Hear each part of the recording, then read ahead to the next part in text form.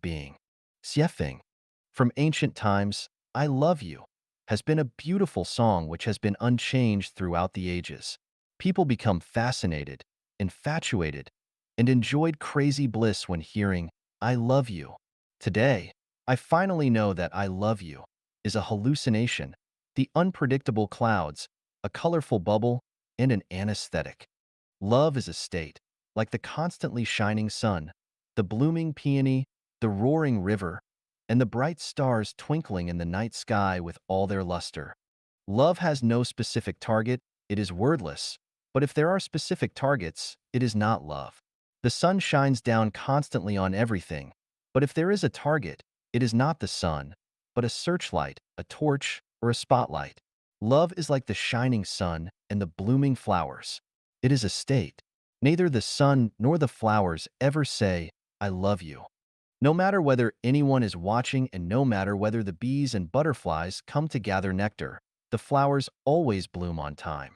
Love always brings warmth, auspiciousness, harmony, goodness, happiness, and positive energy, and is infinitely fascinating to all living beings. Love never shows coldness, madness, ugliness, worry, suffering, negative energy, or desperation. Love cannot hurt anyone. If love leads to pain, grief, suffering, hatred, disappointment, or desperation, it cannot be real love. Love can only be felt by love. It cannot be demanded or taken by force, nor by money, status, fame, or beauty. Love is totally free, it is priceless, needs nothing in return, and is unconditional, with neither responsibilities, obligations, nor other requirements. Love treats everyone the same, beggars and billionaires, commoners and royalty. Love has no morals. Love has no system of values. Love lives in truth, kindness, beauty, and right, as well as in falseness, evil, ugliness, and wrong. The differences in the levels of love between different living beings are in the contents of love's energy. The more love a living being has, the higher its level is. The less love it has, the lower its level is. This is the same as the differences of kerosene lamps, electric lamps, and the sun. They are shining different lights. The kerosene lamp can only illuminate one room in a house, and the electric lamp can illuminate a yard, but the sun can illuminate a much larger area. The light of the Buddha can spread everywhere, but the light of human beings can only spread in limited regions. This is the difference between Buddhas and people. So, we understand that those who love everything and live for the benefit of all living beings are Buddhas. Those who only love and think about themselves are devils. Those who love and live for only one person or several people are animals. And those who only love and live for a group of people are human beings. According to this, we know that those who selfishly love themselves are the offsprings of devils. Those who only love one person or thing, such as within monogamous marriage, are the lowest level of animals. Those who love their families are the lowest level of human beings. And those who love their own nations, religions, organizations, and political parties are human beings. But those who live for the benefit of all living beings regardless of their own interests are more than human beings. They are bodhisattvas, angels, and Buddhas. Human beings are not worthy of speaking the word love. Love is the patent of bodhisattvas, angels, and Buddhas. Love is profaned when one person says, I love you, to another. Love is a non-material existence. Only those who have love for themselves can feel love. You will never feel love if you do not have love within yourself. Only if you have eyes can you see the eyes of other lives. Only if you are not colorblind can you see how colorful the world is. Those people with the greatest love will become super celestial beings. The greatest love is that you, yourself, completely become love. The greatest creator is love. Only by making ourselves become love can we enter the secret garden of the greatest creator, the celestial island continent of the Elysium world. 天堂在哪里? Where is heaven? 谢菲 translated by Treasure and edited by Care. Heaven, or the kingdom of heaven, is the general term for the thousand-year world, the 10,000-year world, and the Elysium Celestial Islands continent. Heaven is where those lives' non-material structures are more perfect than human ones. The greatest characteristic of heaven is the amount of freedom of life. Freedom from the issues of food, clothing, shelter, transportation, disease, war, and sudden disaster. The thousand-year world is a celestial body 960 light years away from the Earth. 10 times the size of the Earth, it is currently inhabited by approximately 200 million people. As the basic lifespans of celestial beings on this planet are about 1,000 Earth years, it is called the thousand-year world. More details are available in Chapter 14 of The Thousand-Year World, the non-material world. The 10,000-year world is a beautiful celestial body located 3,480 light years from the Earth. It is 16 times bigger than the Earth and is equidistant from 16 suns which surround it. About 100 million celestial beings live there with similar basic characteristics as the land's celestial beings described in Taoism. They enjoy lifespans of about 35,000 Earth years, and it is thusly called the 10,000-year world.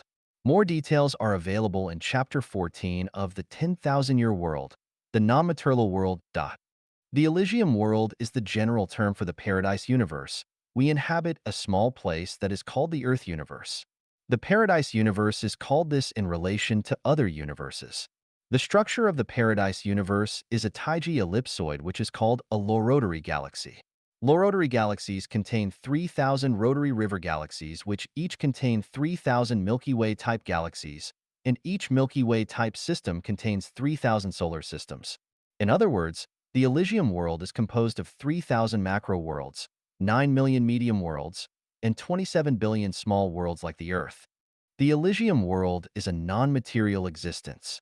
If the world on which we live were the front side of a sheet of paper, then the Elysium world would be the reverse side and we would never have access to it unless we could pass through it and enter the back. The place where humans live is also where the Elysium world exists, for the Earth is within the realm of the Elysium world. The Elysium world has 10 continents: the Lotus continent, the Borneo continent, the Kasayapa continent, the Ingwu continent, the Amida Buddha continent, the Celestial Islands continent, the Three Worlds, the Two-Way continent, the Moon Temple continent, the Gods continent, the Supreme Authentic Wisdom continent. The Celestial Islands continent is one of the continents of the Elysium world. These 10 continents are also called the Pure Land or the Buddha Land. Refer to the Elysium word within the non-material world. The place to which Life Genuine guides Chanyuan celestials toward is the Elysium Celestial Islands continent. It has 80 billion islands. Apart from the 30 billion islands that have been homesteaded by celestial beings, the remaining 50 billion islands are currently uninhabited. The celestial beings in the Elysium Celestial Islands continent are called super-celestial beings, or Buddhas and Bodhisattvas. When people are asked where heaven and hell are, many of them answer that heaven and hell are in people's hearts.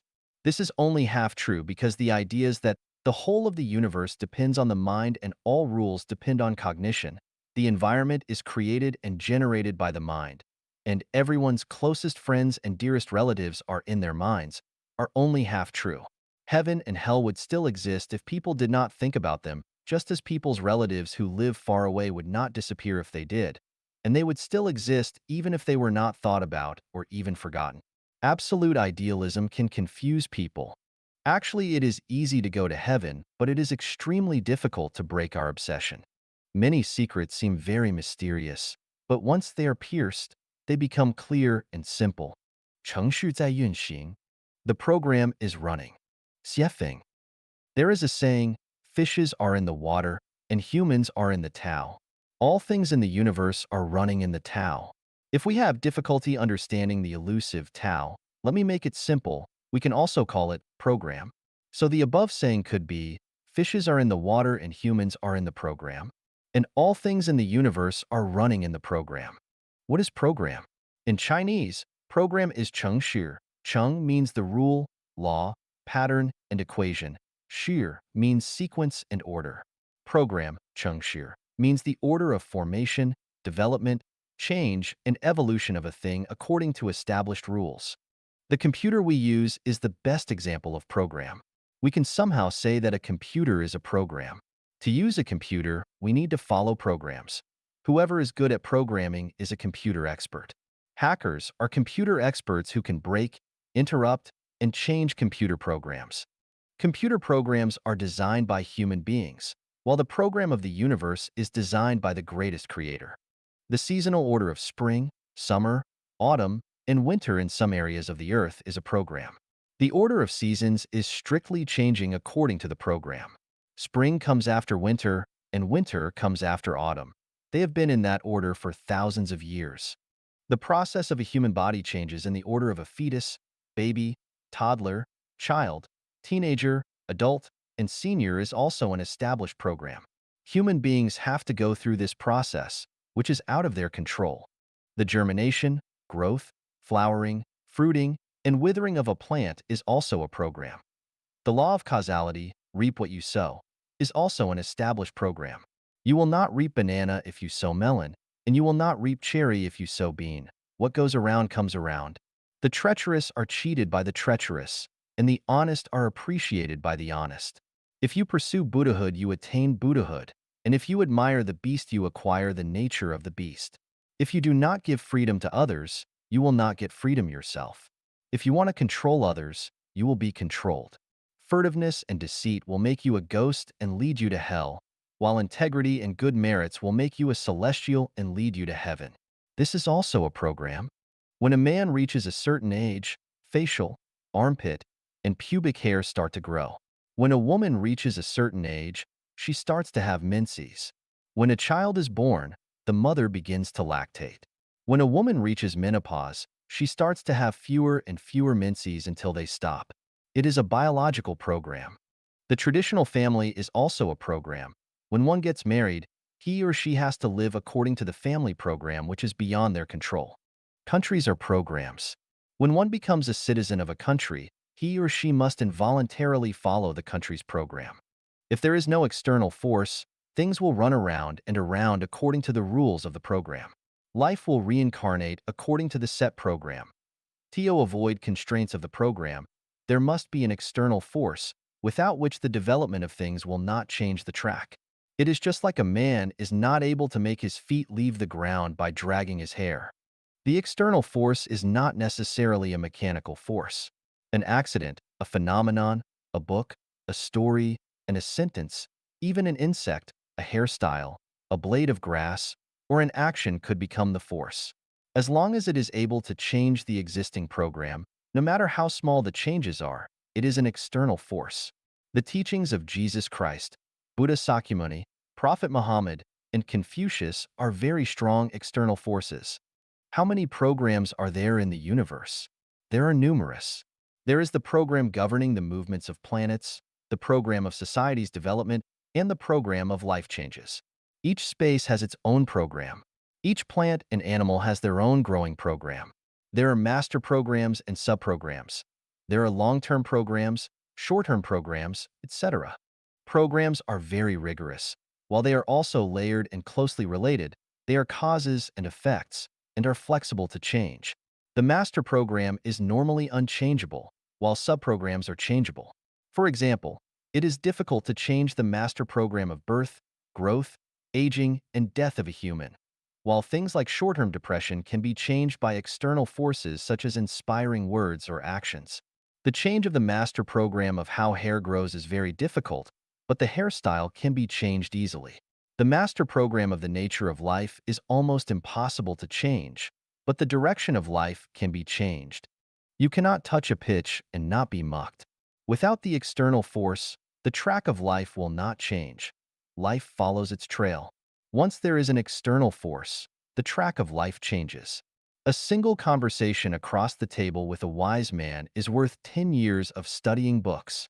One takes the way of saints when influenced by a saint, and one takes the way of robbers when influenced by a robber. A butcher becomes a Buddha the moment he drops his cleaver.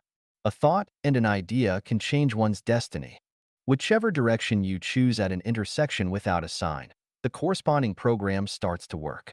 For example, at the intersection of 4 roads, the first road leads to hell, the second to the human world, the third to the Buddha world, and the fourth to the celestial world. Where there is no road sign, our choice activates the corresponding program and it will lead us to a destination unless we change the route midway. All programs are predefined, but human beings can transfer from one program to another. When a man exits one program, he enters another. It is impossible to enter an area that is not within a program. Human beings can only enter 12 programs, and the best and most free life program is the program of the Elysium world.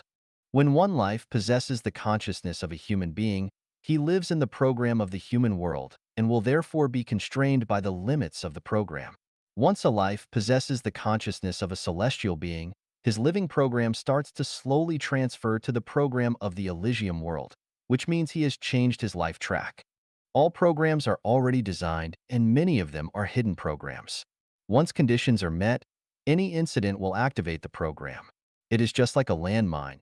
It explodes when you step on it, but as long as it is not touched, it will remain hidden underground. It is also like drinking potassium cyanide. You will immediately feel terrible in your organs, foam at the mouth, and quickly bleed to death. When conditions are not ripe, the program will not activate. When the temperature is not warm enough, mosquitoes and flies will not revive and fly. When yin and yang do not meet each other, lightning and thunder will not fill the sky. Without proper humidity and temperature, seeds will not germinate. Before one has reached a certain stage of self-cultivation, he or she will not transform into a celestial being. One cannot enter into an oasis if he or she has not walked out from a desert. One cannot enter a new program if he or she does not leave the traditional family. One cannot enter heaven if he or she does not walk out of the human world. In short, these are predefined programs. When a program is activated, do not worry, for it will run automatically. It is just as a female egg will grow automatically once it is fertilized. We feed a child every day, so he will grow as well. In spring, if we spread seeds in the land, they will automatically germinate, flower, and fruit. It is the result as well as the power of the program. As long as we plant seeds, there will be fruits. This is how the program works. However, we must wait for the fruit to become ripe. We can get some fruits very quickly, while we need to wait more time to get others. And for some seeds, we need to wait a very long time to get their fruits. Peach fruits in 3 years and apricot in 4 years, while we need to wait 18 years to be able to enjoy the fruit of walnuts. Anxiety does no good. As a man sows, so he shall reap. We do not see the fruit, not because it is barren, but we shall see it when the time is right. By observing the current situation of humans in the society, we can know their past. By observing their current behaviors, we can forecast their future. If we do not see anything happen in 5 years, wait for another 5 years, and if still nothing happens, wait for 100 years. In a word, what goes around comes around. This is because the program is running and is not fortune-telling. We must trust programs and trust that as long as we give, we gain. We need to give first in order to gain. If we give others love, we will gain a beautiful life, future, or something else. If we cheat others or take a bribe of $100,000, we get many temporary benefits, but in the future, we might need to pay the price of a limb, face a calamity, or reincarnate to an animal to pay our debts. Therefore, any behavior that tries to take advantage of others is foolish, cheating and lying is stupid, and being opportunistic is short-sighted. Throw a long line to catch a big fish. Being diligent on self-cultivation, it is possible to achieve the life level of a celestial being. Do not care that you get a return when you are committed to something. Just make your contribution wholeheartedly and ask not for gain. As long as you give, you will gain. This is because the program is running. 穷人进不了天堂. The poor cannot enter into heaven. Xiefeng. Translated by Treasure and edited by Care. This is a cruel reality because even Jesus Christ said, "It is easier for a camel to pass through the eye of a needle than for a rich man to enter the kingdom of God." We take it for granted that the kingdom of God belongs to the poor. However, after more than 10 years of harvesting the ripe crops, I have found that the poor cannot enter into heaven. The most distinctive feature of the poor is that they take, while that of the rich is that they give. A person who takes constantly is continuously sinning, accumulating debt, and digging deeper into debt. According to the law of the gravitation of life and the rules of the sum of positive and negative energies always equal zero, the poor will have to stay within the 6 great divisions in the wheel of karma without any hope of entering heaven. Heaven belongs to the rich and hell belongs to the poor. This fact sounds so miserable that I feel unkind saying it or even thinking it. It is the same as putting a knife into the hearts of the poor as their blood pours out. However, not telling the truth would mean that I, Xiefeng, am a big liar. And as those who conceal the truth would certainly go straight to hell, so who are the rich and who are the poor? Those who give wealth to others, to society, and to nature without incurring debts are rich, but those who constantly take from others, from society, and from nature while incurring debts are poor. What is wealth? What others, society, and nature need is wealth. Wealth is defined as soul wealth, spiritual wealth, and material wealth.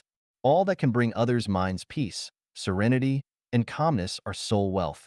All that can encourage and cheer others on, or that can bring them passionate enthusiasm of life are spiritual wealth, and all that can offer the conveniences of food, clothing, shelter, transportation, birth, aging, illness, and death are material wealth.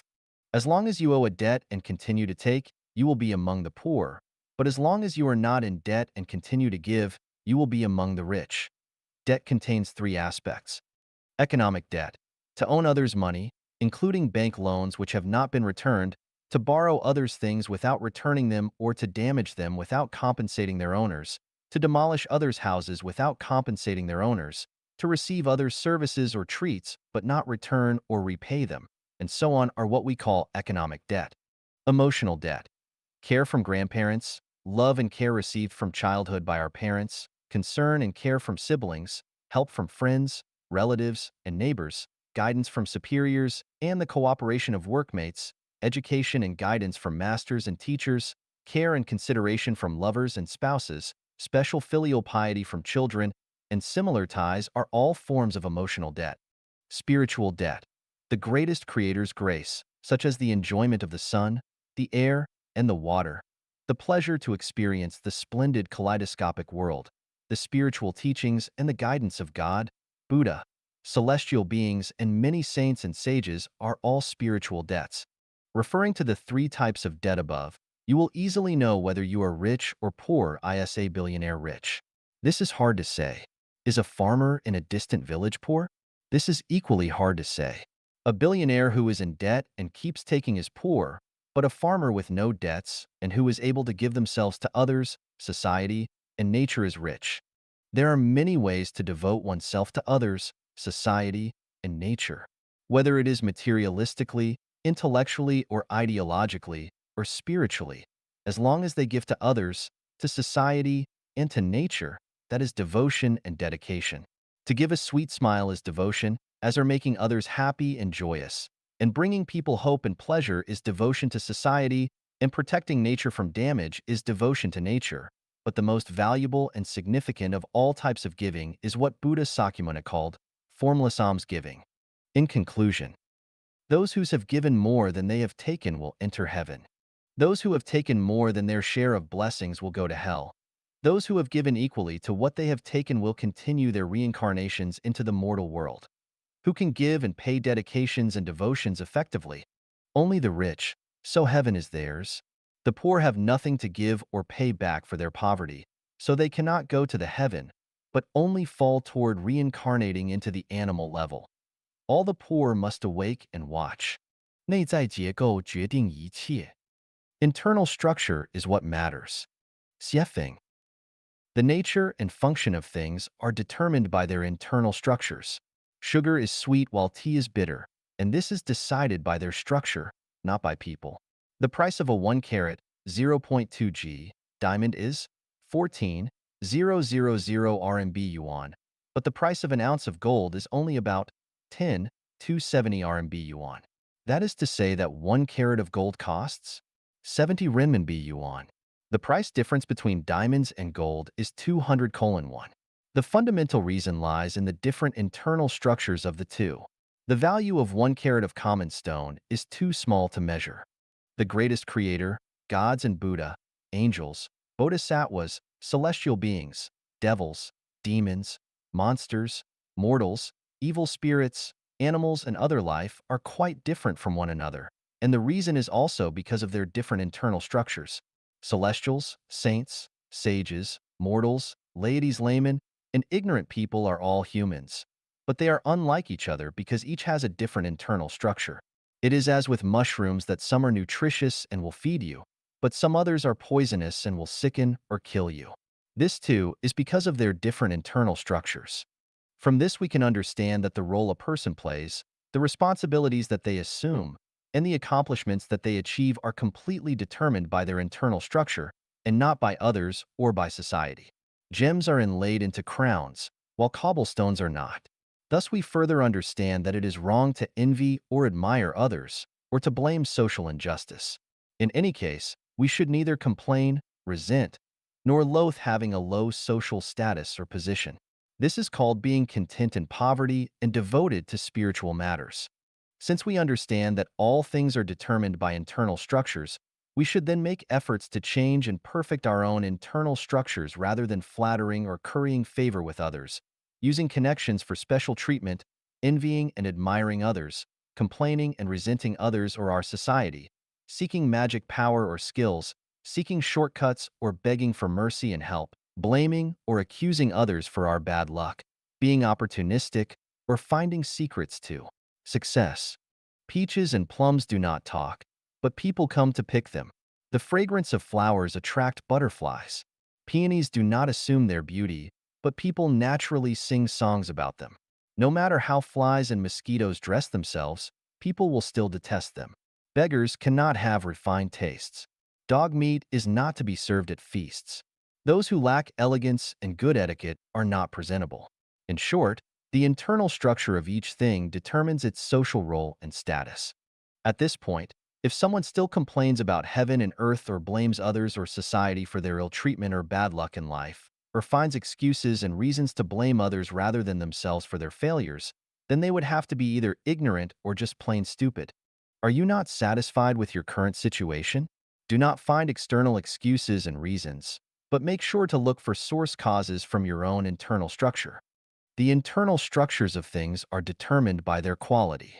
Taking people, for example, good intrinsic qualities are marked with diligence, kindness, purity, honesty, integrity, modesty, and open-mindedness, whereas bad qualities are shown as jealousy, blame, selfishness, greed, laziness, arrogance, dishonesty, and narrow-mindedness. A person who does not have good quality can never be smooth and refined no matter how they struggle, be accomplished in their career, or sail easily through life. They may enjoy good fortune for brief times, but not for very long. People who are moving toward heaven through self-refinery and self-improvement should never waste valuable time and energy on changing the external world or on changing their external appearance. They should invest their time and energy into improving and perfecting the non-material structures of their lives and on developing good quality. If their quality is not excellent and their structure is not perfect, then they can never reach heaven. It is the same as with a hard rock. Try as it may, it will never be cherished and valued by others. It must alter its internal structure in order to be valued and loved as a treasure and be applied in the most eye-striking and noble places. 内在结构决定一切. Internal structure is what matters. 写法. The nature and function of things are determined by their internal structures. Sugar is sweet while tea is bitter, and this is decided by their structure, not by people. The price of a 1 carat, 0.2 g, diamond is 14,000 RMB yuan, but the price of an ounce of gold is only about 10,270 RMB yuan. That is to say that 1 carat of gold costs 70 renminbi yuan. The price difference between diamonds and gold is 200:1. The fundamental reason lies in the different internal structures of the two. The value of 1 carat of common stone is too small to measure. The greatest creator, gods and Buddha, angels, bodhisattvas, celestial beings, devils, demons, monsters, mortals, evil spirits, animals, and other life are quite different from one another, and the reason is also because of their different internal structures. Celestials, saints, sages, mortals, laities, laymen, and ignorant people are all humans, but they are unlike each other because each has a different internal structure. It is as with mushrooms that some are nutritious and will feed you, but some others are poisonous and will sicken or kill you. This, too, is because of their different internal structures. From this we can understand that the role a person plays, The responsibilities that they assume and the accomplishments that they achieve are completely determined by their internal structure and not by others or by society. Gems are inlaid into crowns, while cobblestones are not. Thus, we further understand that it is wrong to envy or admire others, or to blame social injustice. In any case, we should neither complain, resent, nor loathe having a low social status or position. This is called being content in poverty and devoted to spiritual matters. Since we understand that all things are determined by internal structures, we should then make efforts to change and perfect our own internal structures rather than flattering or currying favor with others, using connections for special treatment, envying and admiring others, complaining and resenting others or our society, seeking magic power or skills, seeking shortcuts or begging for mercy and help, blaming or accusing others for our bad luck, being opportunistic, or finding secrets to success. Peaches and plums do not talk, but people come to pick them. The fragrance of flowers attract butterflies. Peonies do not assume their beauty, but people naturally sing songs about them. No matter how flies and mosquitoes dress themselves, people will still detest them. Beggars cannot have refined tastes. Dog meat is not to be served at feasts. Those who lack elegance and good etiquette are not presentable. In short, the internal structure of each thing determines its social role and status. At this point, if someone still complains about heaven and earth or blames others or society for their ill treatment or bad luck in life, or finds excuses and reasons to blame others rather than themselves for their failures, then they would have to be either ignorant or just plain stupid. Are you not satisfied with your current situation? Do not find external excuses and reasons, but make sure to look for source causes from your own internal structure. The internal structures of things are determined by their quality. Taking people, for example, good intrinsic qualities are marked with diligence, kindness, purity, honesty, integrity, modesty, and open-mindedness, whereas bad qualities are shown as jealousy, blame, selfishness, greed, laziness, arrogance, dishonesty, and narrow-mindedness. A person who does not have good quality can never be smooth and refined no matter how they struggle, be accomplished in their career, or sail easily through life. They may enjoy good fortune for brief times, but not for very long. People who are moving toward heaven through self-refinery and self-improvement should never waste valuable time and energy on changing the external world or on changing their external appearance.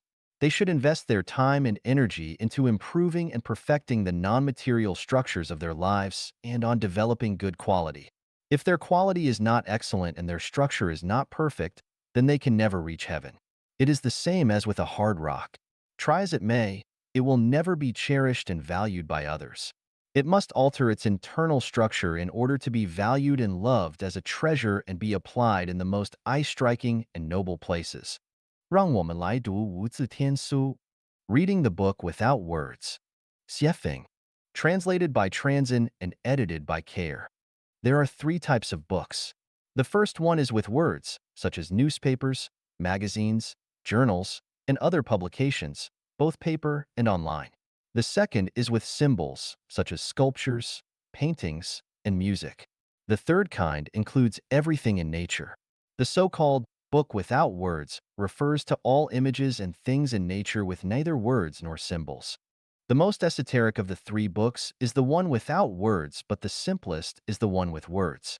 People with low spiritual natures can only read books with words, but only people with high spiritual natures can read the book without words. What the gods, Buddha, celestial beings, and saints read is the book without words. The sixth Zen patriarch, Huineng, was illiterate, but became the patriarch because he could read the book without words. Therefore, if a person wants to become a master, a celestial being, or Buddha, they must read the book without words. Reading things, phenomena, and people is reading the book without words. Let us try to read it. A person with body odor or halitosis, bad breath, might not be aware of it. When we eat garlic or green onions, we do not smell them ourselves, but others will smell them and will know it. The natures and attributes of things give off their corresponding smells. Those who have smelled or eaten durian know it by its smell. We can learn this truth from the book without words. The essence is revealed from the phenomenon. For instance, if we want to know a person's nature, We can learn their internal natural structure from what they have said and done before. Many allusions in Chinese history are full of wisdom, such as the relationship between Su Dongpa and Master Foyan. Su Dongpa always wanted to outsmart Master Foyan, but he never succeeded. Once, Master Foyan told Su Dongpa that he looked like a statue of Buddha, but Su Dongpa replied that Master Foyan looked like a heap of cow dung. To this, Master Foyan just smiled and walked away silently. Su Dongpa thought he had taken the upper hand this time, so he joyfully told his smart sister Su Xiaomei about it when he got home. Hearing this, Su Xiaomei said, "You are utterly defeated this time. Because Master Foyan has Buddha in his heart, he sees a statue of him in you. But you have a heap of cow dung in your heart, so you see that in him." Nature reveals what it is. The benevolent see benevolence, and the wise see wisdom. A person who is filled with love can feel nature's love and others' love, but a person with no love in their heart can never feel your love regardless of how much you show it. Those who always compliment others have rich and beautiful spirits and souls, but those who always demean, mock, criticize, insult, and attack others, and who always speak badly about them, both to their faces and behind their backs, most clearly have ugly souls and extremely poor spirits. Speaking well of others shows that one is good, but speaking ill of others shows that one is not. Flowers always emit lovely fragrances wherever they are, but dog droppings always give off undesirable stench in spite of their surroundings. One who accuses others of heresy exposes that they themselves are heretical. As with Su Dongpa, he had cow dung in his heart, so he saw Master Foyan as such. Therefore, people should not care about others' comments and judgments. Flies and mosquitoes will consider you disgusting because they are disgusting, but butterflies will find you beautiful because they are beautiful. An artist painted a picture which he believed to be fairly good, but he wanted to know how people would react to it. So he left his picture in a public place with a brush and some ink next to it and wrote on top of the painting, "Please point out any faulty strokes in this painting." At day's end, he recovered his painting, but the painting was completely different. Each stroke was criticized as being faulty. The painter was so sad and distressed that he barely slept that night. But the next day, he painted the exact same picture as before and took it back to that same public place, except this time he wrote, "Please point out the superb artistry of this painting." At the end of the day, the painting was again completely different, except that now all the comments described its elegance and beauty. He sighed with emotion. The good or bad of the painting was determined by the viewer's state. Beauty is in the eye of the beholder. Quantum mechanics also explains the same principle. The movements of fundamental particles are decided by the consciousness of the persons watching them. The Japanese scientist Masaru Emoto found that the structures of pure ice crystals can be shaped by the mentalities of people observing them. If the observer's heart is full of love, or if the freezing water is exposed to positive emotions, such as love or gratitude, or to music, prayers, or art, the ice crystals become symmetric and perfect. But if the observer's heart is filled with hate, or if the water is exposed to negativity such as mean words or destructive images, they appear very disorderly and irregular. Therefore, we should not be affected by others' comments about ourselves, or we will be fooled. The Pygmalion, or Rosenthal, effect on psychology illustrates this point well. People develop in line with others' suggestions and expectations. We must only be committed to ourselves and ignore other people's comments in order to live out our own lives. If someone accuses you of being mentally disordered, just smile and do not get upset, for it is they who are mentally disturbed. But if someone praises you as being a saint, do not be blindly proud, for it is they who are the saint. Let us read the book without words as such. I have written more than 100 articles on revelations which may help you to find your enlightenment. 如何知道自己的前世? How to know our previous lives. Dayform Celestial. Translated by Transin and edited by Care. The hypnotic induction method is one way, but we can also observe ourselves from the life clues found in our previous lives. The universe is holographic. Our life is holographic, and our life information base contains all of the information from all the ages of all life journeys of all generations, and the information is always passed down. This information is hidden, but it will reveal itself every now and then. By capturing these momentarily revealed clues, we can trace our pasts. Understanding the life characteristics of 36-dimensional space is conductive for us to understand more of our previous lives. There is only one kind of human nature, but from the people that we know and those that we know of through various channels, we can see that human nature are diverse and colorful. There are quantum differences between people, sometimes even poles apart. The reasons are that people have different origins. Some are from the heaven world, some from the animal world, and some are reincarnations from the mortal world. Even for those from the heaven world, there are great differences. Those from the Elysium world and from the thousand-year world can never be the same. Likewise, even for those from the animal world, those who were carnivores will have totally different natures than those who were herbivores. In this sense, mankind is a rabble. The mortal world is a tenement yard for all kinds of lives. There are hundreds of thousands of clues to trace our previous lives, but we can only have rough ideas about them from these clues. Here are 18 examples. If you have holographic order thinking, congratulations, then you are from the side of the greatest creator. You are a god. If you have formless thinking, congratulations, then you came to the mortal world from the Elysium world. You were a Buddha. If you know that you can change a world magically, then you were a super celestial being.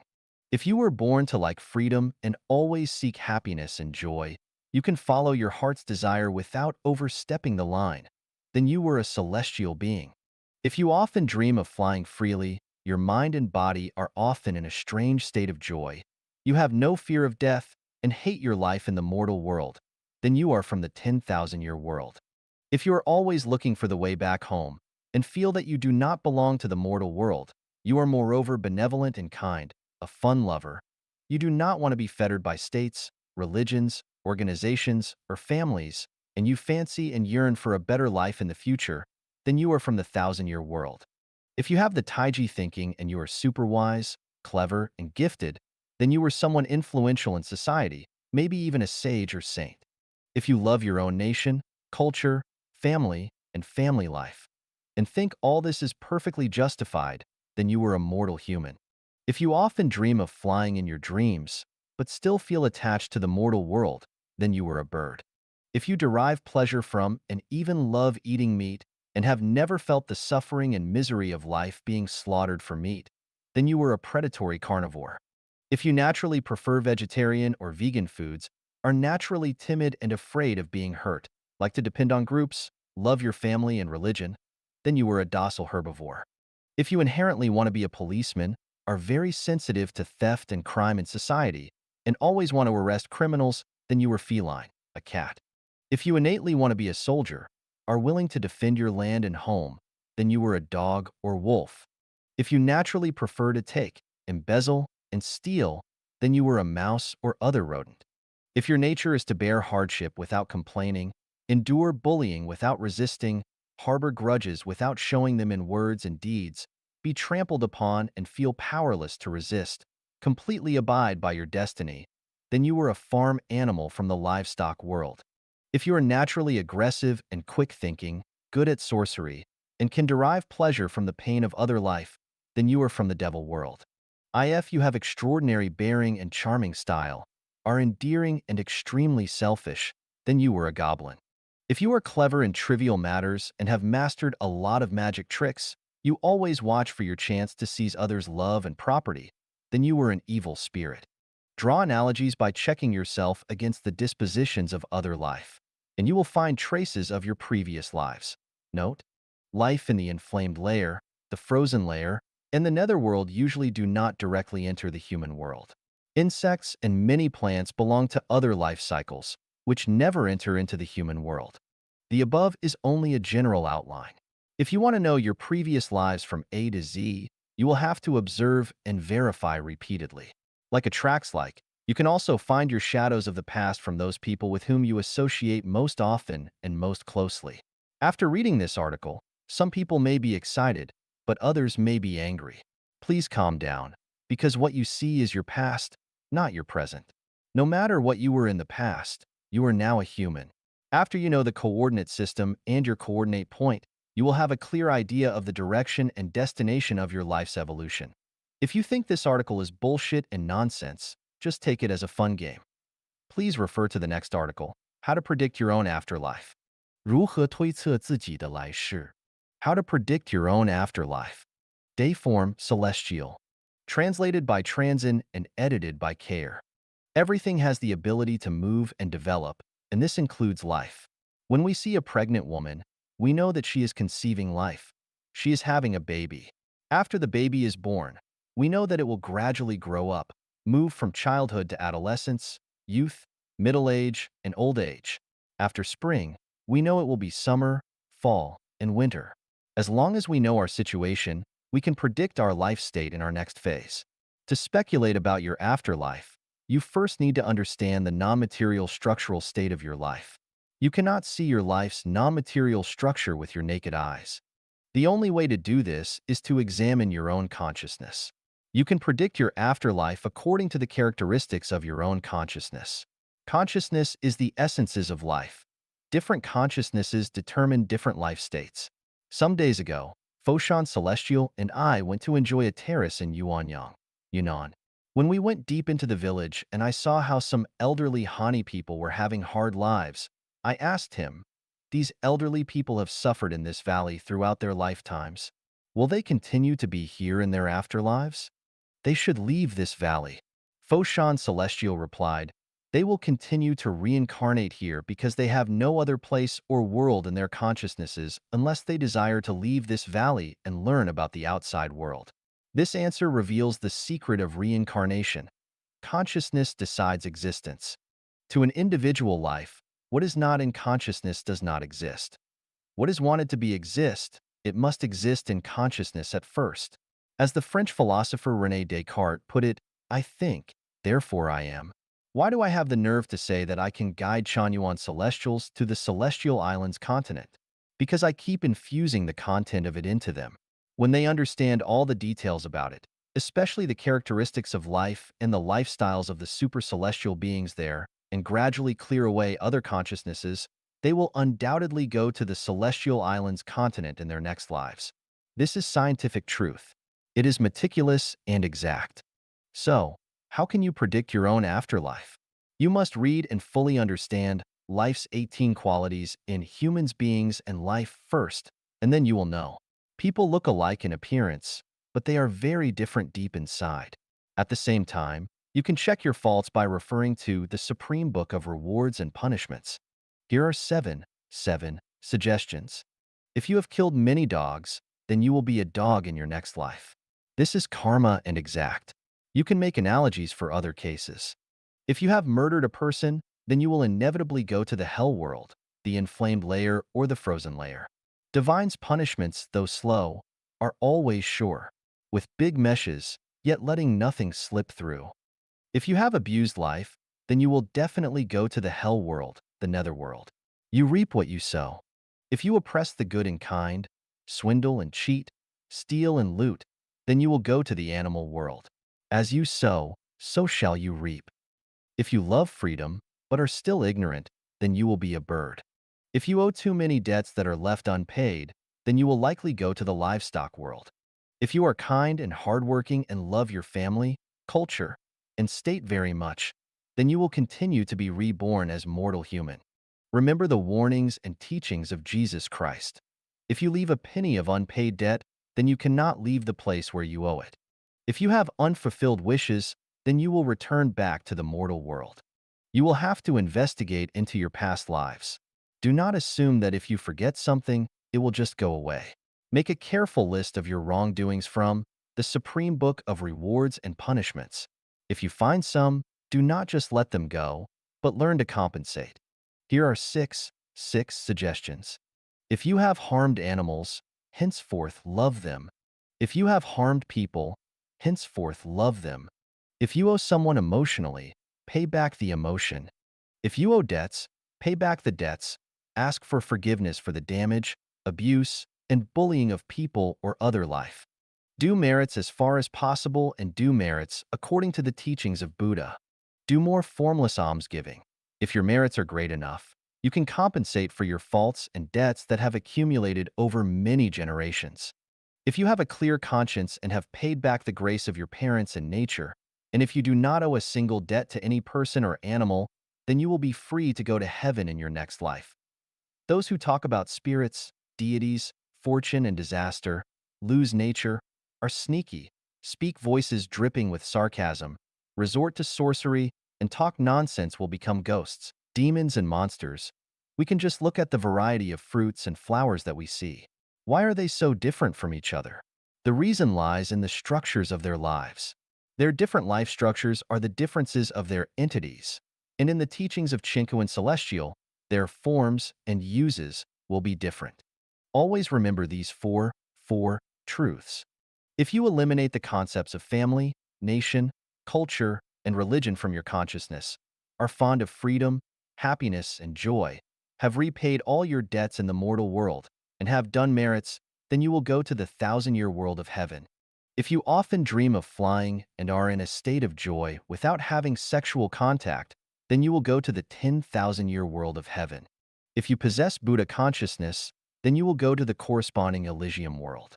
If you revere the greatest creator, revere life, take the way of the greatest creator, have obtained supernatural powers, and can fancy an ideal world, then there is no doubt that you will go to the celestial islands continent of the Elysium world. You are the one who knows best about what kind of non-material structure your life has achieved. If you do not know, then your spiritual perception has not yet opened, and you should work at opening it. The above are general ideas and may not be very accurate, but they can serve as a general navigation. You need to draw inferences about other cases from one instance in order to predict your afterlife. 人生的轨迹与自由意志 The trajectory and free will of life. Xiefeng. Translated by Transin and edited by Care. There are many times more stars in the sky than people on Earth. Each star floats along its own orbit around the galaxy, and each orbit is determined and is not its free choice. Life also has its track. Birth, growth, aging, and death is our inescapable course. 18. Properties cannot be self-managed within life's track. If we make a detailed search and analysis, we can see that each detail on life's track is predetermined, including our name, temperament or character, words and actions, who we will encounter, what we will suffer, what diseases we will succumb to at each stage of life, when the end will come, and so on. Here is the question. Since our life trajectory and its details are already predestined, do people have free will or not? And if they do have free will, how then is it manifested? There is no doubt that people have free will. It is precisely this free will that causes the hesitation, trouble, agony, fear, and sadness in life. The universe is one. The universe is holographic. The universe is a big play. Everything that happens in human society is a single episode of the big play of the universe. Everyone is an actor on this big stage of life and performs in strict accordance with a predetermined plot and is playing their role in this prescribed scenario. The hesitations, troubles, agonies, fears, sadness, and other psychological feelings in life result from the conflicts and contradictions between each person's free will and their role in the play. You are asked to play a mouse, but your free will wants you to play an elephant. You are asked to live in a thatched cottage, but your free will wants you to live in a five-star hotel. You are asked to cooperate and serve a certain person, but you attempt to make them cooperate and serve you. You are asked to grow vegetables, but you hope to make a spaceship. You are asked to do good or evil, but you choose to do the opposite, and so on. This is the conflict between your role in the play and your free will. Whenever the arrangement of the play is contradicted by free will, hesitation, trouble, agony, anxiety, fear, worry, and sadness will take over. If your free will agrees with the arrangement of the plot, you will feel peace, joy, happiness, and blessings in your heart and feel free. The highest realm of self-refinery and self-improvement requires you to eliminate your self-persistence and to become free from ego. It is only in this way that you can unite with Tao. Then, when you do that, you will attain the spiritual state of an immortal. Here is another question. Since everything is predestined, what is the value and meaning of struggling and making efforts? First, the so-called struggling and making efforts are barely more than nonsense. When a program is determined, the role to be played is determined and one's so-called struggles and efforts are determined. That is, you will have to struggle and make efforts because a series of things will force you to. It is decided by the non-material structure of your life. Your character and temperament will force or encourage you to struggle and make efforts. This is determined by the self-state. It is not that I want to struggle and make efforts, but my character and the things happening around me and their ramifications prompt me to do so. This is described as, many things are not in charge of our hands in this world. Every person yearns for a better future and to go to heaven, so who can eventually achieve their most beautiful dreams? Also, now that everything is predestined, what is the point of personal yearning? This involves some of the programs of the play of the universe. The play of the universe has destiny and variables. The plot of the play is destiny. Who shall play which characters in the play are variables. If you play well, you can constantly play the role more according to your free will, such as to play in heaven. If you play badly, you will play a role more deviated from your free will, such as to play a demon in hell. Who then will go to heaven? Anyone who can play the role in accordance with the established plot of the play, free from self-persistence and free from ego, will go to heaven, but anyone who has conflicts with the arranged plot, that is, whose self-conscious is too strong and is unwilling to play the role, will end up in hell. We can find such a secret from this. Going to heaven or hell has nothing to do with the role you play, but everything with how well you play it. For instance, from most people's perspective, Adolf Hitler should definitely be in hell, but from the plot of the play of the universe, if he played his part very well, he would be in heaven. No matter what your role is, an emperor or a thief, as long as you play it well, your reward will be to go to heaven. If you do not play it well, you will be doomed to reside in hell. How does one know whether they are playing well or not? Here is a very simple validation method. Namely, no matter what role you play, be it one with much pain and suffering or one that enjoys happiness and pleasure, be it a role to ride the whirlwind or one to suffer the commonplace. If you can stay calm, be happy and joyful, free from hesitation, trouble, agony, anxiety, worry, and fear, but with gratitude, then you have played well. Otherwise, you will have failed the role. Those who have mastered the essence of the teachings and instructions of Buddha understand that self-persistence is the biggest obstacle to the Elysium world. Self-persistence is the result of a strong free consciousness.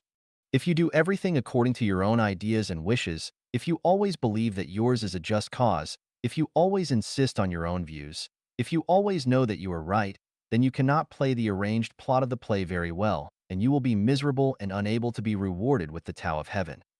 Take things as they are. Associate with others by following your predestined relationships. Acting in accordance with your nature and taking advantage of opportunities is the best way to play the role. 雪风是yan, the interpretation of predestined ties.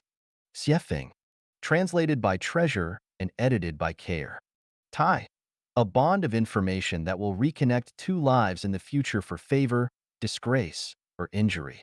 Once you get a tie, it must be ended, otherwise their attractive force will be inescapable. Predestined ties. Potential energy accumulates from the attractive forces between lives. It circulates in infinite space and eternal time until it reaches the point where it transforms into kinetic energy, releases it, and then causes the attractive force to disappear. Favorable ties. The information to be processed that remains in the negative universe which result from the love and honor between lives who bless each other and are eager to reunite. The information will never disappear until these wills are realized and the ties end. Good karma. One life gives another life a sincere blessing and a favor that will cause a corresponding gravity to return in the future. Evil karma. The hatred and debt between lives which never disappear until the hatred is settled or the debt is paid off. Worldly ties. All the information left and all the debts owed in the mortal world are called worldly ties. Marriage ties. The love-hate relationships between husbands and wives are called marriage ties. Celestial ties. A bond with a celestial being is called a celestial tie. End ties. End ties are when all debts are paid back. Following predestined ties. According to the arrangement of the universal scenario and plot, accept and play the assigned role with pleasure. Ties are kinds of invisible meshes which are established between lives. Divine punishments are slow, but always sure with big meshes, yet letting nothing slip through. Once getting a tie, it must be ended, otherwise you will be unable to escape their meshes. Worldly ties must be ended in the mortal world. Heavenly ones must be ended in heaven, and hellish ones must be ended in hell. Ties are tractive forces. Those which are not ended will stay in tow forever, no matter how far apart in time or space, and they can never be escaped. Anyone who wants to go to heaven must end all ties in the mortal world as soon as possible, whether they are good karma, evil karma, favorable ties, or marriage ties. As long as there are the ties, it is best to end them as soon as possible, otherwise you will be unable to leave the mortal world, and will have to reincarnate back into the mortal world of samsara to end the ties in future lives. 缘的奥秘和真谛 The Secret and Truth of Predestination I. Xiefeng. Translated by Transin and edited by Care. Preface: Brushing against shoulders in this life is the result of the 500 times of looking back in the previous lives. To ride in the same boat is the result of 100 years of cultivation. To sleep on the same pillow is the result of millennia of cultivation. Knowing I am not destined to enter her heart, how can I compare with the catkins and swallows? Flowers bloom and wither. Tides rise and fall. Spring awakens the branches. Running water is heartless, but the grass welcomes it every year. People may have sorrow or joy and be near or far apart, but the moon will still wax and wane. Born of these scenes, can the word sorrow suffice? Dynasties fall, but mountains and rivers remain. So how many times can we see the beautiful sunset? The events of our world are like games of chess. Each game is only new because it is destined to be so. In a life, people endure hardships and twists and turns in the mortal world and repeat samsara. Some people are designated to meet from thousands of miles apart, but not to know their next-door neighbors. All these are predestination. All things are predestined. Definition of predestination. Predestination is the cause of generating, sustaining, destroying, and changing of all forms and all things, and is the cause of all events. It is the bridge and the tie which causes sorrow and joy, separations and reunions. It is the factor which decides the development of matter and the origins of desires, words, and deeds connected to other things in the universe which are bound to happen in the future since beginningless time. It is a kind of debt after receiving other services or graces which have not been paid back timely. It is the set of revenge, wrong with wrong. Several cases of predestination. 614 years ago, Emperor Qingzu of Ming, King of Yin, Zhu Di killed 873 members of the 9 tribes of the Fang Xiaoru clan. Yet he still could not vent his anger and counted Fang Xiaoru's students as one clan and killed them all. Many people perished. Why did that happen? What was its cause? It turned out that Fang Xiaoru's father had selected a cemetery plot. At night, he dreamed that the Red Snake King was sticking his red tongue out and requesting earnestly that he delay the groundbreaking for 1 or 2 days so that his family could move away. The next day, the Fang family dug the earth and built their tomb as scheduled. Soon, the workers exclaimed, "We have found a red snake pit." Countless red snakes slithered and fled in panic. Fang Xiaoru's father ordered them to kill all the red snakes with fire and knives. That night, the bleeding red snake king cursed him in a dream.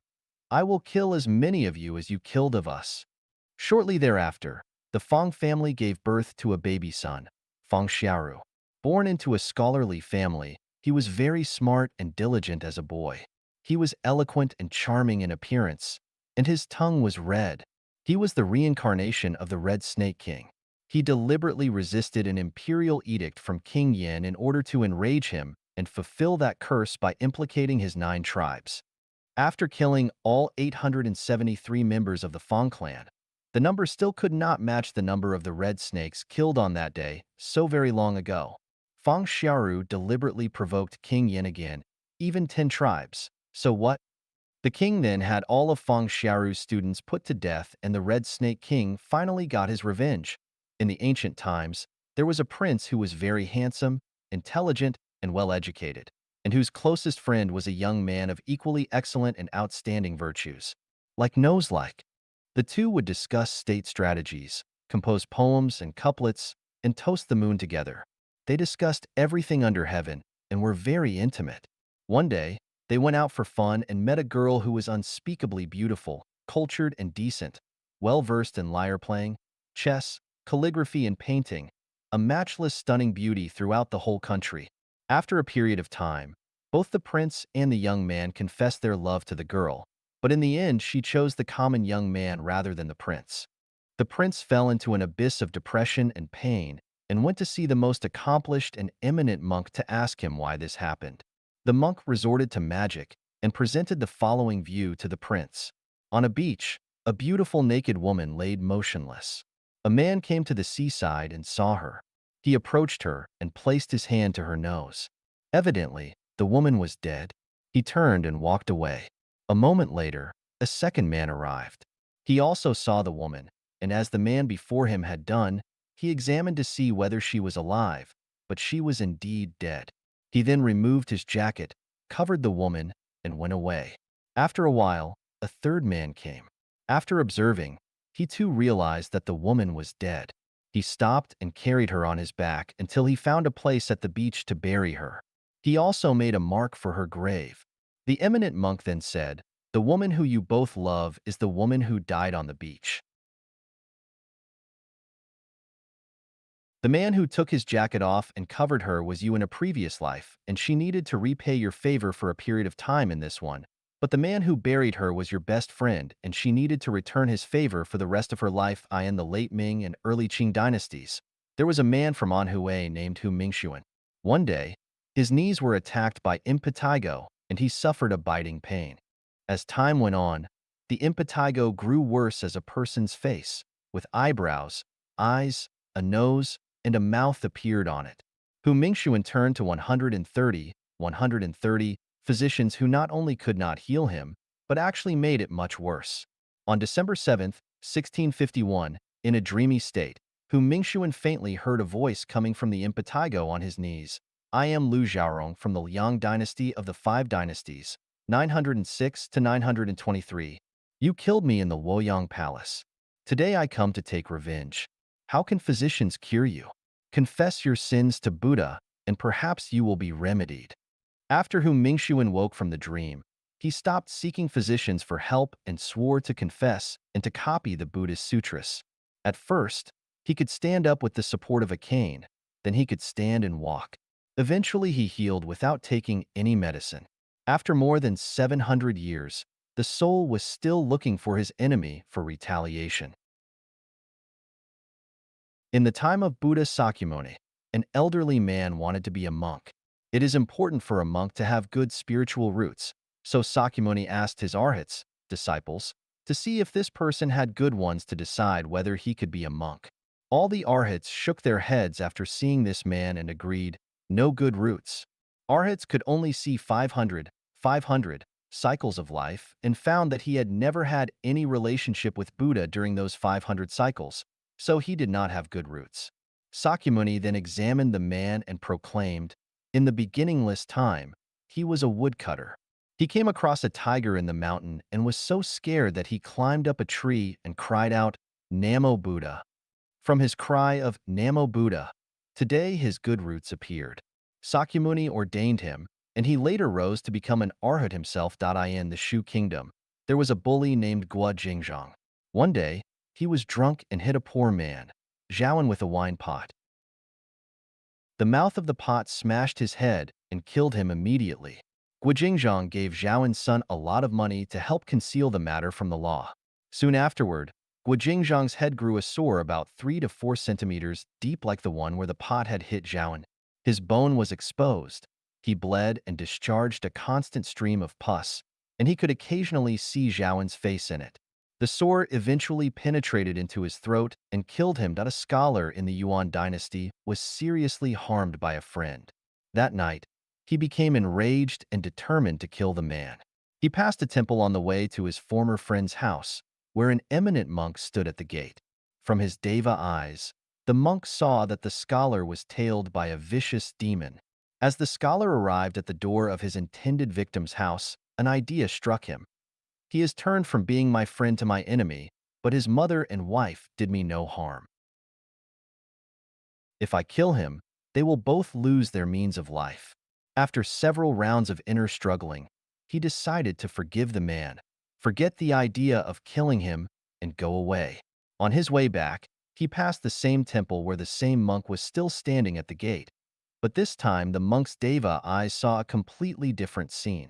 The vicious demon which had tailed the scholar was gone, and he was escorted by angels above his head.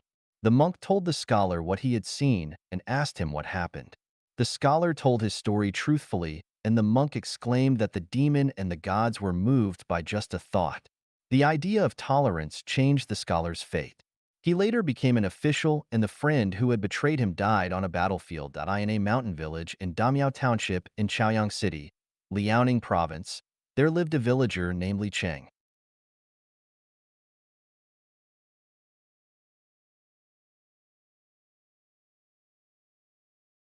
Li Cheng's grandmother had a relative named Zhang Qing who used to carry and sell fabrics for the Li family, but whose own family was very poor because he lost in everything he did throughout his life, and his family had been supported by Li Cheng until Zhang Qing died.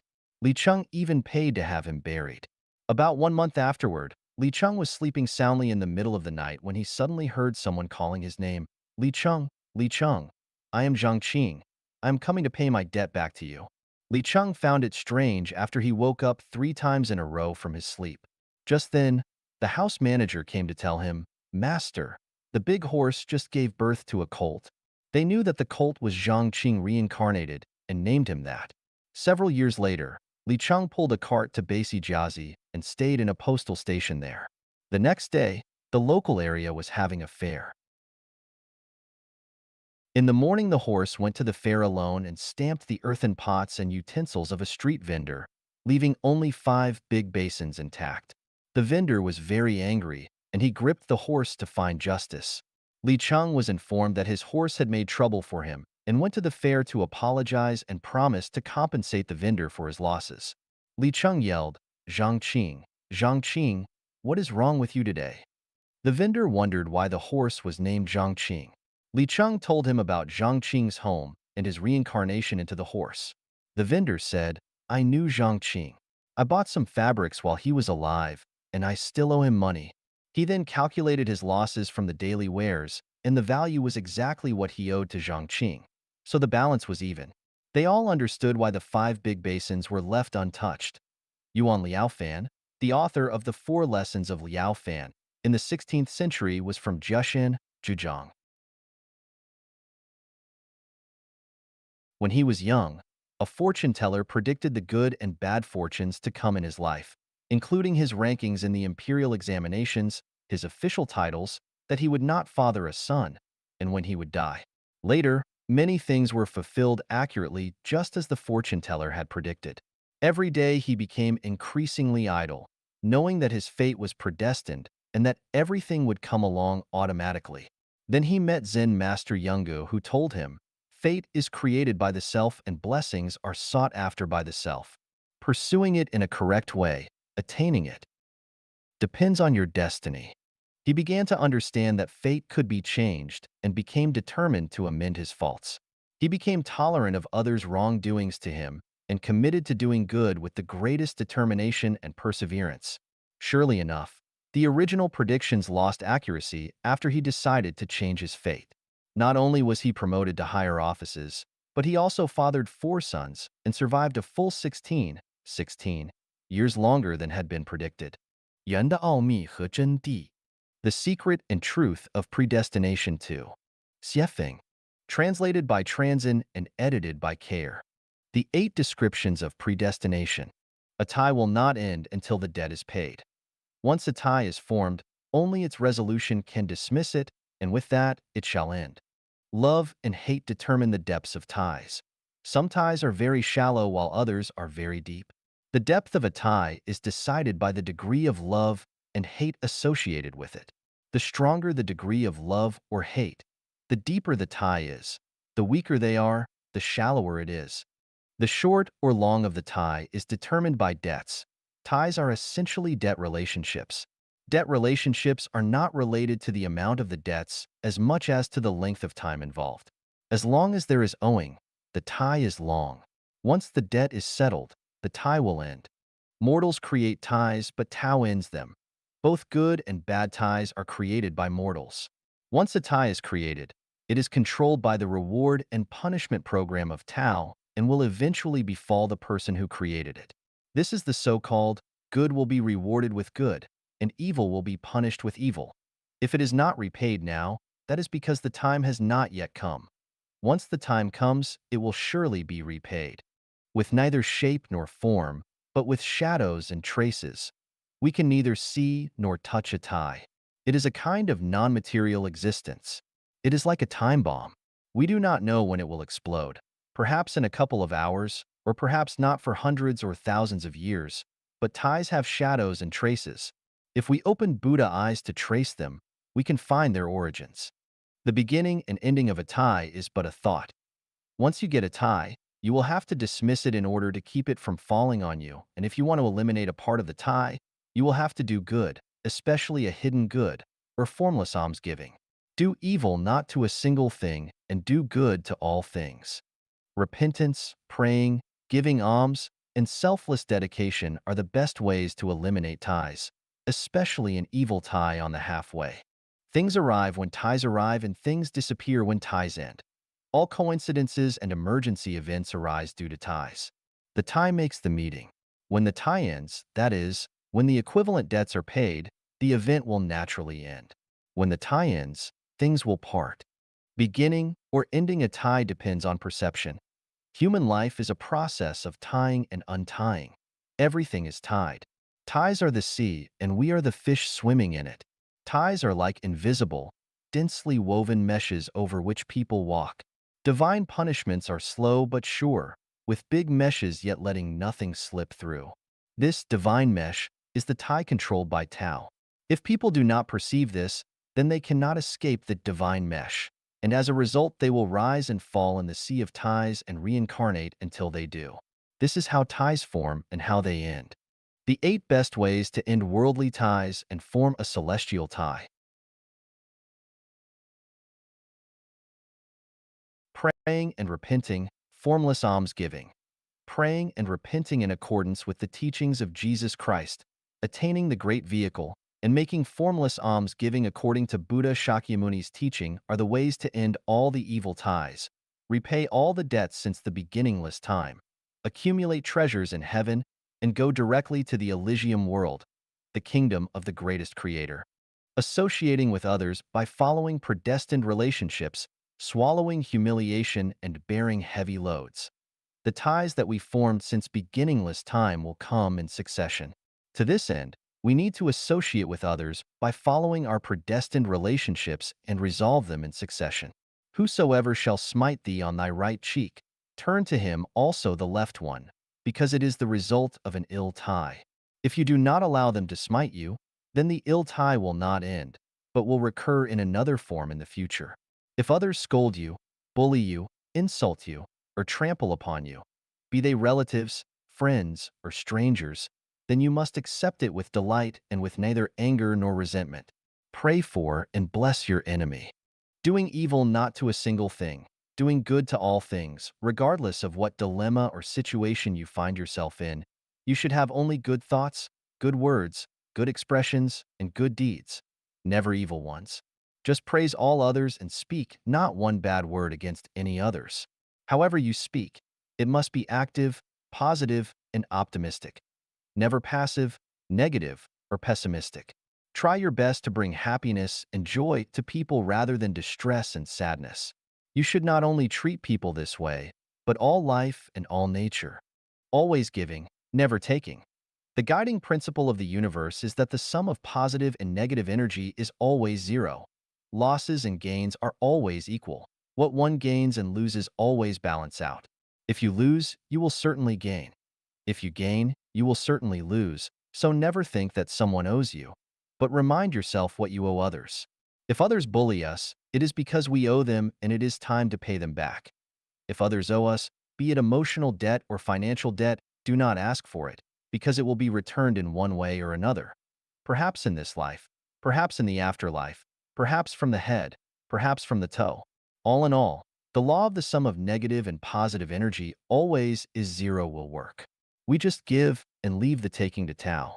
Being apart from the mortal world and avoiding mundane entanglements. Living in the mortal world is to inevitably contact a variety of mortals and laities. But remember that in no case must you ever take advantage of others, not even those closest to you, your parents, children, husband, or wife. In all the universe, heaven and earth, there are no advantages to be had. Whatever advantages you think you have taken are harmful because you will bear losses to balance them out, especially when you are dealing with ignorant persons, laities, mortals, sages, let alone the public. If you take gains from beasts and birds, then your nature will be harmed. If you crave gains from people, then you will bear losses from the Tao of heaven. The hard truth is that if you are not corrupt, do not take advantages nor owe debts, then you are staying away from the mortal world and are free from the ties of mundane entanglements. One particularly important thing is that love and sex must always be completely consensual from both sides and totally free from luring or forcing, or such a mundane entanglement will be as difficult to end as cotton or silk. Pursuing celestial beings and worshiping Buddha builds good ties. Celestial beings are in the celestial world. Buddha is in the Buddhist world. Both are good places to be. Building relationships with celestial beings and Buddha gives you hope to exit from samsara and go straight to the realm of freedom. The actual manifestation of spiritual wisdom is giving advantages and benefits to all life in the lower level life space and owing them nothing, building relationships with life of the higher level life space, emulating celestial beings, and worshiping Buddha whenever and wherever you see them. It is always best to have celestial being or Buddha owe something to you, forgiving the wrong and severing its attraction. We should forgive all those who have ever harmed our life since the beginningless time and stop asking them to repay us.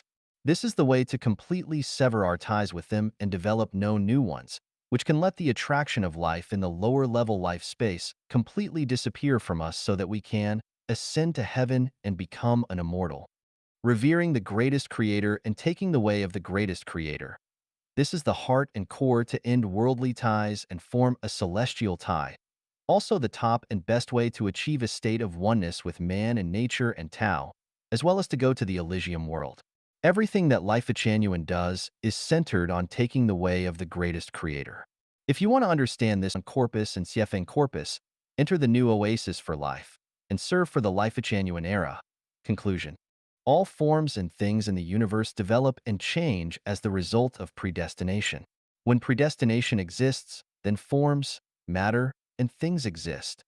When predestination ends, then forms, matter, and things end. Good ties bear good fruit and bad ties bear bad fruit. Mundane entanglements fall into the mortal world, but affinity with Buddha goes to the Elysium world. This truth must be understood. Those who understand the secrets and the truth are celestial beings and Buddha. Those who do not are mortal beings. 现实与虚幻的辩证关系. The dialectical relationship between reality and illusion. Xiefeng. Translated by Transin and edited by Care. Reality is real in name only. Illusions are illusory in name only. Reality is illusory and material. Illusions are real and non-material. The material world is the presentation of the non-material world. The non-material world is the foundation of the material world. Reality is like a dream, an illusion, a bubble, and a shadow. As dew and lightning, thus should you meditate upon them. Every illusion is real and true, is where the real spirit and soul dwell, and where the great universe is. Consciousness is illusory, but reality is the reflection and projection of consciousness. The consciousness determines the state of life's existence. Wishes are illusory, yet they lead to reality. Ideals are illusory, yet they accomplish life's reality. Visualized prospects are illusory, but according to the principle of visualized thinking, it is they that determine the future. Love is illusory, but it can inject huge spirit and soul energy into people. Heaven is illusory, but we all want to go there. As long as we dream of heaven, we will be able to overcome the hardships of life's journeys and lead optimistic and positive lives. Dreams are illusory, but when we are in dream worlds, the illusions look very real. We think of our day-to-day lives as being real because everything in them seems very real and true. But what is the difference between the truth of reality and the truth of dreams? One day, when we finally leave this real world and wake up in another illusory world, we will find out that life is only a dream, an illusion. What are illusions? What is reality? The bygone is like mist and smoke, like a dream or a fantasy. The future truth is illusory and looming. To walk slowly or quickly, there are many roads to take in life. To take with good means or bad, in the end, it is all empty. The wilderness where foxes sleep and hares walk was once a dance hall. The bleak and desolate field where flowers and grass grow was once a battlefield. The bygone realness now becomes illusory, and the illusion of the future will evolve into reality.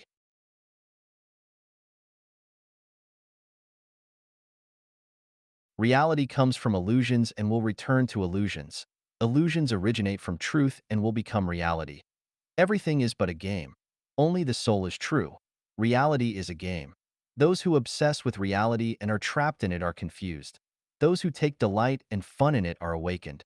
It makes no sense to try to hold on to the reality of a dream. The real life is to play the games. The contents of them are determined by illusory consciousnesses. Illusory consciousnesses are determined by souls. Souls are real, but nature is life and a characteristic of structure. Structure determines nature. Therefore, the non-material structure of life is ultimately, absolutely real. However, reality and illusion are dialectical. Real structures give rise to illusory consciousnesses. Illusory consciousnesses in turn produce real structures. Therefore, our top priority should be to concentrate our efforts on the illusory consciousness of life. The type of illusory consciousness decides the future reality of life. Illusions become realities and realities become unreal. If you have a beast's illusory consciousness, then you will eventually live in a beast's reality. If you have a celestial being's illusory consciousness, then you will eventually live in the celestial world. Once you understand the dialectical relationship between reality and illusions, you should not be lost in reality. Consume your time and energy on things there, cling to and worry about them, seize, possess, compete for, or persist after them. You should take reality as a stage in a game and play it to its fullest. As long as you get happiness, joy, freedom, and blessing, then your life is successful, wise, and full. To own nothing is to have everything. Not to act is to act. Hold fast to illusions, and you can have reality. Having reality is, after all, an illusion. Life is a journey. The more things that you possess in reality, the more misery you will have, and the more pathetic you will become because your life will all be a tragedy. The more illusory things that you possess, the happier and more affluent you will be because your life will ultimately become a comedy. 宇宙八大辩证法 The Eight Dialectics of the Universe. Xiefeng. Translated by Transin and edited by Kair. Taiji thinking teaches us that everything in the universe comes from the unity of opposites and the symmetry of yin and yang. Opposing sides exist in the same unity. One is the condition for the other and disappears when the other does. Within a certain range, one flourishes as the other declines. Extremes meet and things develop in opposite directions when they become extreme. For example, know the male, but conform to the female. Sages put themselves last but find themselves in front. They regard their bodies as accidental and are thereby preserved. Life is the root of death and death is the root of life. Yin and yang are the roots of each other. To yield is to be preserved whole. To be bent is to become straight. To be hollow is to be filled. To be tattered is to be renewed. The growth and decline, the generating, sustaining, destroying, and changing of any two opposites are dialectical. There are 8 dialectics in the universe. Form is emptiness and emptiness is form. When things exhaust, they revive. When they end, they begin anew. The small can grow big. Details matter. Life and death are the roots of each other. Yin flourishes when yang declines. To have nothing is to have everything. To have everything is to have nothing. Where the mind abides nowhere, nature prevails. Where the mind abides somewhere, nature recedes. Stillness and motion coexist. Light and dark are interdependent. Positive and negative are symmetrical, but proportion restrains. Form is emptiness and emptiness is form. The 3 elements of the universe are consciousness, structure, and energy. They are all non-material. The existence of any single element is emptiness. See it, and you will not see its form. Hear it, and you will not hear its trace. Meet it, and you will not know its face. Follow it, and you will not find its back. Once the three join together, though, there is lustrous and dazzling form, changing countlessly and into a myriad of images. Therefore, form comes from emptiness, and emptiness is form. When emptiness comes, there is form, because form is emptiness. If a mind abides in form, it is in emptiness. If a mind abides in emptiness, it is in form. You pursue form, but form is never there. You pursue emptiness, and you get form. Pursuing form results in emptiness. Pursuing emptiness results in form. When things exhaust, they revive. When they end, they begin anew. Extremes meet. Things develop in opposite directions when they become extreme. When you reach your peak, you go downhill. Extreme happiness leads to sorrow, and extreme sorrow leads to happiness. Extreme yin is yang, and extreme yang is yin. The softest becomes the hardest, and the hardest becomes the softest. There is a time to rise and a time to fall. When a thing reaches its prime, it will be old and will revive. The end of the infinitely big is the infinitesimally small, and the end of infinitesimally small is the infinitely big. When something saturates, a qualitative change happens in it. Things change at critical points and new substances are produced. Extreme beauty leads to ugliness, and extreme ugliness leads to beauty. Extreme goodness forms evil, and extreme evil forms goodness. That is, great virtue is no virtue, and great benevolence is heartless. Haste makes waste. One who understands Tao appears dull of comprehension, and one who advances in Tao appears to slip backwards. To pursue happiness, you must avoid extremes. To revive, go for the extreme. The small can grow big. Details matter. Matter is composed of molecules, composed of atoms. A tree with a full span's girth begins from a tiny sprout. A 9-storied terrace begins with a clod of earth. From small beginnings, one can see how things will develop and grow. Difficulties are overcome by easy things. Great things are accomplished by the details. Details matter. Deal with the big while it is yet small. Deal with the difficult while it is yet easy. Start from the beginning and start from the small, but do not lose track of the big picture. Molehills make mountains. Do not neglect small things, or you will never accomplish big things. A journey of 1,000 miles begins with the first step. Any future success depends on the present. Small details and tiny things lead to grand achievements. Life and death are the roots of each other. Yin flourishes when yang declines. Life is the root of death, and death is the root of life. No life, no death, no death, no life. Life and death alternate, and each follows the other. Yang flourishes when yin declines, and yin flourishes when yang declines. Every moment of every day has birth and death. One dies here, but is born there. Hard is born as soft dies. Good is born as evil dies. One departs from the mortal world and is born into the celestial world. A human heart dies, and the heart of a celestial being is born. If you keep the old, you will get nothing new. If you are selfish, you will never reach the Elysium world. Out of life, death enters. Those who are not afraid of death will live. The created universe carries yin at its back and yang in front, and vice versa. Seek life, and you will die. Seek death, and you will live. To have nothing is to have everything. To have everything is to have nothing. Out of nothing, there is something. The less you possess, the more you have. The more you possess, the less you have. When you possess nothing, you can have everything. When you have everything, you can possess nothing. The more you have, the more emptiness you feel, the more illusory it is, and the more real it is. Walk into the spiritual Pure Land, and you will see a wonderful world. Pursue wealth, power, and lust, and you will have endless troubles. Being and non-being interconnect in growth. If you want to have something in heaven, give it up in the mortal world. To have nothing is to have everything.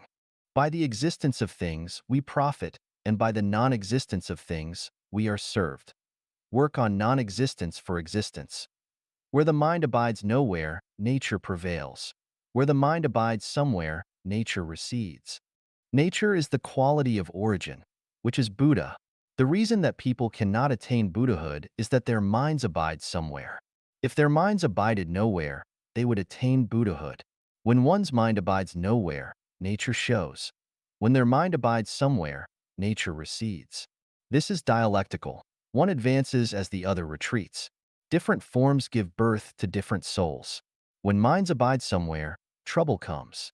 Therefore, if your mind abides somewhere, it will be in falsehood. It should not abide in form, sound, smell, taste, touch, or dharma. It should abide nowhere. When the mind abides nowhere, it can abide everywhere. And when the soul can transcend over all forms and show the nature, one can reach the Elysium world. He who focuses too much on the specific cannot see the general. A mind that abides somewhere cannot go to the Elysium world. One who acquire enlightenment can perceive nature. One who lack mind can show nature. Stillness and motion coexist. Light and dark are interdependent. Stillness is the source of motion. It cannot be dynamic if it is not static.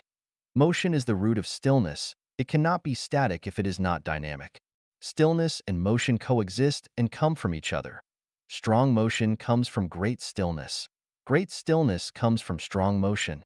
All things derive from stillness but are accomplished in motion. Without stillness, there is no motion.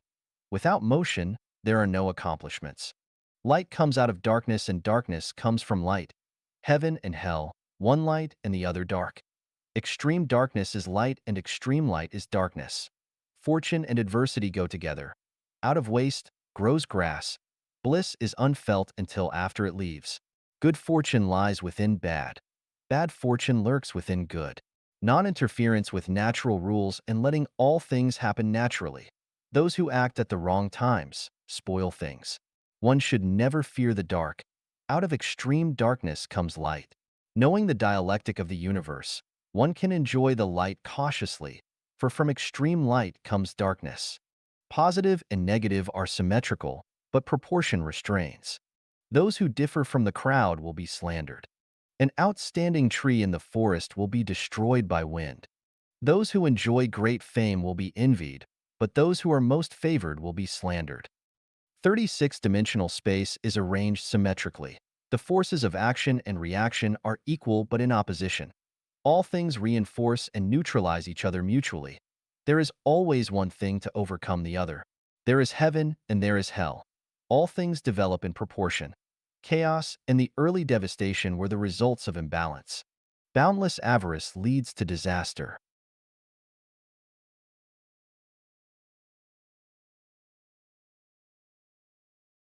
Conform to nature and give up inordinate ambitions. Understand that everything has two sides and that perfection is unattainable. Rivers run into the sea, so you can never drink them all. Tao is the theory of yin and yang. Maintaining a balance between the two is rational. Knowing the dialectic principle is wise, and complying with the laws of nature can be regarded as virtue. 如何解脱生死? How to liberate yourself from life and death. 写法. Translated by Transin and edited by Care. The subtlety of liberating oneself from life and death in The Treasury of the True Dharma Eye is that Buddha Sakyamuni had held a flower in his hand as he smiled in the Lingshan Mountain Assembly. Only his first disciple, Mahakassapa, understood why and gave a faint smile.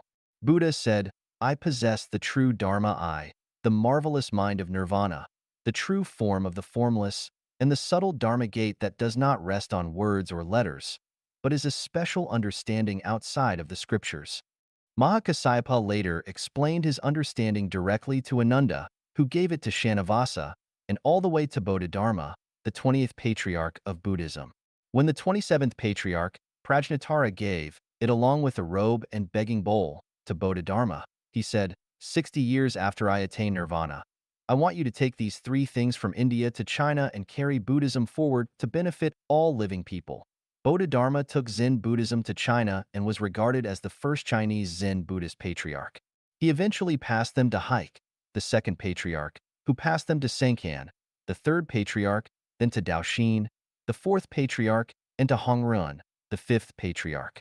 When Master Hongren told about them, he was met with some trouble because he found that the real successor should be the unknown handyman Huaining in the monastery instead of the highly reputed and admirable Professor Master Shinshio. It would be very unconvincing to all if everything passed directly to Huaining. In a desperate way, He said, "The lives and deaths of mortals are matters of huge importance, but you only pursue the land of promise without seeking to be away from the bitter sea of life and death. If you lose your nature, then how can blessings bring you salvation?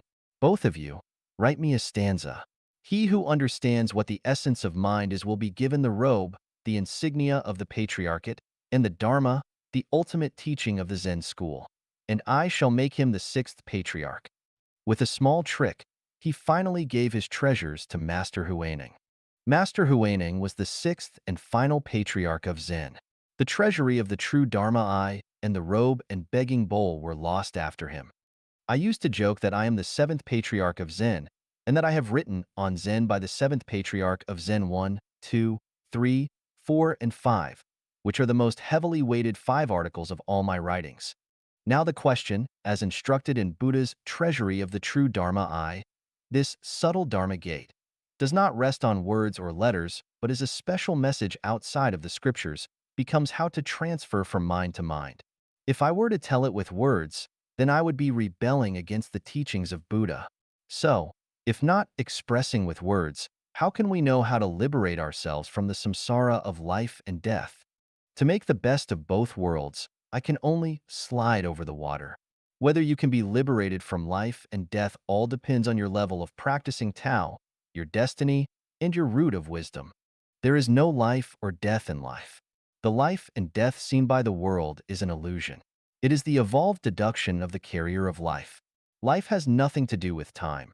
So life has no limitations of time and is beyond all ages. The nature of life is non-material structure. The form rendered by life is decided by its non-material structure. Its non-material structure decides the form rendered by it. Consciousness originates from structure and in turn controls structure. Human consciousnesses make people. Animal consciousnesses make animals.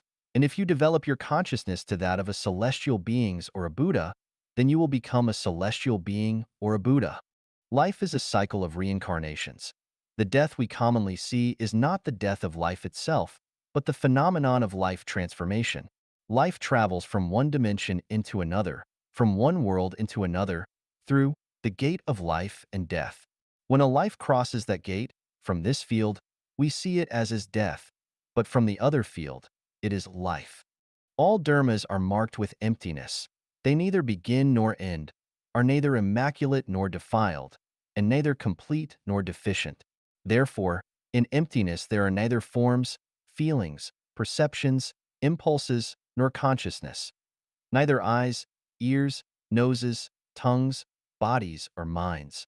Neither sights, sounds, smells, tastes, touchables, or any sensations, and so on until we have form.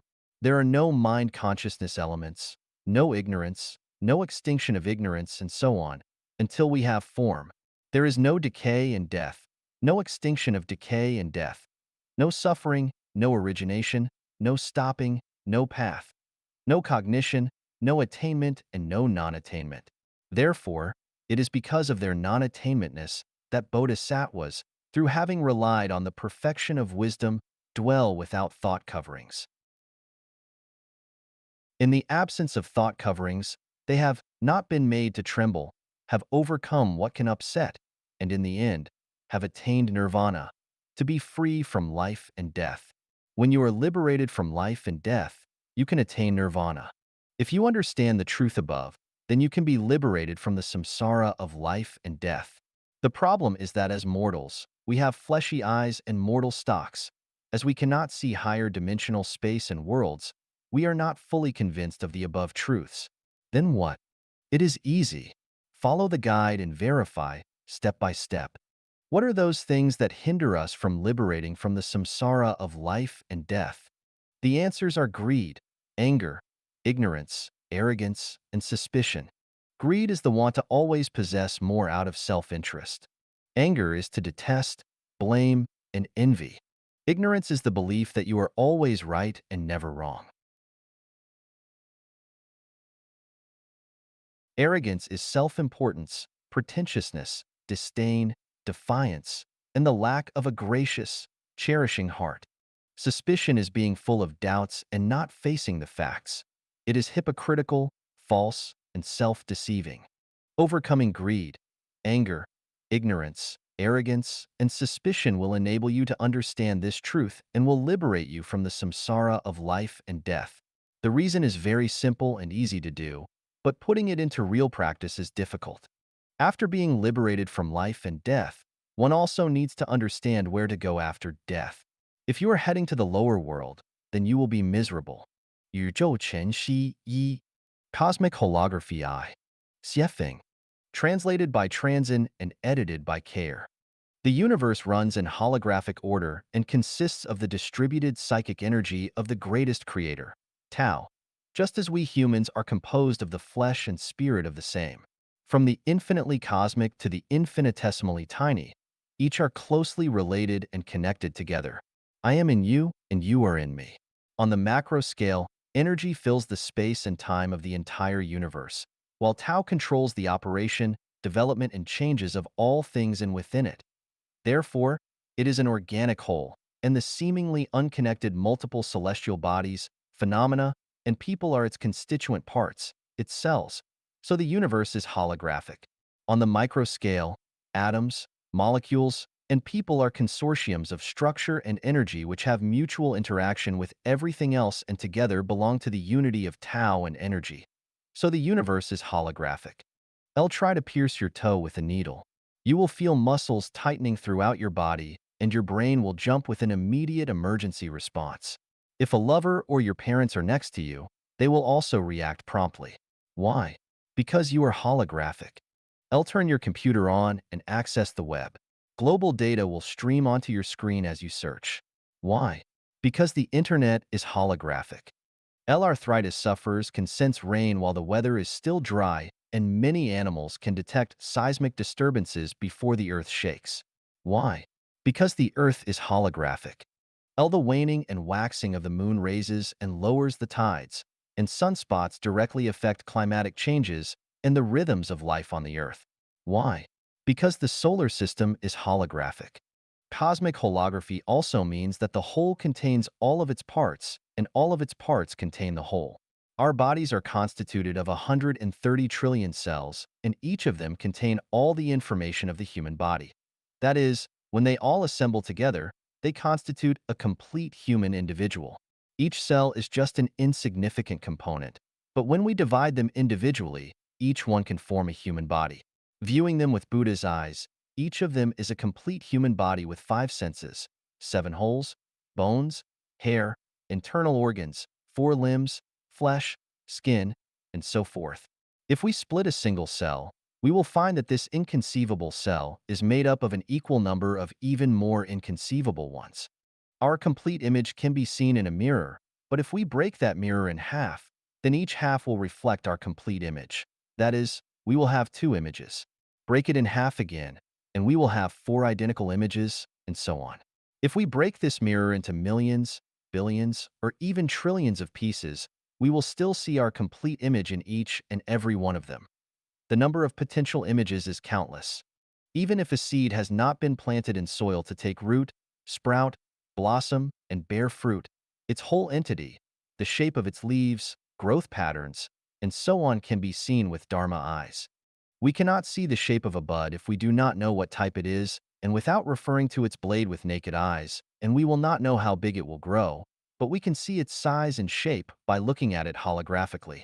If you cut a growing leaf in half, then its whole image will be visible from the remaining half, and you can see its entirety from either half. All things are like this because the universe is holographic. Now that we know that the universe is holographic, our worldview and outlook on life will take a subversive leap. If we want to understand the Tao of Lao Tzu, the Dharma of Sakyamuni, and the thinking and scientific theory of Jesus, we will understand it thoroughly and at a glance, and our spiritual perception will open. Those with deeper roots can develop a series of special magical powers and arts and will feel at ease in dealing with the affairs of their daily lives. For example, one big distress in life is the love between men and women.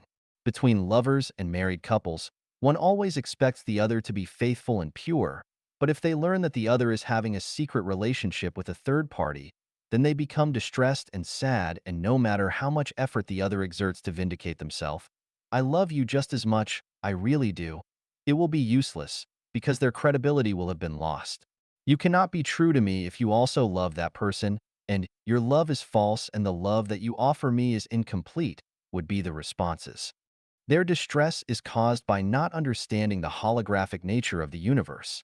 From the holographic universe perspective, if someone loves several people, even hundreds, thousands, millions, or billions of people, their love for each of them can be complete, true, and absolutely complete.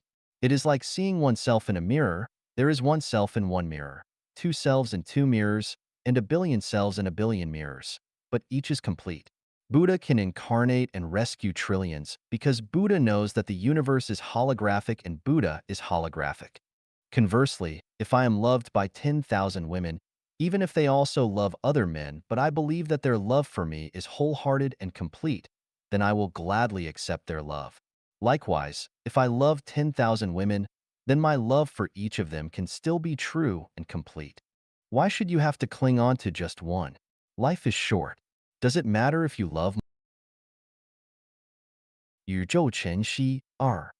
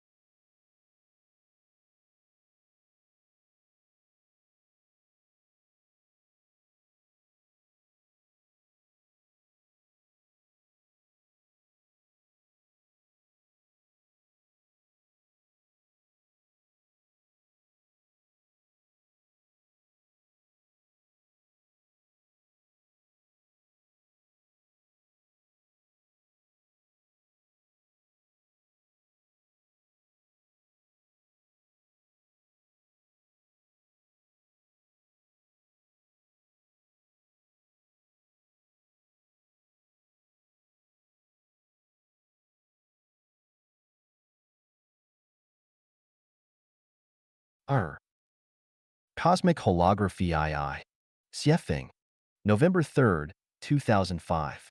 Translated by Treasure and edited by Care. Cosmic holography means that the universe really is alive, that everything in the universe shares the same breath and destiny, and that any local change, directly or indirectly, affects its entirety. A storm on Mars can cause colds on Earth, the death of a whale in the Pacific Ocean can cause grief in Nile River fish, and a butterfly flapping its wings in Alaska can cause a storm in the Cape of Good Hope. This is an extreme and exaggerated expression, but it conforms to theory of cosmic holography. An article by Xiefeng will inspire the awakening of human consciousness as a whole. This is an extremely exaggerated expression, but it conforms to theory of cosmic holography. The purpose of understanding things is not only to appreciate them, but also to use them to serve us and to maximize our freedom. Taking the way of the greatest creator is not for suffering or enduring hardship, but to maximize our enjoyment of life and to obtain more joy, pleasure, and happiness. To understand cosmic holography is not only to enrich our own knowledge because gaining knowledge is not our purpose, but to apply it to serve ourselves and others. How can we make the knowledge of cosmic holography help us to navigate through life? Since the universe is holographic, the greatest creator, gods, and Buddha are all in us because we are the cells of each of them. A cell contains all the information about the universe as a whole, and in the same way, devils also live within us. When our hearts are filled with love for all lives in the universe, then we have the character of the greatest creator. And when we show mercy to all lives, then we have the character of God and Buddha. But when our hearts are filled with hatred, weighing and balancing everything for our own self-interests, then we take on the character of devils.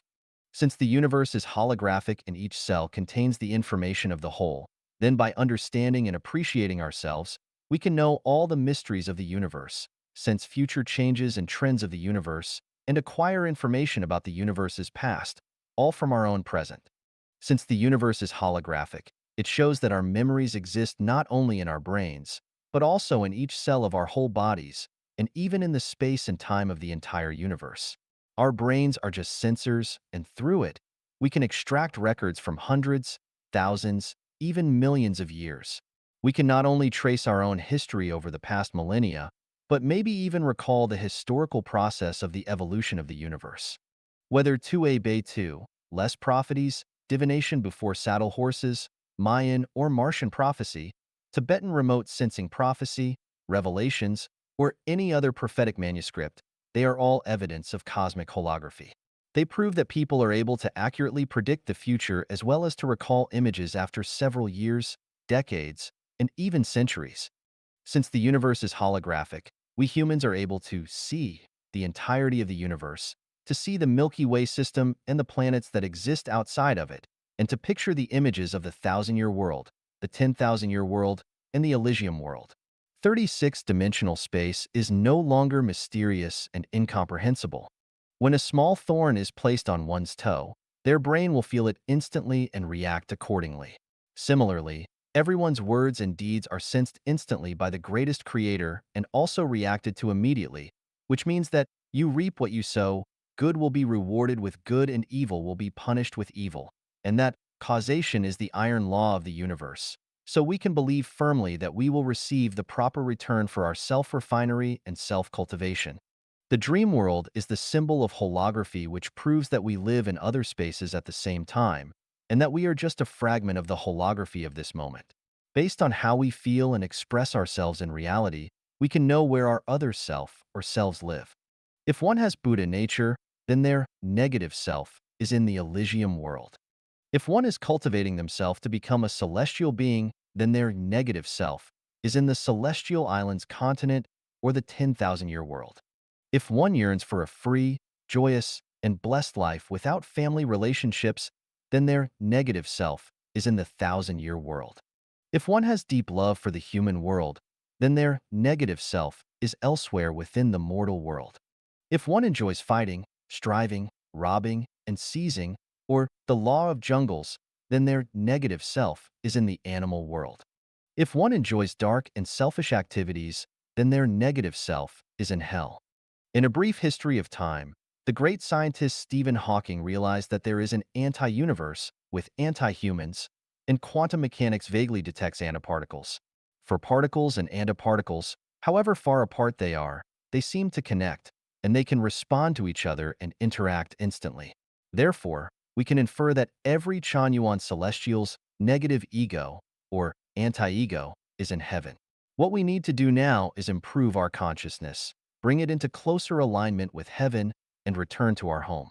That is to say, to leave our mortal consciousness and let our subconsciousness return to its source.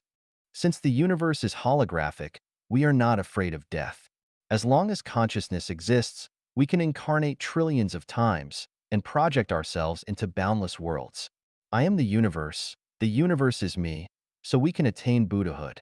With regard to this cosmic holography theory, I put forward the above 8 aspects as a starting point. I cast a brick to attract jade. However, we can draw 80 or even 800 more examples. From a sample, you may judge the whole, make efforts to draw an analogy based on a theory, let the fire of inspiration twinkle everywhere and always, and grasp the secrets of life as early as possible. For years upon years, after days and nights with sunrises and sunsets, people have been living so, back and forth. Is this the time to change to a new lifestyle? If not, there will be no end to our troubles and suffering. 时间的秘密, The Secret of Time. Xiefeng, January 5, 2006. Translated by Transin and edited by Care. Eternity is long, very long. It runs endlessly. Beginning, developing, changing, and concluding is ornamented by the waves of time. The universe flies in eons. Life twists and turns in years. Love and hate rise and fall in summer and winter. Feelings of gratitude and resentment emerge and disappear in spring and autumn. Time, mysterious time, the wonderful experience of bringing forth the new from the old, drowning the vicissitudes of transitional times, transforming hope into despair, and turning solids into gas and smoke. Life rises and falls in time. It goes up and down in time. Time, what exactly is time? It is the recorder of material cycles. It begins with the creation of matter and ends with its demise. It has these 8 characteristics. Time is non-material. It is untraceable, formless, stateless, shapeless, heartless, senseless, invisible, untouchable, and can neither be heard nor caught. Time is positive and negative. Future time is positive. Past time is negative. Time is particular and universal. Its particularity applies to the specific. Its universality applies to the general. Time is variable. It progresses unevenly. It changes as physical movement changes and disappears as physical movement disappears. Time exists throughout all physical space. It is as big as the universe and as small as particles. Where there is matter, there is time. Time is vertical and horizontal. It manifests itself vertically as the past, present, and future, and horizontally as momentary and eternal. Time has different meanings under different forces. It changes as gravity and acceleration change, but has the same meaning under the same forces. Time expands, contracts, and disappears. The quality, shape, and motion of matter cause it to contract or expand with changes in any of those. When matter disappears, time disappears. There is no time in the non-material world. Non-matter is a reaction to matter but does not share any of its properties. All matter proceeds through generation, development, decline, and death, but non-matter has neither life nor death, so it has no time and is eternal. Tao, life's spiritual entity, ideas, spirits, thoughts, dharmas, the nature of Tathagata, celestial beings, angels, and the Elysium world do not have time. Therefore, the non-material world is eternal. Since the motion of matter is absolute, we perceive that all things run in time. In this sense, time changes everything and decides all. It can transform the decadent into magic and the ordinary into extraordinary. Everything changes with the passage of time. Along the eternal river of time, all matter is transitional, illusory, and valueless. Time's control must end in order for one to achieve an eternal existence. As humans, it is to fish for the moon in water, or to plow the air for our bodies to break away from our shackles, so the human body must follow its nature. To leave time, we must work on our spiritual entities. Life is short, and the spiritual entity of life has many different directions in which to spread. Perfect spiritual entities go to heaven and defective ones go to hell. If we can perfect our spiritual entities within our limited lifetimes, then we can transcend time. In addition to transcending time, we must also work on our non-matter by revering and taking the way of the greatest creator. To roam in ideas, thinking, spirits, and other areas is to deal with eternity and to transcend time maximally and from within the confines of a limited time. When fruits ripen, they fall. When water flows, channels form. Once we make this breakthrough, we can enter horizontal space and time and immediately feel fresh and enchanted. Please refer to Time and Space of the Universe for further study. 横向时间, Horizontal Time. Dao 1. May 24, 2006. One of the 8 characteristics of time is its verticality and horizontality. The past, present, and future reflect the verticality of time. At a certain point on the vertical axis, time loses its future characteristic, which reflects the horizontality of time. An airliner from a certain airline disappeared from ground radar systems while flying along a coast, then miraculously reappeared. When the crew and passengers arrived on the ground, they found that their watches were all 8 minutes. Or was it 20 minutes? I can't remember. Slower than the airport time. There was a woodcutter who got lost while chopping wood in the mountains. While looking for his way, he saw 2 old men playing chess and stood by to watch for a while. When he found his way home, his hometown had undergone earth-shaking changes. His peers had long passed away, and only a few people remained in the generations of his grandchildren and great-grandchildren. People told him that decades had passed since he got lost chopping wood in the mountains. There is a story that the missing captain of the sunken luxury liner Titanic appeared on a small island, his appearance and physique identical to that of decades ago. There is also a story that an airplane that had disappeared decades ago landed at a certain airport. There is even a story that a couple, while driving fast on a highway in South America, suddenly both fainted. When they woke up, they found their car was driving on a highway 2,000 kilometers away in North America. The results of near-death studies show that some people really did die. Their electrocardiograms and electroencephalograms showed that they were dead. But a few hours or days later, these dead people came back to life, and the resurrected people were telling the strange stories they experienced after death. Hypnotists have a way to guide the consciousness of the hypnotized person into the horizontal space-time to visit the past years. Scientists believe that there is a wormhole in space-time. Going through the wormhole can advance into the future space-time. For example, you can go through the wormhole to see the grandeur of the 2008 Beijing Olympics in advance. The ancient saying, 1 year in heaven, 1,000 years on earth, is not unfounded. It must be the enlightenment of the celestial beings. From the time chapter, we already know that the speed of time depends on the state of motion of matter.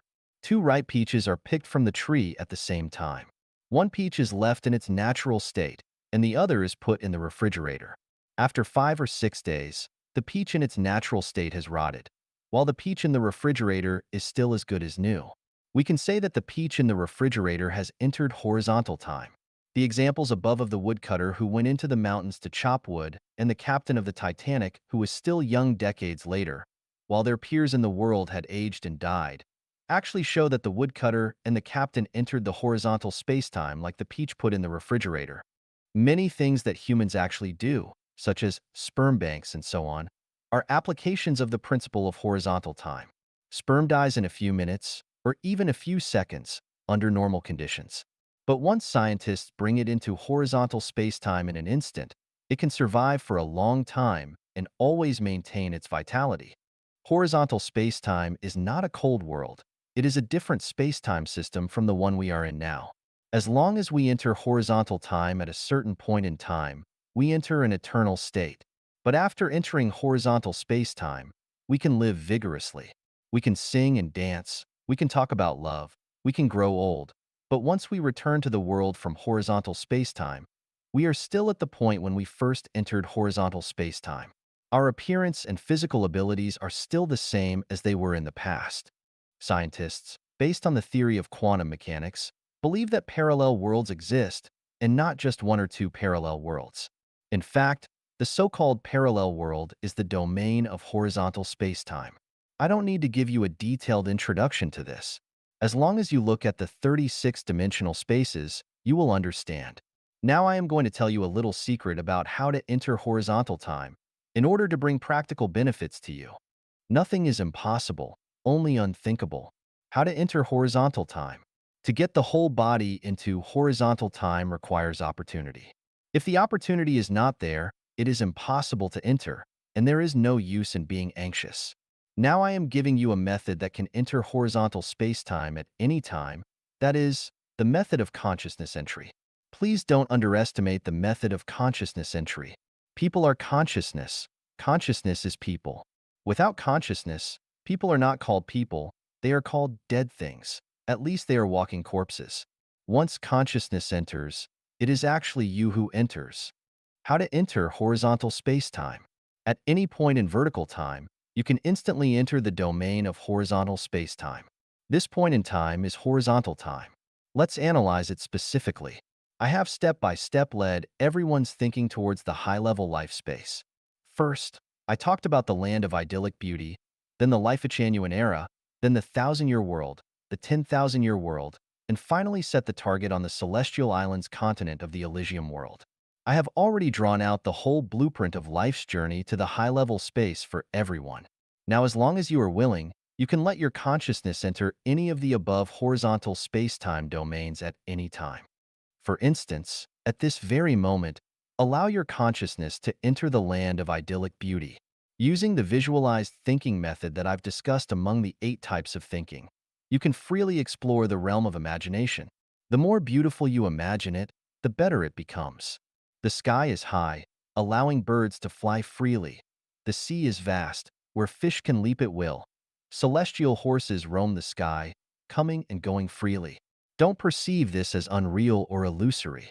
Anything that brings you joy, freedom, and happiness, including imagination, is not illusory. It is reality that can be illusory. Who can claim that the sexual climax achieved through self-pleasure is illusory? Imagination alters the way the body moves and changes the antimatter structure of life. Sometimes, we see someone lost in thought or someone enjoying themselves alone. What are they doing? They are savoring beauty in their imagination. As they imagine, their facial expressions change, their psychology shifts, and the antimatter structure of their life also transforms. People who often enter horizontal time share a characteristic. They are generally healthy, happy, and content. Why are they relatively healthy? It's because at a certain point, they enter horizontal space-time, much like a peach that's placed in a refrigerator. The peach's content in the refrigerator. Over time, compared to the peaches outside the refrigerator, it appears healthy and youthful. The peaches outside may become diseased, bitten by insects, start to rot, and emit a foul smell. But the peach in the refrigerator doesn't get sick. It remains fresh and juicy. What kind of consciousness you have what kind of life existence form. You might think that the sun is not moving, the plant's not growing, and that your conscious activity has no impact on life. In the subtle changes, unconsciously, in the unpredictable, earth-shaking major changes are happening. As long as you enter horizontal space-time from time to time, you will be healthy and not get sick. You will always stay young. You will gradually adapt to the way of life in the high-level life space. You will form a tie with celestial beings, and finally become a celestial being and go to live in heaven. About horizontal time, I only talk about these to ignite everyone's thinking library. For the rest, you have to explore and comprehend on your own. The mystery has to be experienced and mastered by yourself. The duck knows first when the spring river is warm, and the willows along the river know when spring comes. 人间剧本探秘 Explore the script of life. Xiefeng, March 24th, 2017. Translated by Treasure and edited by Care. Is life dominated by fate? How does fate come into being? Is everything in life prearranged? If it is, then who arranged and directs it, and how can we still have free will? If there is free will, Does it conflict with fate? If there is no free will, then does the causality law of you reap what you sow exist, or does it not? Is it true that every word and every act of everyone is prearranged? If so, then are we not biological robots? Is everything accidental or inevitable? Who carries out punishments, rewards, and so on? It is an extremely complex and enormous system, and it is impossible to reveal the whole system clearly. I can only draw a rough outline, and you, the reader, must verify it for yourself. 18 plots cannot be controlled by people in their own lives, but have to be resigned to destiny. For example, their own parents cannot be chosen, arranged, or controlled by them. In fact, a lot of things in life cannot be either. Not only are the sizes of our eyes uncontrollable, but we cannot even arrange a single hair by ourselves. In the face of such vast complexities, we have to resign ourselves to destiny. If we cannot change things, then what can we do? Everything in the universe has its trajectory, all of which are run according to a well-arranged overall trajectory, and we are no exception. That is to say, we also have our trajectories. These trajectories determine the directions of people's lives, whether they will be officials or commoners, poor or rich, or male or female, and be subject to fortune or misfortune. Everything and everyone have been determined by their trajectory. Facing our trajectory, we are powerless. Who is writing your life script and arranging your trajectory of life? You are. Who is directing it? It is procedure. Everything in this life is established by the thoughts and actions of your previous life. This is fate. It is impossible to change the fate of your life because it has already been written. All of your efforts in this life only work for your next life. It can be said that your past determines your present and your present determines your future. Since everything has already been arranged and planned out and the story and plot of your life has already been set, then how do we reflect on man's subjective initiative? What good are an individual's efforts? If even what we say and do have been determined in advance, then why should we make any efforts? Individual efforts are reflected in one's mind and how perfect a role they play. Our inner activities are not arranged by our script. Our free will is reflected in our mind, and whether our specific role is performed perfectly or not. Such as in a stage play, the script has been arranged by a writer in advance. The director selects performers according to each performer's appearance, character, acting skill, and so on. The performers must act strictly according to the script and plot and the director's requirement. If done well, the director will be pleased and the actors will receive more pay and have more chances to perform in future plays. If done poorly, the director will not be pleased and their opportunity for future castings will diminish. The quality of their performance depends on them. This is individual effort. Our inner activities are not arranged, nor are they destined. They rely completely on the free will and effort of the individual. It is entirely up to them to decide whether they want to have good or evil thoughts. Our inner activity is our thinking activity. Thinking activity is like a wave that spreads throughout the universe. That is, when the mind moves, its inner activity expands out to the universe and tells the universe what it is doing, and very loudly. Regarding this, we are unable to view or receive it, but gods know it. In other words, everyone's inner activities can be learned instantly by the universe and recorded in the procedure of Tao. The procedure of Tao automatically arranges the future fate and trajectory of everyone's life based on their inner activities. Karma, karma, karma. Then who rewards and punishes and who executes the mechanisms of rewarding and punishing? Rewarding and punishing are determined by the procedure of Tao, but it is only the judge. The executor is neither the procedure of Tao nor the judge, but a factor of the boundless universe, a god or man, a dog, an ant, a storm, or an event. It is like a judge who sentences someone to death but never executes anyone personally. That is always left for a series of other people. The script of this life has been set long ago, but the script of the next life is always changing. People's thoughts and actions in this life identify their future life trajectories. If someone is destined to leave for the Celestial Islands continent but becomes seized by evil and does not play their current role well, then their trajectory of life to the Celestial Islands continent will change.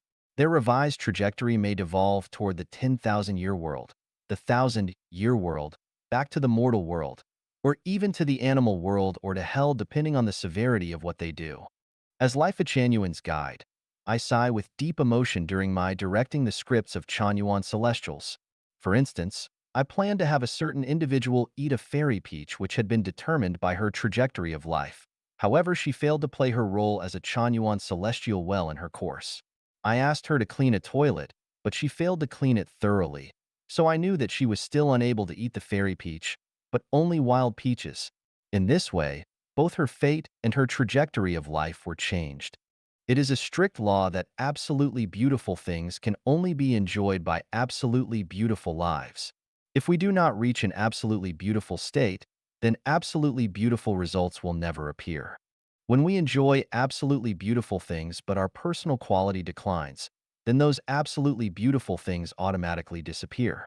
This is not only the law and the script plot, but also the ever-changing living script.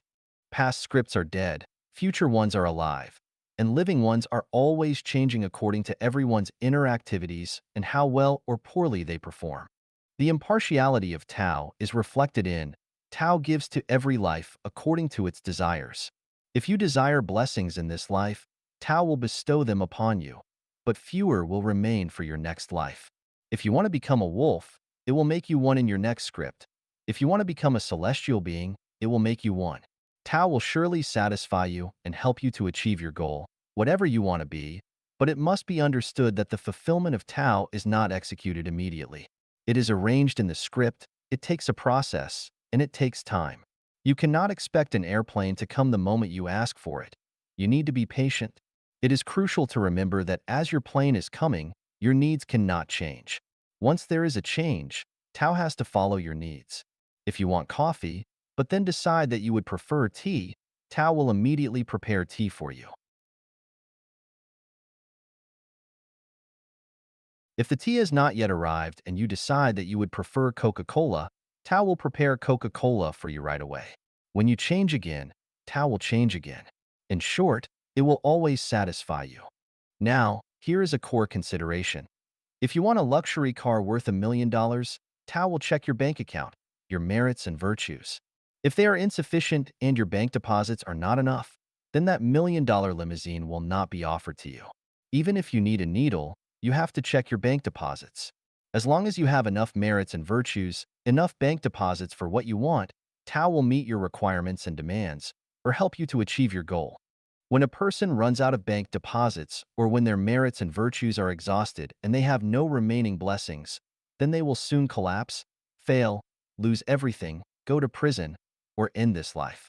Therefore, we need to give benefits, accumulate merits and virtues, and cherish good fortune during our lifetimes so that our blessings will last for our entire lives, even into our future lives. The universe is a huge script with countless subscripts within it, and all the small ones serve the huge one. No small script can exceed a larger one. The Milky Way galaxy is a huge script, the solar system is a medium-sized one, Earth is a smaller one, every country is a smaller one still, every organization is a much smaller one, and so on. Strings within quarks, within atomic particles, within molecules have the smallest scripts. Adding the non-material world, 20 parallel worlds, in the 36-dimensional space. It is unimaginable and inexplicable for us to know how complex and how huge the master script is. The above is just a tiny bit of my superficial view based on man's bewilderment for your reference. To know more, you will need to work on statistics, analysis, induction, summing up from a large number of examples of human activities, both ancient and modern, at home and abroad. It will take a lot of effort for you to figure it out. 凡得利需付出代价. All gains must be paid. Xiefeng. June 4th, 2011. Translated by Treasure and edited by Care. One ironclad rule of the universe is that the sum of positive and negative energy must always be equal. One ramification of this is that you must pay for of your gains. They must always balance each other and higher prices must be paid for greater rewards. For an equal amount of gems, diamonds usually demand higher prices than rubies and emeralds. Diamonds require the most money to buy. Obtaining more precious things requires you to pay higher prices. By carefully observing human society, it seems confusing and complicated on its surface, totally out of order. However, through careful observation, it can be concluded that what is gained always equals that which has been paid. The more one pays, the more they gain, and the more they gain, the more they must pay. There are no free lunches. Nothing in the universe can be achieved without a payment. What is lost at sunrise will be gained at sunset, and what is gained at sunrise will be lost at sunset. As one falls, another rises, rising here and setting there. When one gains money, something must be paid. It might be labor, reputation, peace, or even life. When one pays money, something must be gained. It might be comfort, safety, fame, status, physical beauty, or honor. It makes sense that a loss of money avoids other misfortune. Material payments do not always give you material rewards. They might be mental or spiritual. As such, mental or spiritual payments might gain you material rewards. If you pay something, then you will gain something for it, though it can be hard to understand what or when that will be. If you gain, you will pay something, but no final conclusion can be reached as to what or when that will be either, because it might involve health, safety, promotion, wealth, reputation, status, affection, or other life factors.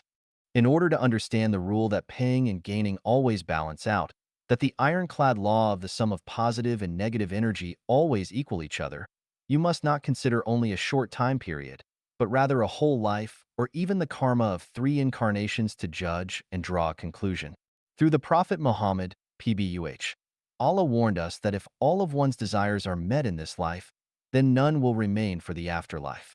There is never any profit at the expense of others, whether parents, offspring, spouses, or lovers, and regardless of whether you are given something for free, find it on the road by yourself, your boss rewards your work, or you dig it out from deep under the ground on your own.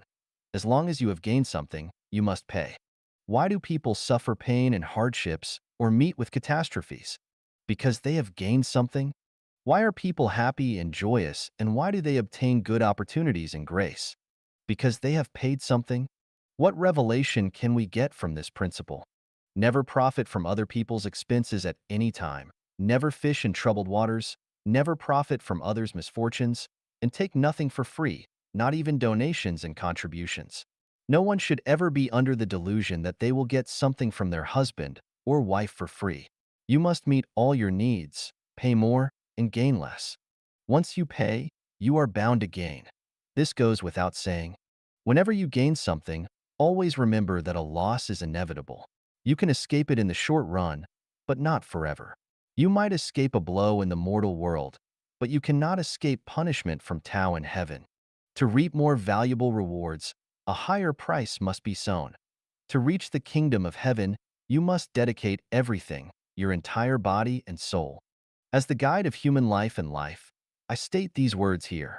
You can inspect, test, and verify them, but time and results will tell whether or not they are correct.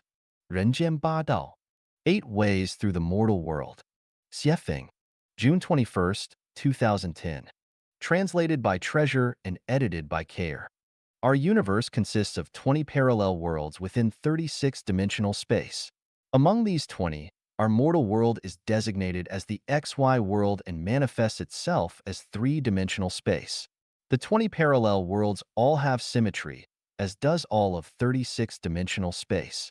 From the perspective of reincarnation and the evolution of life, there are high-level spaces such as the 1,000-year world, the 10,000-year world, and the Elysium world, and low-level space such as the inflamed layer, the frozen layer, and the netherworld.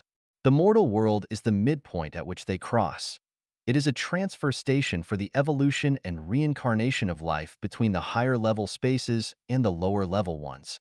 This means that lives from low-level spaces advancing to high-level ones and those from high-level spaces falling to low-level ones must pass through this mortal world as a transfer station.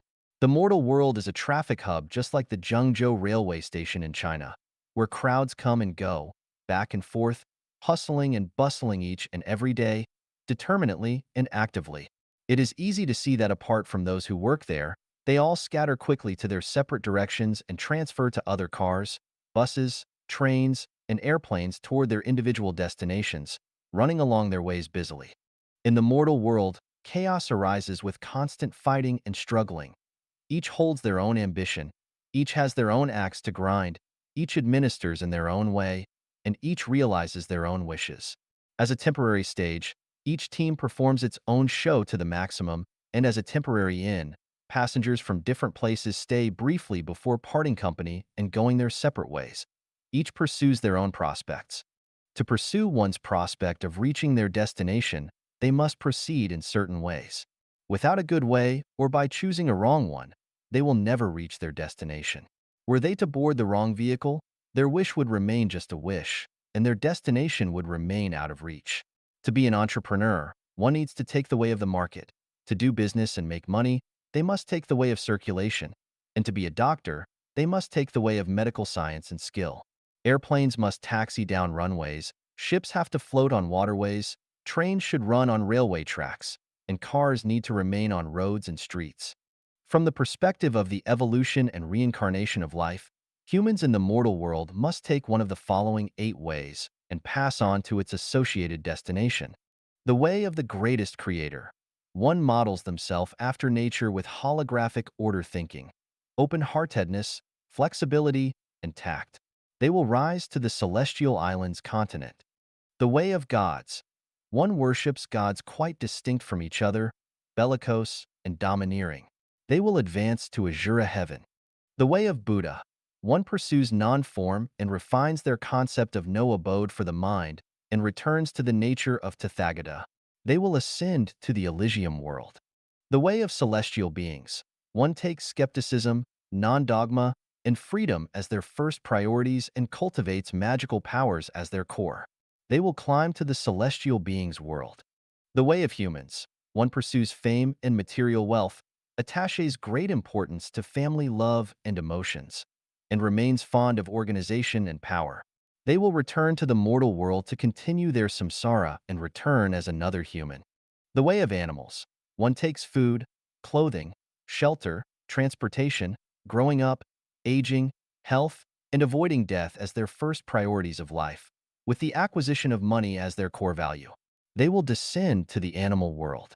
The way of ghosts. One neither abides by rules nor laws, but conjures, lurks, and sneaks around like a ghost, speaks one way, but thinks and acts another, and is fond of hiding and good at lying. They will drop into the hell world. The way of Satan. One is fond of dwelling upon spirits and deities, fortunes and disasters, being ambitious and arrogant, blasphemes the greatest creator, and insults the gods. In order to achieve their goals, they plunge lives into abysses of misery and destroy nature by hook or by crook. They will fall into the inflamed layer or the frozen layer. Like attracts, birds of a feather flock together. The way that one takes depends upon their kind of consciousness and their life structure. Divine punishments are slow but sure, is also the arrangement and program of Tao. All have their duties and accountabilities, which make each and every one of them vivid and exciting.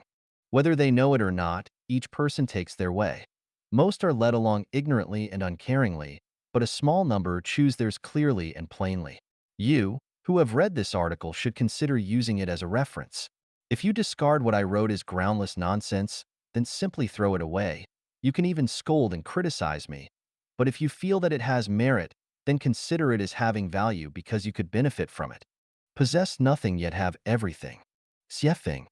Translated by Transin and edited by Care, possess nothing yet have everything. This is not a paradox, but a great secret with which to go toward a better life space. Jesus Christ taught us to lay not up for yourselves treasures upon earth, where moth and rust doth corrupt, and where thieves break through and steal, but lay up for yourselves treasures in heaven, where neither moth nor rust doth corrupt, and where thieves do not break through nor steal. It is only by owning nothing on earth that you can enter the realm of the greatest creator. Shakyamuni Buddha taught us to develop a pure and clean mind which does not abide in anything, neither in form, sound, smell, taste, touch, nor dharma. We should have no notion of ego, personality, a being with a life, dharma, or non-dharma. Everything with form is unreal. All phenomena are dreams, illusions. In other words, owning nothing is the way to enter the Elysium world. The immortal Lao Tzu taught us to take no action, regard one's body as accidental, do not contend, value the world as itself, It gives them birth, but does not own them, acts, helps, but does not appropriate them. He who acts, spoils. He who grasps, lets slip, accomplish, but lay claim to no credit. All this is to say that we must not take credit for our positive actions. To put all this into one sentence, all the teachings of gods, Buddha, and immortal are to try to own nothing. Stupid? No. The teachings of gods, Buddha, and immortal are the Tao of life, the Tao of light, and the Tao for us to gain everything. How can possessing nothing lead to having everything? The Prophet Muhammad, PBUH, taught us, to any that desires the tilth of hereafter, we give increase in his tilth, and to any that desires the tilth of this life, we grant somewhat thereof, but he has no share or lot in the hereafter. The Prophet's prediction was right. You have already had your share, and you will not have any share or lot in the hereafter. So just give, and you will have more later. The less you possess now, the more you will have later. We have learned from the Taiji thinking that the sum of positive and negative energy is always zero. If you gain in some ways, you will lose in others. This is to maintain the law that positive and negative energy are always in balance. The more blessings you enjoy in this world, the fewer your blessings will be in the afterlife. So, if you want to enjoy a better afterlife, you will need to give more and possess less in this life. Follow the teachings of Buddha. Do more formless almsgiving because doing so will get you enormous and incredible blessings. We see people with lots of possessions, which is mainly because they have gained a lot merits in their previous lives. Many others are poor, mainly because they have done little or garnered few merits in their previous lives. Some people were born with silver spoons, yet many work hard all their lives, but can barely support their families. Evidently, if you want to get blessings in your afterlife, you should earn more merits in this life. If you want to be a celestial being in heaven in your afterlife, you need to possess as little as possible in this life. How can you possess nothing yet have everything? Firstly, think about this. Whatever we try to possess in this world will come to naught in the end. If we make efforts to possess, we are really running after illusions and bubbles. The more you possess, the more distress, troubles, crises, and disasters you will have. You will never rest peacefully. You will feel unsettled. You will literally rack your brain to keep your possessions. You will lie, contend, hurt others, hurt nature, and will cause others to envy, hate, covet, and rob. Your life quality will get farther and farther away from heaven and nearer to the animal world and hell. The more you possess, the farther away from heaven you will be. If you want to possess everything, you will eventually have nothing. Let us look at the birds flying and perching in the forest. What do they possess? They possess nothing, but they have the sunlight, forests, meadows, streams, bugs, and branches to perch upon. They lack nothing. The Gospel of Matthew reads, "Consider the lilies of the field, how they grow. They toil not, neither do they spin." Jesus had nothing in his life, but now he has everything. Buddha had nothing after the Enlightenment, but now he has the Elysium world. The celestial beings in the 1,000-year world and the 10,000-year world possess nothing, but they lack of nothing. The super-celestial beings in the celestial islands continent possess nothing, but they have everything they could ever want. As long as people in the mortal world give more but possess nothing, they will be short of nothing. Why do people have so much anxiety and worries, and why do they compete and contend all day long? Because they want to possess. As we travel, we see that many attractions have been possessed by people. We need to buy tickets, or we will be kept out of the show. The landscape of the earth and the sun and rain are the gifts of nature for all mankind. But now they are possessed by a small group of people, and everyone else must bear their exploitation and blackmail. I built this road and planted this tree. If you want to pass by, then pay my toll and buy the privilege. How can anyone not worry and suffer anxiety in this gangster-ridden world? Water is a gift of nature bestowed to all life. But if we want to use water, we must pay for it. We are told that water needs to be purified, and that costs money. But we should ask who polluted the water. The people who polluted the water should be responsible for its purification. Why should others bear the cost of purifying it? We are told that the water was in rivers and lakes, but now it comes directly to our sinks in our homes, and that costs money. Yes, bringing water from rivers and lakes for our convenience does indeed cost. But that cost should be resolved by voluntary labor under government organization, and the materials should be provided by the production plant.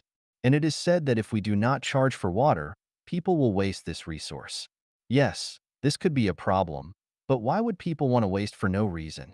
This is a mental and spiritual problem. Why not just solve them? This belongs to the country. This belongs to our company. This belongs to my family. This belongs to me. In these cases, the public resources will be seized.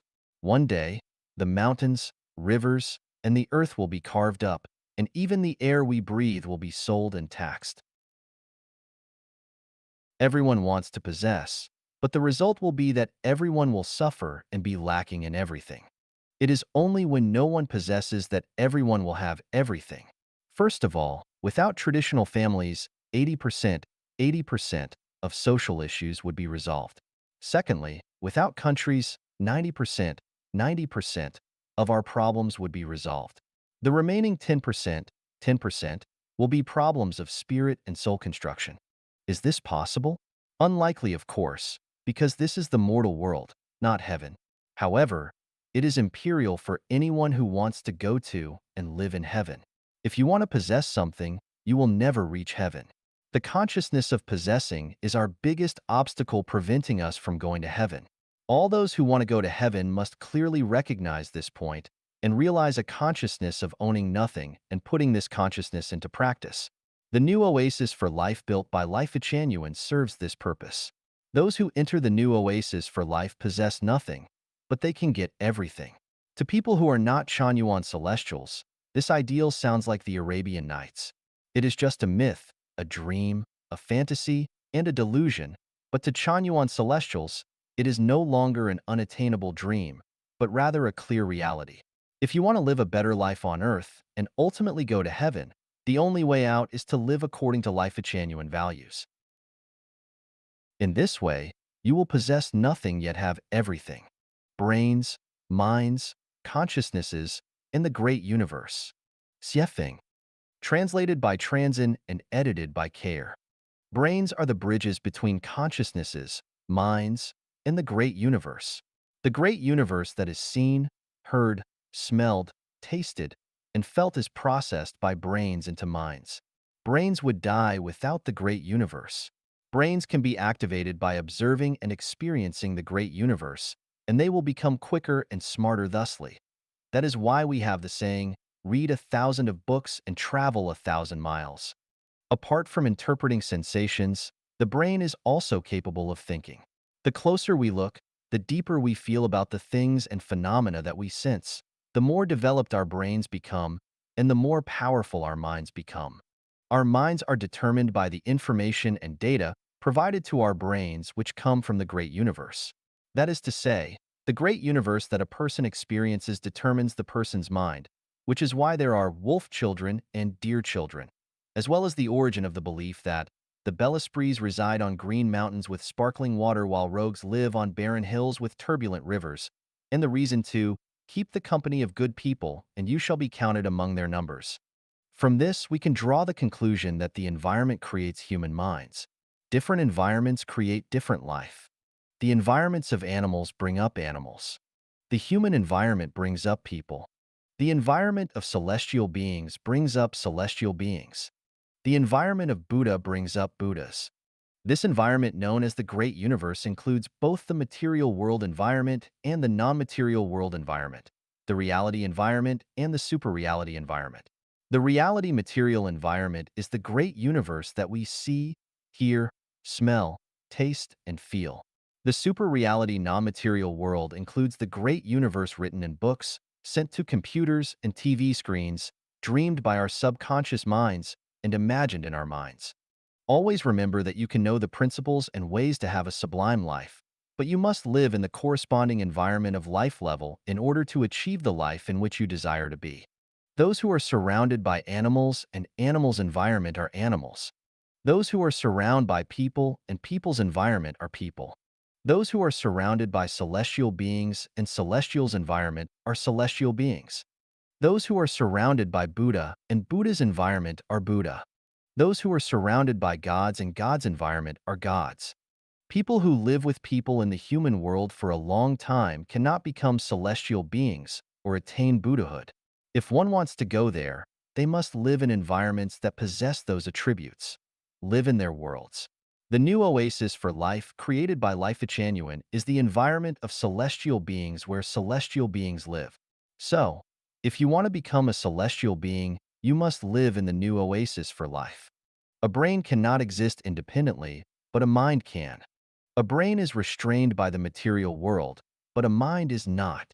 A brain is material, but a mind is non-material. People carry the genes of consciousness information from many previous lives. The good and bad of the root of wisdom rely on the consciousness of their genetic information. That is the origin of the so-called genius.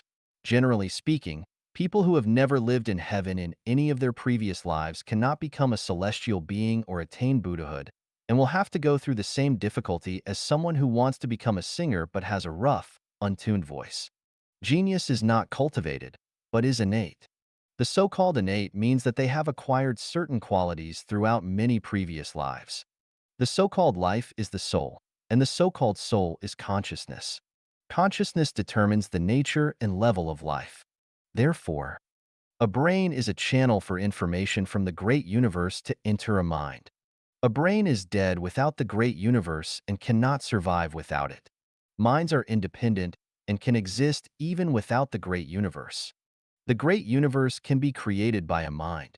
The great universe plays a decisive role in the formation of minds. In order to attain the mind of a celestial being or to attain Buddhahood, one must associate with celestial beings and Buddhas and live in their world. 我阻挡住了前往天堂的道路. It is ego that blocks our way to heaven. Xiefeng, March 4th, 2013. Translated by Treasure and edited by Care. If everything works according to the greatest creator's will, so let everything return to nature and follow the law of nature as the way of permaculture agriculture. Then the wind and rain will come in their time and everything will harmonize with each other.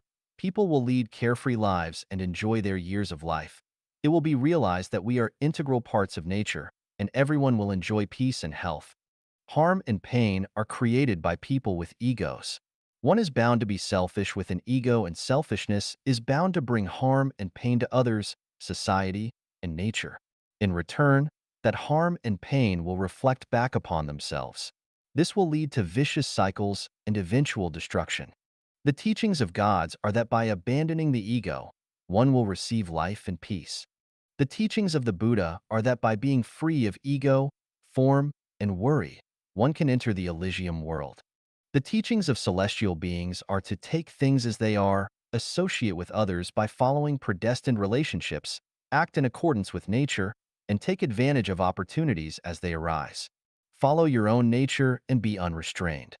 Follow your destiny and be carefree. The teachings of saints are to lack the hearts of egos, but to take the hearts of the world as their own. The core of their teachings is but one: be free from ego. Being free from ego, one can enjoy the pleasures of life and enter paradise, the pure land, the fairyland. Facts speak louder than words. People living in the new oasis for life are more joyous, freer, and happier than those living in traditional marriages and families. Why? Because people living in the new oasis for life are freer from ego and more selfless than those living in traditional marriages and families. In the new oasis for life, the freer you are from ego, the more happiness, freedom, and joy you can have. The more that you serve your ego, the less happy, free, and joyous you will be. Facts have proven that in order to lead a happy and nice life and enter paradise step by step, the freer one is from their ego, the better they are. So how can we free ourselves from our egos? Live according to the will of the greatest creator. That is the law of nature. Live by following the teachings of Jesus Christ, Buddha Sakyamuni, and the immortal Lao Tzu. Abandon your ego but integrate into the collective and into nature. Desire nothing but take things as they are.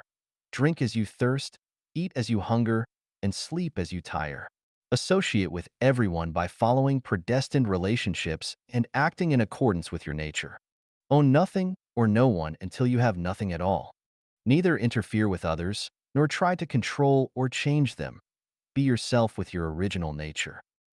Neither analyze and judge right and wrong, nor judge others' advantages, disadvantages, and qualities. Seek out those who own nothing with selfless consideration and always remain humble and look like both saints and servants because it is correct to listen to them. Ego is the precipice and the stumbling block that prevents people from reaching heaven. Ego is the root of all trouble, pain, and misfortune. Ego will inevitably lead a person to a lower space of life. Only selflessness helps one realize their self. Only freedom from ego helps one achieve their self. These two messages encompass all the secrets of brilliant lives and the principles of life sublimation. Think of them carefully and practice them bravely. 超弦理论的盲点. A blind spot in superstring theory. Xiefeng. October 24th, 2005. Translated by Transin and edited by Care. If we consider the quantum field theory as one leg in a pair of pants and the general relativity theory as the other leg, then the superstring theory would be the waist part trying to connect them. Einstein's general relativity mainly discusses gravity and holds that it does not exist but is the result of the curvature of space. It assumes that space itself is smooth and flat, but when celestial bodies of great mass such as the sun appear, they cause it to curve inward. It is like pressing hard on a girl's round and smooth face with an index finger which breaks the smoothness and forms an indentation. The geometric deformation of space gives rise to apparent gravity which defines it from a macro perspective. With regard to a person or a stone, its mass is too small to deform space any noticeable amount, thus microscopic matter has almost no apparent gravity. The problem with microcosmic matter is that its space is not smooth and flat, but is filled with countless, flying particles which are unable to curve space to produce gravity as huge masses do. The movements of microparticles have nothing to do with gravity. They are the results of electromagnetism, the strong nuclear force, and the weak nuclear force. Quantum mechanics appeared when general relativity failed to explain the source of these three forces. Quantum mechanics studies fundamental particles at the microcosmic level. Whether large celestial bodies or grains of sand on the beach, all matter is made of hundreds of types of fundamental particles with masses close to zero but whose trajectories change unpredictably with no rules to follow but are always in motion. Motion is not caused by gravity, but by the three aforementioned forces of nature being converted from the particles. Electromagnetism is converted from photons, the strong force is converted from gluons, and the weak force is converted from bosons. However, the conversion of particles cannot generate gravity. Therefore, the quantum mechanics does not explain gravity. The macroscopic world and the microscopic world are unified integral, but general relativity theory, which can explain motion at the macroscopic level, and quantum mechanics, which can explain it at the microscopic level, are not fully compatible. An overall description of the universe can only be had by combining these two seemingly contradictory theories, and this mosaic theory is called the superstring theory. This superstring theory believes that matter is made of molecules, molecules are made of atoms are made of electron shells and nuclei, and the nuclei consist of protons and neutrons which are made of quarks. What are quarks and electrons made of? Scientists believe that both are fundamental point particles which have no internal structures and cannot be divided any further. Superstring argues that these particles do not really exist, but are only strings in motion in space, and a variety of different types of particles are formed by these strings vibrating differently. All interactions between matter and energy can be explained by combining and separating strings, but strings do not move in normal three-dimensional space. Rather, they move in a high dimension of space which is beyond our imagination. Our traditional ideas about space are wrong because space has more than 3 dimensions, maybe 10 or even 26 of them. If this sounds confusing, consider the following scenario. An ant crawls into a shallow pit. It climbs out and goes further until it falls into a deeper pit. It climbs out and continues to go until after some time. It drops into a sand pit. It climbs out, but eventually lands inside a mud pit. These 4 pits are totally irrelevant to the ant, which simply comes across them by chance.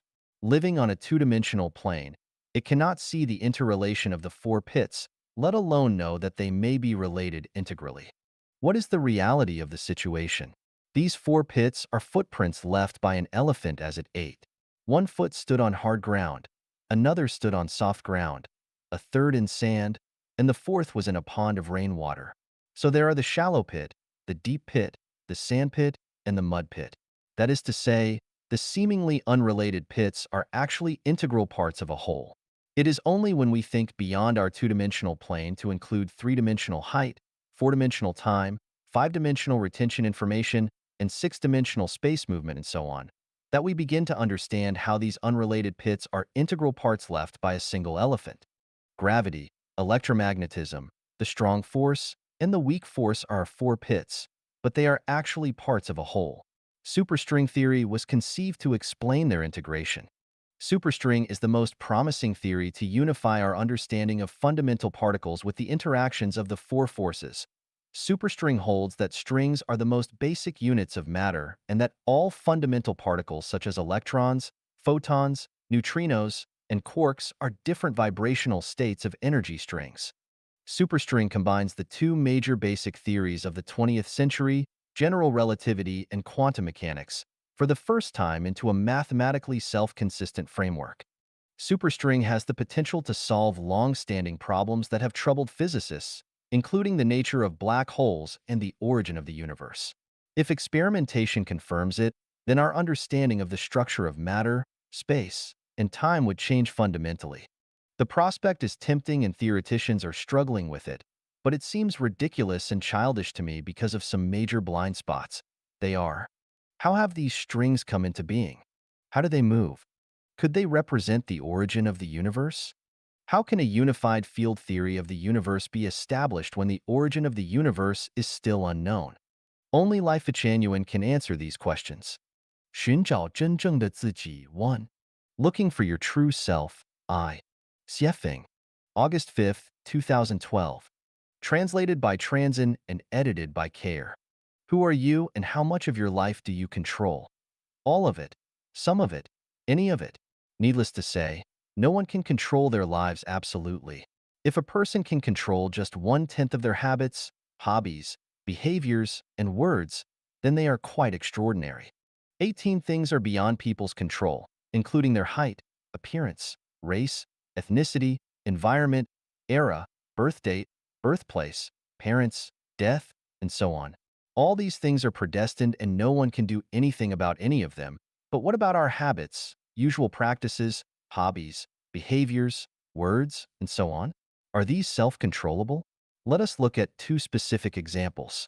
As reported in the World of Unsolved Secrets, a pair of paternal twin brothers were separated from an early age in Ohio, the United States. They meet again after being separated for 39 years, only to discover that they both had received legal education and were keen on mechanical drawing and carpentry. Even more surprisingly, their ex-wives had the same first names, as did their sons and even their second wives. In addition, both of them vacationed often in St. Petersburg, Florida. A pair of paternal twin sisters had been separated since childhood for more than 10 years. They agreed to meet at a train station, and one sister temporarily decided to get a hairdo. When they met, she was taken aback, because her sister had also gotten a hairdo. They also wore identical jackets, skirts, shoes, and carried identical purses. Both of them were utterly amazed. We can draw conclusions about these. Both pairs of siblings had almost identical habits, hobbies, behavior, and appearances, though they had been separated from early ages. When they did not know that they had twins, everything about them was taken as individual preferences. They had all believed that they controlled their own habits and hobbies until they found that their twins were almost exactly the same. Everything that they believed to be self-determined turned out to be from invisible consciousnesses rather than their own wills. The habits, hobbies, even the names of their wives and sons had been prearranged and predestined. These cases represent identical twins, but what about the rest of us? What habits and hobbies do we choose for ourselves? The answer is none. Our habits, practices, hobbies, interests, behaviors, and choice of words are not our own decisions, but controlled by mysterious consciousnesses. What are these mysterious consciousnesses? They are our true selves. The selves that we believe we are are not our true selves but false ones, and our true ones are the mysterious consciousnesses that control our hidden ones behind our appearances. Case in point, a woman's husband was killed in a war. When the bad news came, she grieved and wailed sadly, but her true self cried with joy, "Finally, I'm free." 9 people out of 10 are pretentious. So, most of the people we face are false, do not talk sincerely, and are hypocrites. We often face cognitive dissonance when our true selves conflict with our false ones. Our false selves tend to be pretentious, to cater to the times, the public, and others. Our true selves have nothing to do with them, and that is Tathagata. How does one find their true self? Continue to looking for your true self, too. 寻找真正的自己 2. Looking for your true self 2. Xiefeng. August 5th, 2012. Translated by Treasure and edited by Care. In our real lives, we all play roles defined by our plots, such as government civil servants, judges, police officers, businessmen, teachers, thieves, hooligans, and so on. These are not our true selves, but unconscious roles that have been arranged precisely for everyone according to the conscious needs of the plot. So if someone were to ask who you are and you answered that you are a mechanical engineer, that would be wrong. Look into a mirror. Do you see yourself? The image that you see has to be wrong because all forms are seen inaccurately. You cannot see yourself by the image of your form. The one in the mirror is not your true self at all, but only a false representation. Compare your images at the ages of 8, 18, and 48. They are completely different because they are all illusions. None of them are really you. Look at the people around you. Some are giving impassioned speeches, holding guns tightly, making films, singing and dancing, handling official business, fighting and quarreling, catching thieves, selling goods, and some are preaching. All are just acting and role-playing. None are their true selves, but most are biological robots who are running according to their programmed procedures. Your true self is completely free. When you feel unfree, you are not your real self. You have to go to work on time to make a living, do business to make money, be a police officer to catch bad guys, or do your job according to your superiors. Then, you have to maintain the support of your parents, buy a house and a car, get married, and have children. When you make choices, you have to consider the wishes of your family and others around you, and you have to remember traditional ethics and customs. Ultimately, you can never be your true self. You have to consider the expectations, demands, and constraints of the people around you, as well as the cultural values and customs that society adheres to. You want to go one way, but you have to choose another. If you do not, then you will have to bear guilt and pain within your heart, be angry, assume a feigned manner, pose as a person with high morals, and say words and do things against your will or worse. You will face immediate problems with your food, clothing, shelter, transportation, birth, illness, and death. So, you would not have been living out your true self, but only playing the role that you have to play according to the program which has been designed as a social plot. You want to be free in your heart, but you must live within constraints because you are trapped within the program. Put into the plot. Cattle are driven into sheds, pigs are driven into pens, and people are driven into circles of other people. Those who are supposed to dig holes, dig them. Supposed to fly, fly. Supposed to be herbivores, graze on grass. Supposed to be carnivores, eat meat. All are hard-pressed to escape from the bonds of the 3 realms, but can only be bound by the 5 elements. The script requires that 99% of the people do not to know the truth, because if it were widely known, then the play could not be performed. A news story reported of a migrant whose wife had affairs at home when he was at work and eventually gave birth to a child. He did not know the truth and raised the child into adulthood, but as the child grew, he developed less and less like him. So he had a paternity test run. The DNA test result proved that the child was not his and threw him into a whirlpool of pain and trouble.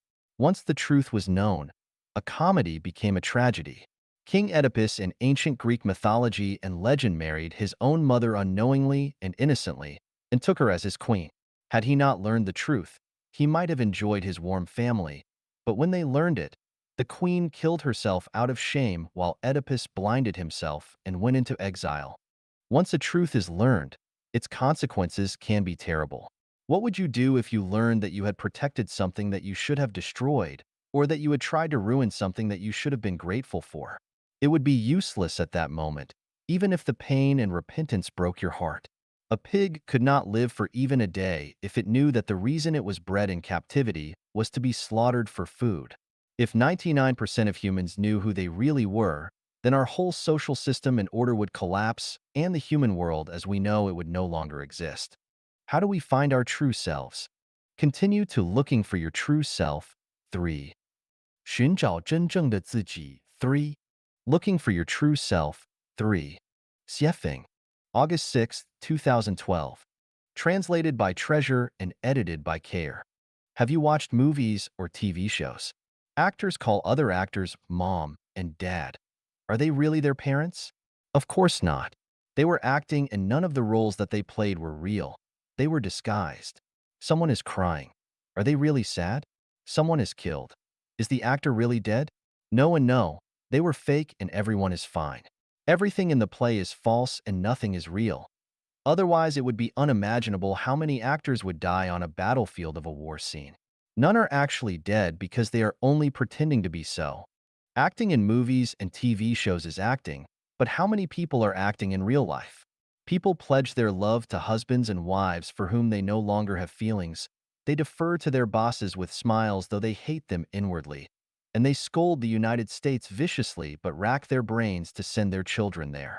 People lust after men or women in their sleepless nights, but then act as guards of public morality and condemn others for acting on their lust. So who is not acting, who are not actors, and who live out their true selves? The truth is that everyone acts. Why are you acting? Because survival forces you to do so. Acting is a survival skill for living. But since it is all just acting, nothing is real, everything is false. Therefore, everything that we see in human society is false. Nothing is real because everyone is acting. You might say, it is not all acting, some of it is real. My mother gave birth to me. That was not acting, it was real. And I will ask, your mother gave birth to you? Are you sure that she is your mother?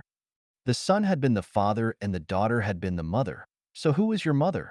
You do not even know who you are. So how can you know that it was your mother who gave birth to you? Besides, how many mothers have you had? How many times have you been born since the beginning of time? Has the same woman given birth to you each time, and has no other women ever given birth to you? Maybe the woman who gave birth to you 500 years ago is your daughter in this life. Can you say that your daughter has never given birth to you? Therefore, it is hard to say who has ever given birth to you. Your mother, your daughter, or your lover. Of course, if we limit everything to within this life only, then of course it is your current mother who gave birth to you. When someone pointed at Mary and said to Jesus Christ, "Thy mother and thy brother seek for thee," Jesus answered, "Who is my mother or my brother? Whoever shall do the will of God, the same is my brother, my sister, and my mother." Jesus Christ was real. He was not acting. He was living out his true self. Where is your true self? As long as you want to remain a person, you will never find it or know who you really are.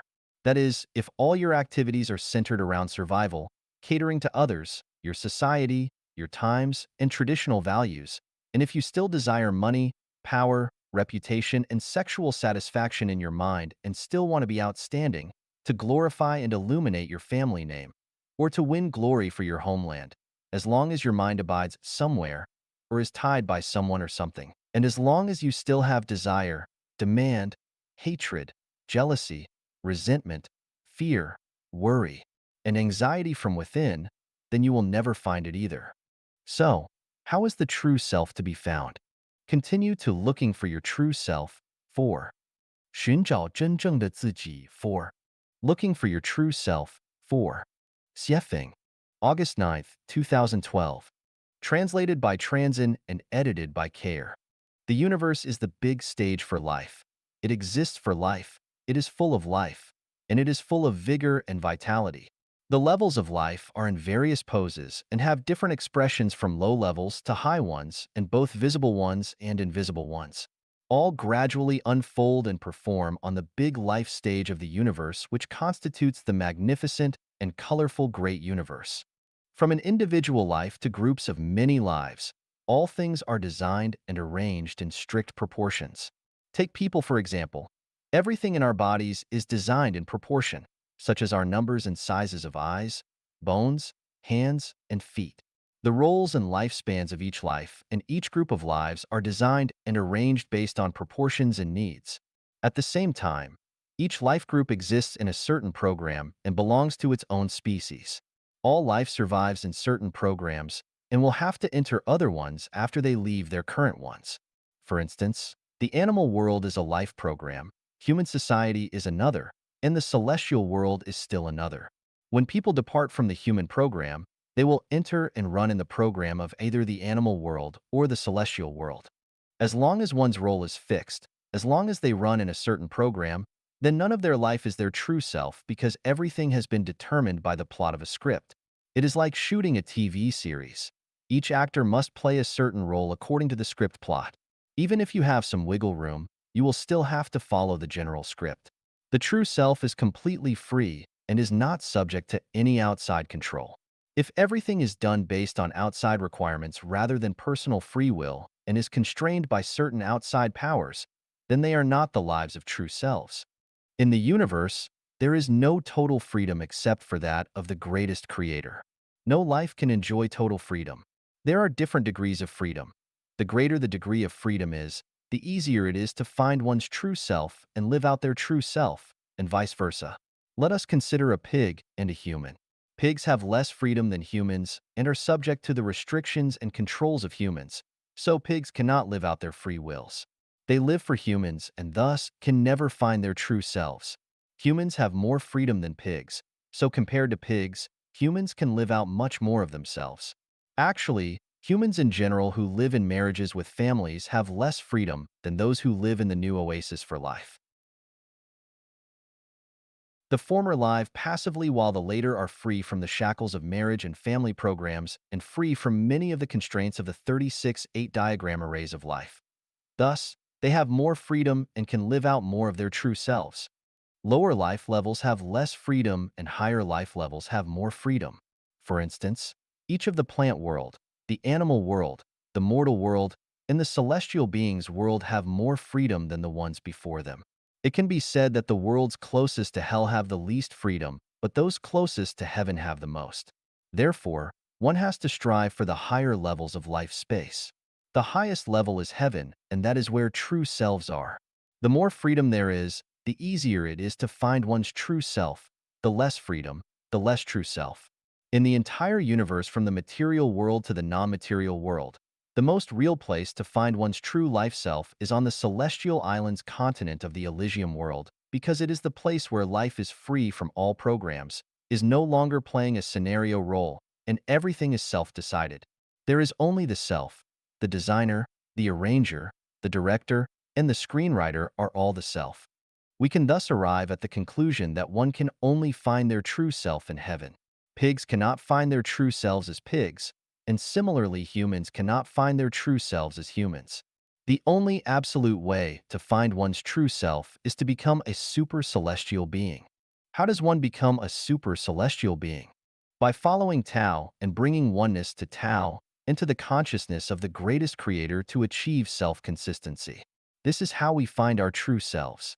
广义相对论的启示 Revelations from General Relativity. Xiefeng, September 1st, 2005. Translated by Transin and edited by Care. The attraction between the Earth and the tested body has gravitational mass. Exerting force to a body, the body will produce reaction force. It resists acceleration, so the body has inertial mass. The gravitational mass and inertial mass of the same body tested in a variety of ways arrive at such a conclusion. Gravitational mass equals inertial mass. Isaac Newton believed that the measurement result of equivalence of the mass is only coincidental, but Albert Einstein found that such equivalence exists in a glorious channel that replaced Newton's theory. Galileo Galilei noted the phenomenon in his experiment that the acceleration of a body in a gravitational field is independent of its mass. In gravitational fields, bodies of different masses fall at identical speeds. The acceleration of two bodies toward each other in the same gravitational field are always equal. For example, if we were to remove all air resistance, then anything falling toward the Earth would accelerate at a constant rate of 9.8 meters per second squared. In order to explain the principle of the equivalence of gravitational mass and inertial mass, Einstein came up with his famous third hypothesis, general relativity. If an inertial system is equal to a gravitational system which is evenly accelerated, then we can introduce a uniform gravitational field into it and assume that the inertial system, will remain static. On the basis of this third hypothesis, Einstein deduced his fourth one, which is also the same in all systems. Any observer inside an accelerated running elevator will perceive a spot of light that is shining through its window at a constant speed along a level line into the elevator that lands on its opposite wall differently than an observer who is outside the same elevator. Einstein's fourth hypothesis confirms that observers inside the elevator err by neglecting the mass of energy because it is very small. However, slight changes of movements of energy can be observed near very strong gravitational fields. It has been shown that light which is close enough to the sun will be drawn toward it due to its huge mass. Thus, Einstein reached a surprising conclusion. The world in which we live is not Euclidean. That is, circles in Euclidean geometry are no longer round, parallel lines intersect or diverge, and the sums of the angles of triangles are not 180 degrees. This strange conclusion is called the geometry of the universe. 1 plus 1 cannot always equal 2. What is the speed of a photon plus the speed of a moving train? Can there be such a speed in reality? Place one atomic clock atop a mountain and another one of similar performance at the foot of the same mountain, and their measured times will gradually diverge. The one on the top of mountain will run slightly more slowly than the one at its foot. Why? Because gravitational fields alter time and space. What are the revelations of general relativity to us? Any conclusion about macrospace and time from the perception of microspace and time might be inaccurate.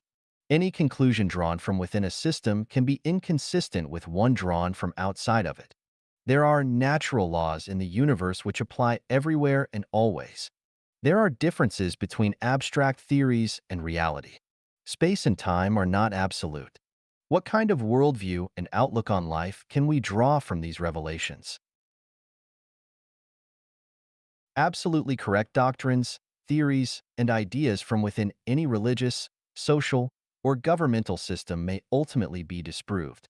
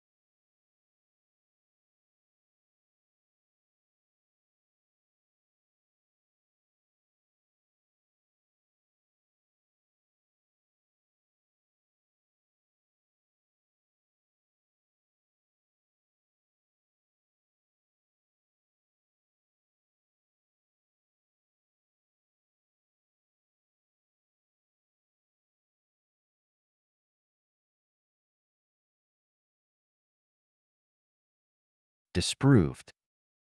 There are irrefutable universal laws which apply to all space and time. These laws are collectively the will of the greatest creator, Tao. No theory is absolute and eternally true. We should never believe blindly in the classical theories, but should think from the perspective of holographic order, returning from old age to youth and advancing from youth to old age, as well as living in different spaces is possible. No one has yet discovered all the secrets of the universe. On the contrary, we are only beginning to explore its wonders, and what we do know only scratches the surface. We are still ignorant of the meanings of time and space, so any strong opposition to new ideas, innovative approaches, and new philosophical perspectives is reactionary to the universe and to life and is a suppression of human nature. Only the concept of unifying all religions into a single uniform one is relatively correct thinking. Only the way of the greatest creator is the universal, natural law to bring salvation from human suffering at the macro level. 前往天堂的24个硬性指标 24 mandatory indices to heaven. Xiefeng. November 18th, 2018. Translated by Treasure and edited by Care. The universe is not only rational, but also mathematical. Whatever does not conform to scientific principles is a fantasy, a dream. Assumptions do not confirm scientific principles because only facts and tested theories are their cores. Everything that really exists conforms to scientific principles. Everything that can be deduced logically also conforms to scientific principles, even if we cannot see that they exist. Does heaven exist, or does it not? This is quite simple, for as long as we can see the reality of heaven, or as long as its existence can be deduced logically, then we can conclude that it does. No one's description of heaven is convincing unless many people have witnessed it for themselves and can confirm it repeatedly. The thousand-year world of heaven that I have described would not be convincing if it were only my personal description, but when I copied it onto the earth and hundreds of people not only saw it but also lived in it and experienced it, then it became time to accept its existence. Though seemed humble, it is the thousand-year world of heaven's earthly manifestation. If you still cannot recognize these facts in front of you, then you are only proving that you are disregarding them and preferring to stay with your comfortable dreams and illusions. Everyone knows about the plane rectangular coordinate system, which has 4 quadrants, and each quadrant expresses a different nature. For example, if the first quadrant is all positive and the third one is all negative, then the first quadrant can represent heaven and the third one can represent hell. The space in which life exists is not a plane rectangular coordinate system, though, but a three-dimensional cubic coordinate system with volume, also called a complex rectangular coordinate system because it has horizontal spacetime, and this horizontal spacetime is invisible to people within three-dimensional space. Although people cannot see it, it can still be deduced in a scientific way, that is, by the imaginary number axis which is perpendicular to both our eyes and also to the x and y axis through the plane rectangular coordinate system origin. Think of it like a chopstick that is perpendicular to our eyes, and we can only see a point, though a point is clearly not its true nature. Because a virtual axis is added to the plane Cartesian coordinate system, that plane Cartesian coordinate system has become a three-dimensional one in which there are 20 quadrants. We human beings live in only one of them. The other 19 are spaces that humans do not experience or understand thoroughly as of yet, and heaven is among them. This is the scientific principle of heaven. Since heaven exists and life is so beautiful there, then of course we are all eager to go there. The question is, how do we get there? No matter who you are, a religious follower or an atheist, rich or poor, an official or a common citizen, a university professor or an illiterate, you can go to heaven by reaching its standard, but if you are substandard, then you will have to recycle through the samsara of the mortal world, the animal world, or even the livestock world. Here are the 24 mandatory requirement indices. Freedom from debts. Accumulation of merits and virtues. Freedom from worldly ties. Freedom from troubles and annoyances. Freedom from anxiety. Freedom from grief. Freedom from worries. Freedom from fears. Possession of nothing. Having a carefree mind. Neither complaining nor resenting. Distance from anger and loss of temper. Lack of envy for others. Lack of negativity and pessimism. Never comparing oneself to others. never regarding oneself as correct, never arguing with or contending with others, keeping a peaceful and joyous mind, having a fondness for playing, having no special relationship with anyone, sharing everything with others, having upbringing, self-cultivation, and self-restraint, lacking a mind but showing a nature, freedom from ego. No matter who you are, as long as you meet these 24 requirements listed above, then you have reached the standard and you will undoubtedly go to heaven. There is no need for ascetic practices, meditation, praying in churches and temples, understanding the classics, taking someone as your master, burning joss sticks, or even kowtowing and worshiping. On the other hand, if you do not meet the standards, even if you have read all the classics wholeheartedly, have self-cultivated and self-improved for thousands of years, are wealthy in knowledge, are a super master, have been preaching all your life and have thousands of followers, are eloquent enough to fully understand the classics, and no matter how much you have contributed to the world, then please accept my apology because you are not and will not be heaven-bound. It is easy to see that heaven is an ideal society, but why is it so ideal? The reason is that every life can enjoy its pleasure fully. If one who was unable to meet the standard were to enter heaven, then how could the others be guaranteed the freedom to enjoy their pleasure of life fully? That would be impossible. Heaven does exist, and the road to it is clear.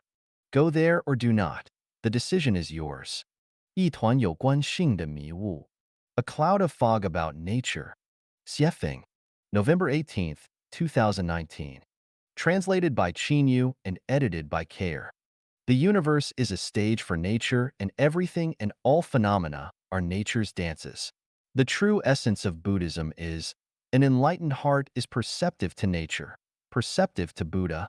The main theme of the Bloodstream sermon by Master Bodhidharma was that nature, same word as sex in Chinese, is Buddha and Buddha is nature.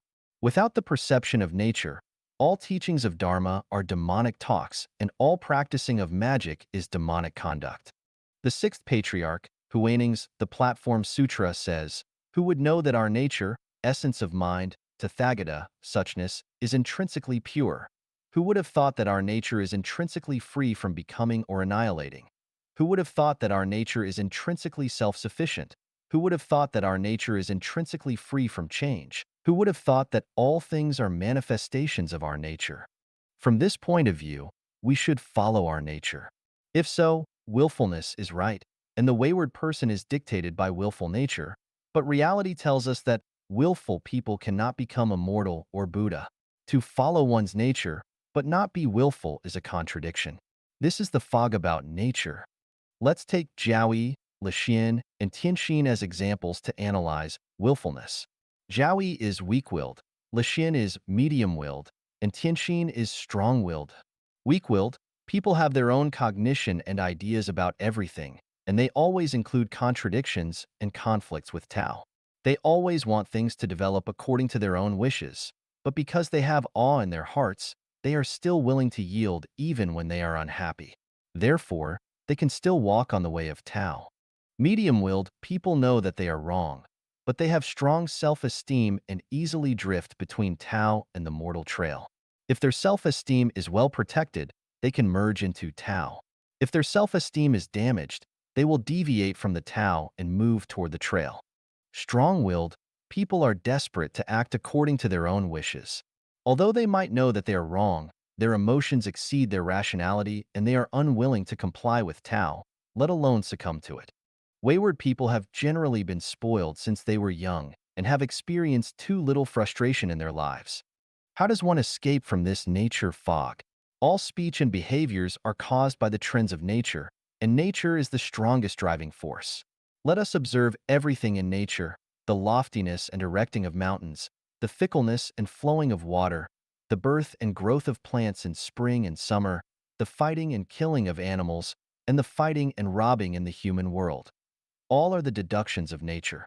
From this point of view, following one's nature and willfulness are both not only problematic, but also dangerous, just like wolves, insects, tigers, and leopards following their natures, and kudo, vine, vitex, and thorns that are willful. From this, the sixth patriarch Huineng's, who would know that our nature, essence of mind, Tathagata, suchness, is intrinsically pure? Who would have thought that our nature is intrinsically free from becoming or annihilating? Who would have thought that our nature is intrinsically self-sufficient? Who would have thought that our nature is intrinsically free from change? Who would have thought that all things are the manifestation of our nature, are also problematic? The self-nature is not pure. It has birth and annihilation, and it cannot produce everything. Follow one's nature. But what kind of nature? The nature of a devil or that of Buddha?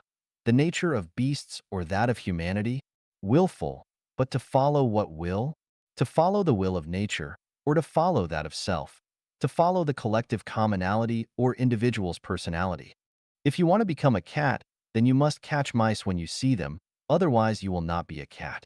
If you want to become an immortal, then you must follow the immortal nature strictly, or you cannot become one. A cat is not a cat if it is compassionate when it sees a mouse. An immortal is no longer an immortal if his or her heart moans and laments when he or she sees marriages and funerals, or weeping and crying in the mortal world. In order to become a Buddha, one needs to perceive nature, but must not follow one's nature and be willful.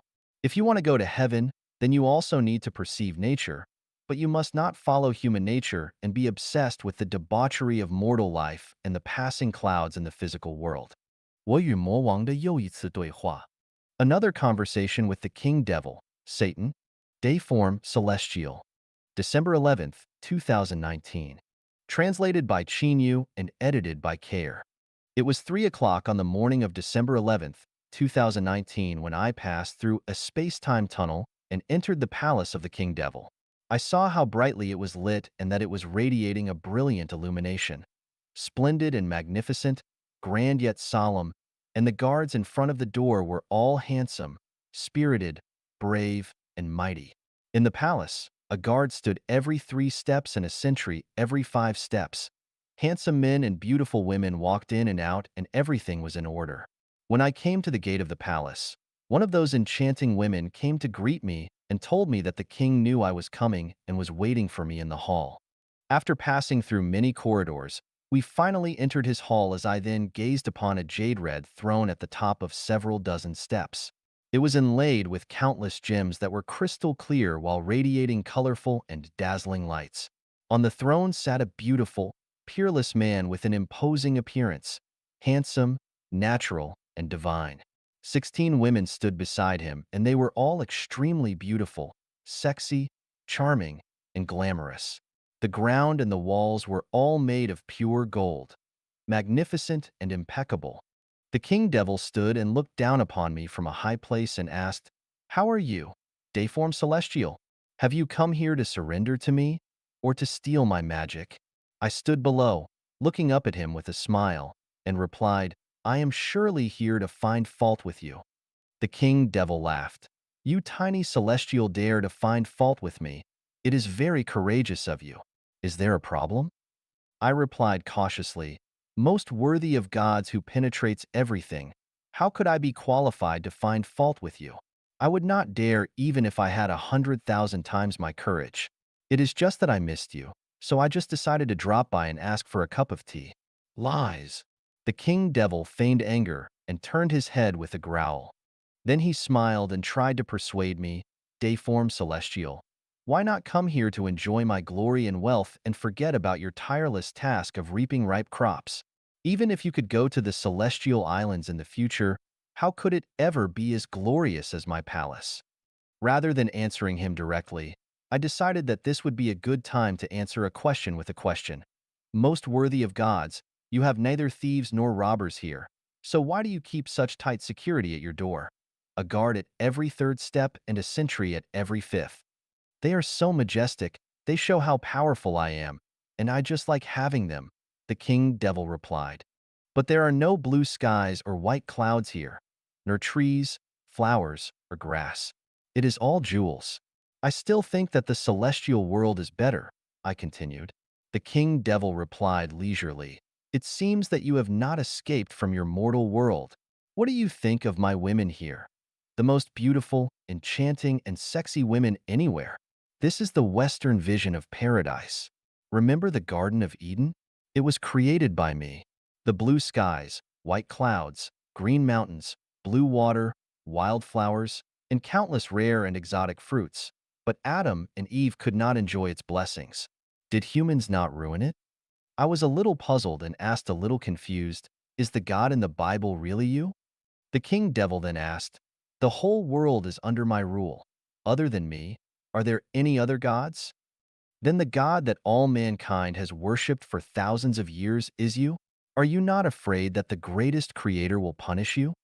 The greatest creator will never punish me because it is my dedicated burden to maintain the dynamic balance of life in the universe. In the human world and in hell, I have the right to do whatever I want. Only Jesus and you, Dayform Celestial, keep ruining my plans. Jesus has been punished and driven away by me, and you will have no better luck? So, one of my eyes is blind. Is this your punishment for me? I like your lecherous character, so I just punished you slightly. Maybe I will blind your other eye. Do you believe me? I surely believe you, but most worthy of gods, I also have my mission, and I cannot help myself. Besides, I only take 1 or 2% of human lives away, or as few as 1 in 1,000 or even 1 in 10,000, and I am not going against you. You will not be cruel to me, will you? The king devil said with a serious face, do not pretend to be pitiful here. Do not wish for me to be compassionate. Justice has long arms, so do not dream of escaping from my net of justice. I will chase you and all of your Chanyuan celestials and exhaust them, and you will all continue to reincarnate obediently. I was a little bit depressed and complained, most worthy of gods, is it your rhythm that you will kill everyone? Nonsense, the king devil said a bit angrily. When have I killed anyone?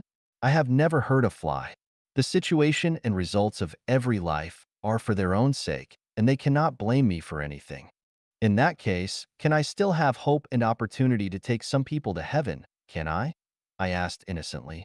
While the priest climbs a foot, I climb 10. Whether you can pick them up depends on the depth of your spiritual character, the king devil answered. Do you mean that you will no longer set up barriers to me? I asked. You're being delusional. Not only will I continue setting up obstacles to block you, but I will also do my best to stop you, the king devil said firmly. How will you stop me? I asked. The king devil told me this in detail. Shakyamuni once wanted to take many people away, and Lao Tzu used to plan secretly to take many others away, but most of them were stopped by me. Only a few dozen managed to escape. If you want to take some, it will not be more than 200 or 300. My ways of preventing them are diverse, strange, and unpredictable. People are slaves to money, so I will stop over 80% of them with that. Then, another 5% can be stopped with the offer of power. Then reputation, status, beauty, affection, and love will stop another 7% to 8%. Then, I will use poverty, hunger, war, illness, fear, death, and so on to stop 7% to 8% of them. Finally, the Psychedelic Academy will make your remaining members drunk on gong, magic arts, and powerful spells. That will stop most of the remaining ones.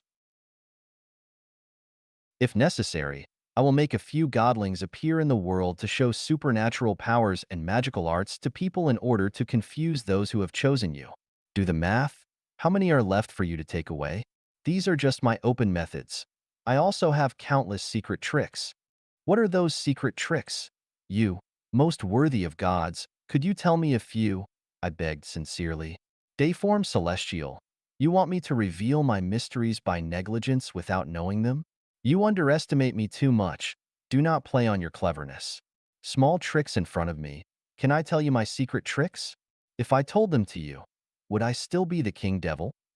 Thank you for your teaching, but I have a request. I have only reaped 200 or 300 Chanyuan celestials across more than a decade. Could you be lenient to these 200 or 300 Chanyuan celestials and let me take them away smoothly?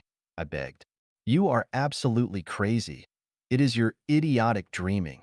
You want to make a deal with me? Do you think I am a human? I am a god. I must abide strictly by the laws of heaven and never allow any to pass. Are you not building a home? Build one, and I will destroy it. Build another, and I will destroy it too. Build many, and I will destroy them all until you are impoverished, downhearted, lose all your confidence, and return to my devil's way. If I cannot destroy you with external forces, then I will get into your heart, your consciousness, your blood, and your bone marrow to fully mobilize your demon, animal, and human natures, so that you will guard against, be suspicious of, torture, and destroy each other, make a foul stench of your home, and eventually wear you down. I will make people call you a liar, a scam artist, a rapist, a seductive hypocrite, a villain who destroys families, and a man with the evilest of intentions. If necessary, I will use the state dictatorship machine to arrest you. Do you still have any hope for your Chanyuan Celestials to escape from my trap? Hearing what the king devil said, I collapsed to the floor feebly, as if my whole body was drained of blood. My tears rushed out. I wanted to curse the king devil. I was ready to shout out when I woke up in a cold sweat from that horrible nightmare. 个人如何顺应自然之道? How individuals should conform to the ways of nature. Xiefeng, December 18th, 2019. Translated by Qinyu and edited by Care. Introduction. The beauty and simplicity of nature can only be truly appreciated after one has experienced the richness of life. Experiencing the vicissitudes of life teaches you the truth of original nature. Directing the country high-spiritedly only to have things backfire in the end. Pitting one region against another and overcoming all obstacles. These are all totally unnecessary. Surrender to the way of nature. Be content with the status quo and accept reality. Nothing is controlled by man. Everything is determined by nature. If it is predestined, it will appear eventually. If it is not, do not insist upon it. Blessings come, enjoy them. Suffering comes, bear it. I will accept with pleasure whatever the greatest Creator arranges for me, neither worrying, complaining, getting angry, nor with rage. If there is no sea, I will admire the rivers in front of me leisurely. If there are no rivers, I will take company with streams. If there are no streams, I will just wait for the rain to fall from the sky. If I have a bad fate, then I will not complain about anyone because I have enjoyed too many blessings for the too few merits from my previous lives. If there is no one to help me on my journey of life, I will not blame anyone because I was too selfish and did not establish good ties along my way. Karma is perfectly accurate, so I will eat coarse grain every day, live in thatched huts, and wear patched clothes, but my heart will remain calm and my mind will be relaxed. Do not be jealous or envious. You have your heavenly plan and I have my serenade. You are beautiful and charming but suffer a harsh life. I have an unsatisfactory look but boast a heart of gold. You are earth-shaking and cloud-blowing while I am content with poverty and am devoted leisurely to Tao. You have many guests and your place is crowded with people and vehicles, but I only communicate with the spirit of heaven and earth. You live with the debauchery of villas and luxury cars, but I live with bright moons and gentle breezes. Grass never envies the richness of peony. Weeping willows never envy the fullness of fruit trees. Everything is arranged appropriately, and I neither envy nor admire anyone. Never make excessive demands. Demanding that your cat guards your house, that your dog plows your field, that your rooster lays eggs, or that your sow gives milk would all be against the ways of nature and therefore fruitless. Some things are born with purpose, others are born with talent. There is neither a panacea for all diseases, nor perfect sages and saints.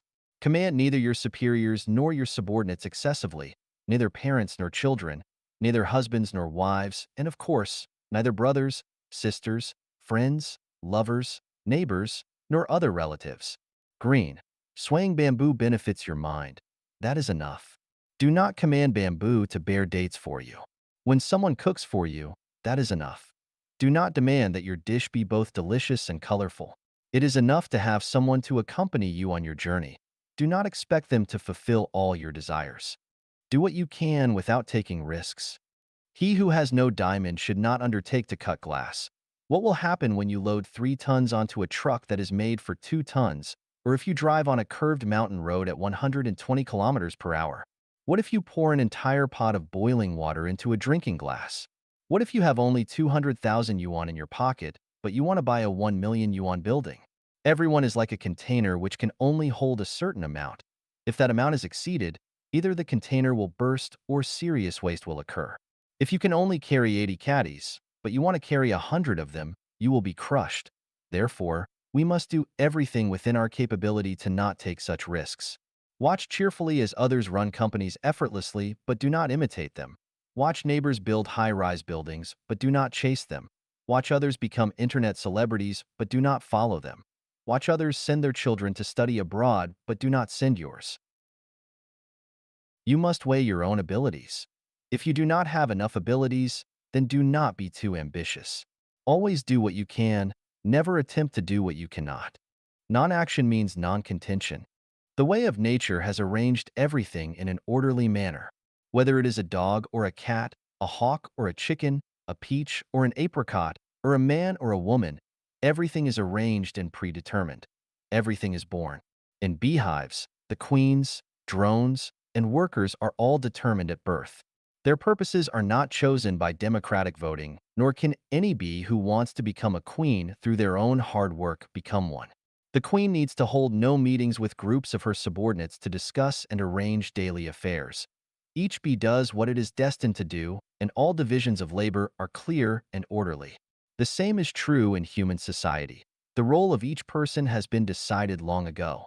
If you are predestined to be a president, then you cannot be a craftsman. If a beggar, then you cannot become a billionaire. If a commoner, then you cannot become a saint. If a thief, then you cannot become a hero with immortal fame.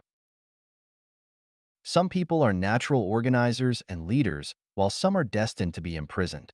No one's life from birth to death is up to themselves. You can only decide to do what is predestined.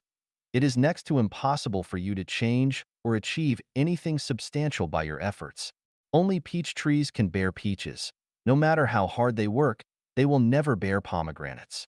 No matter how hard they study and research, even if they rack their brains and fail to eat and sleep, flies will never produce honey. So practice non-action, set no goals for yourself, think nothing about becoming a rich celebrity, do not expect to become a pianist or any musician, let alone think about how to make yourself a returning Jesus or a Z-Way saint. Every day just do what you should do right on that day, take things as they are, associate with others by following predestined relationships, act in accordance with your nature, and take advantage of opportunities as they arise. Do not contend with anyone. It is of no use. If it should be yours, it will be yours. If it should not be yours, you will not get it by contention. Point 6. Do not insist. Do not hold. Many parents make plans and arrangements for their children and do not want their children to lose at the starting line. What is their result? Children who are forced by their parents will definitely lose at the finish line because they will have pulled up seedlings to help them grow and will have violated the way of nature. Qin Shi Huang wanted to pass the country from his generation to his progeny after unifying the six kingdoms, but Qin II lost his state power and Qin III never appeared. Many people want to pass their family business or their career that they have earned through their hard work onto their children, but the results often backfire. Many people try their best to make their spouses loyal to themselves after they get married. But what happens? 95% of men cheat and 95% of women suffer by attempting to toss their husbands' mistresses out. Those who hold it lose it. Those who make it spoil it. Do you want to control something in your hands firmly? Do you want to spare no effort to defend your treasure? That is whimsical, ignorant, and foolish because nothing can be held or controlled indefinitely by anyone. You had better follow nature and let water flow naturally. 7. Be as good as you can regardless of where it will lead you. Melons' pedicels fall when their fruit ripens and channels form when water flows. When we say that all things are destined and have been arranged long ago, we mean that there are rules and principles for everything and they run in accordance with unchanging procedures for thousands of years. That is, a person's current state is caused by their past thoughts, words, and actions. If they have been doing evil all the time, then there is no doubt that they will be destined to go to hell unless they rein in on the brink of the precipice and repent thoroughly of their misdeeds. If they have been doing good and accumulating virtue, then they will undoubtedly be destined to go to heaven because karma is a program. Whatever we enter into this program, it will feed corresponding results back to us. This is called destined by heaven. This is called the way of nature. Therefore, make dedications throughout your life and neither ask nor care about their results because the program will run and arrange things according to them. When melons ripen, their pedestals fall off. Do not doubt that when quantitative changes reach saturation, qualitative change will definitely follow. What matters is that we stick to these changes for many years or even for the rest of our lives. If this life is not enough, we should continue to do so in our future lives. 8. Have unrestrained imagination and fly freely. The way of nature controls everything except our imagination. Beggars can imagine that they are royalty and singles can imagine that they have 100 spouses. Anyone can have sex with anyone they want to within the world of their imagination. Mortals can imagine themselves appreciating and enjoying heaven, and you can imagine yourself taking the sun away or becoming a wild goose flying in the sky. Whatever you think, this is our free will bestowed to us by the greatest creator. No matter what you think, you will neither be punished nor rewarded. It is even okay if you beat someone up in your imagination. You just need to make yourself happy and satisfy your wishes. None of these imaginings will be input into the causal program.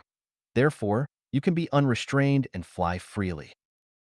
Here, I would like to point out that motivation and imagination seem to be the same thing, but there is an essential difference. Motivation is an inner activity that you want to put into practice. Imagination is an ongoing or completed conscious activity for self-entertainment. Conclusion. To conform to nature is to conform to objective laws and natural principles, and to never impose one's own will on them in order to change anything artificially. Follow the way of nature, and everything will be harmonious and people will be happy about everything. Go against it, and all things will be disorderly and conflicted. There will be hurricanes, hail, drought, scorching heat, turmoil, war, plague, and famine, and people will be worried, sad, anxious, and even encounter disasters. That is to say, following the way of nature will be rewarded by Tao, violating the way of nature will be punished by Tao, and surrendering to the way of nature will ensure your place in heaven. 自然之道解析 Analysis of the Way of Nature. Xiefeng, December 15th, 2019. Translated by Qin Yu and edited by Care. The way of nature is the way of the greatest creator, of non-action and silence, into harmony and freedom. It is the outline and the law of the universe, and the way of heaven and Tao itself. By following the way of nature, everything would be in order. The weather would be favorable and society would be peaceful.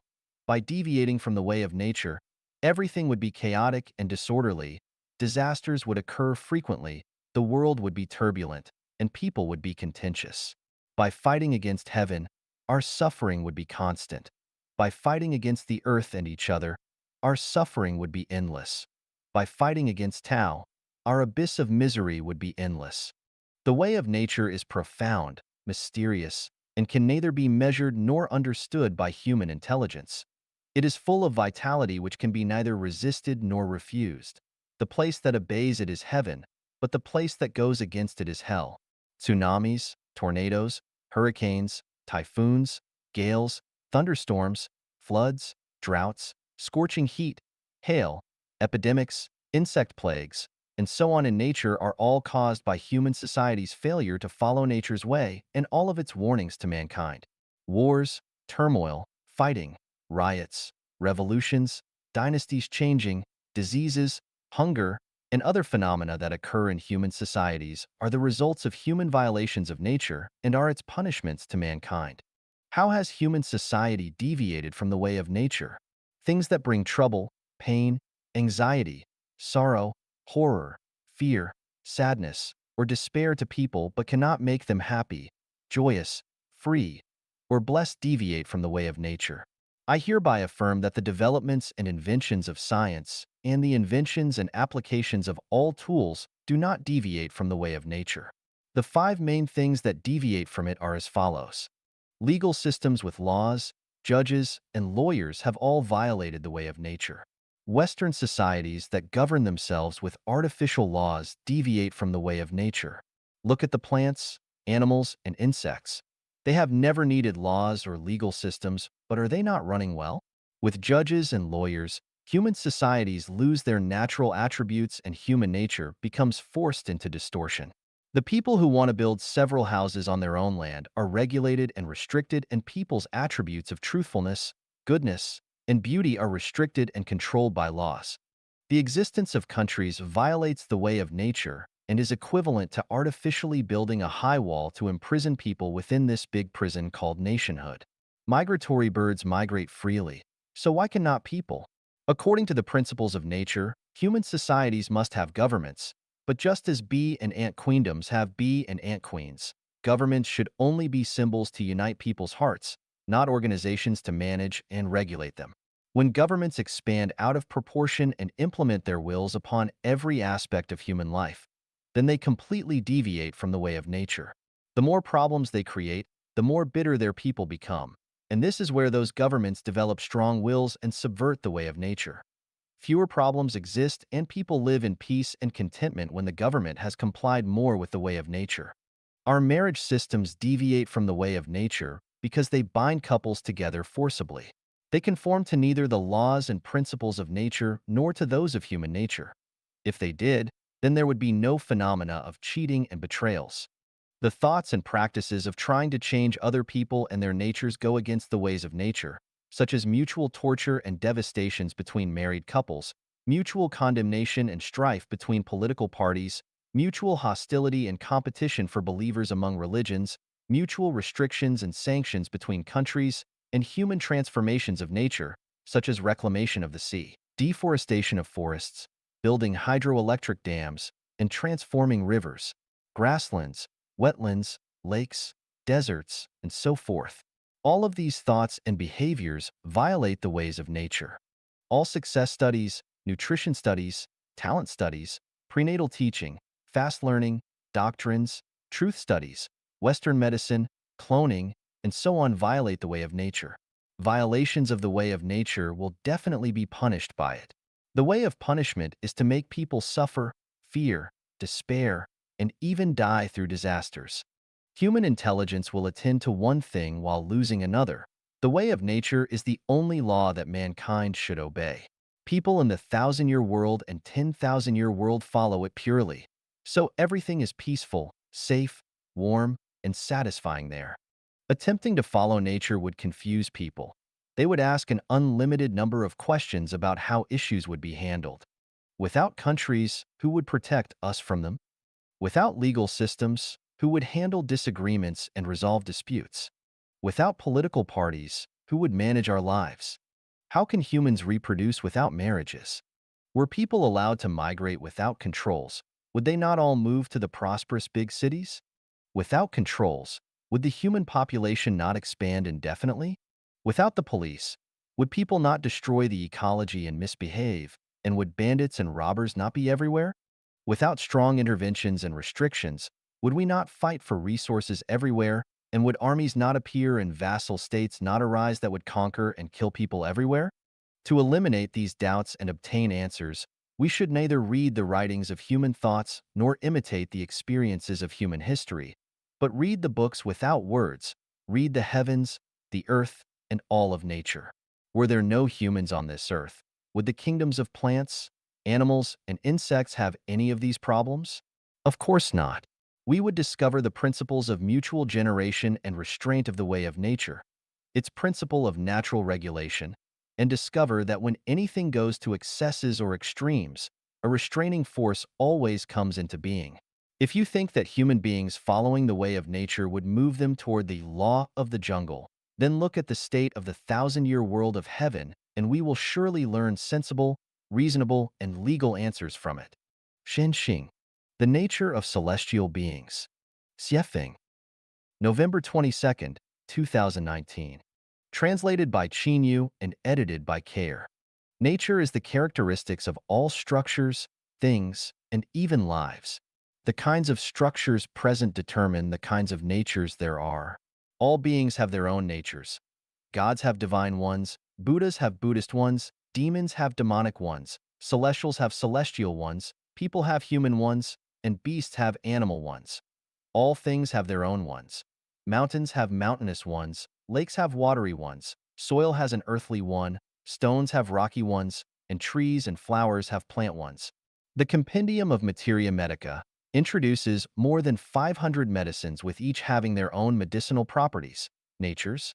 Each of the 118 chemical elements in the periodic table have their own characteristics and natures. The differences between some lives and others, and between some things and others, are determined by their structures. Different structures have different natures. In order for one kind of life to transform into another kind, its structure must be altered toward that desired end. No life's nature will change if its structure remains the same. While it is impossible to change life structures directly without genetic surgery being performed, their life structures are non-material, invisible, and intangible. It is still impossible to alter non-material life structures through surgery. To change a life structure, you must start by changing its consciousness. For example, if you want to become a celestial, then you must transform your consciousness from one of a human to one of a celestial. However, the transformation of a consciousness cannot be reached without centuries of self-improvement and self-refinement. Consciousnesses are too complicated. They penetrate into blood cells, bone marrow, time and space itself, detention information space, and even into one's life trajectory. The components of consciousnesses are enormous. It can often be very difficult to distinguish between human ones and celestial ones because they are ambiguous and specious. Unless there is a higher level of life to point out the direction, it is that the true face of the mountain Lu is lost to my sight, for it is right in this mountain that I reside. There is a shortcut through which people can become celestials, that is, to follow the celestial nature, and it is relatively simple to do this.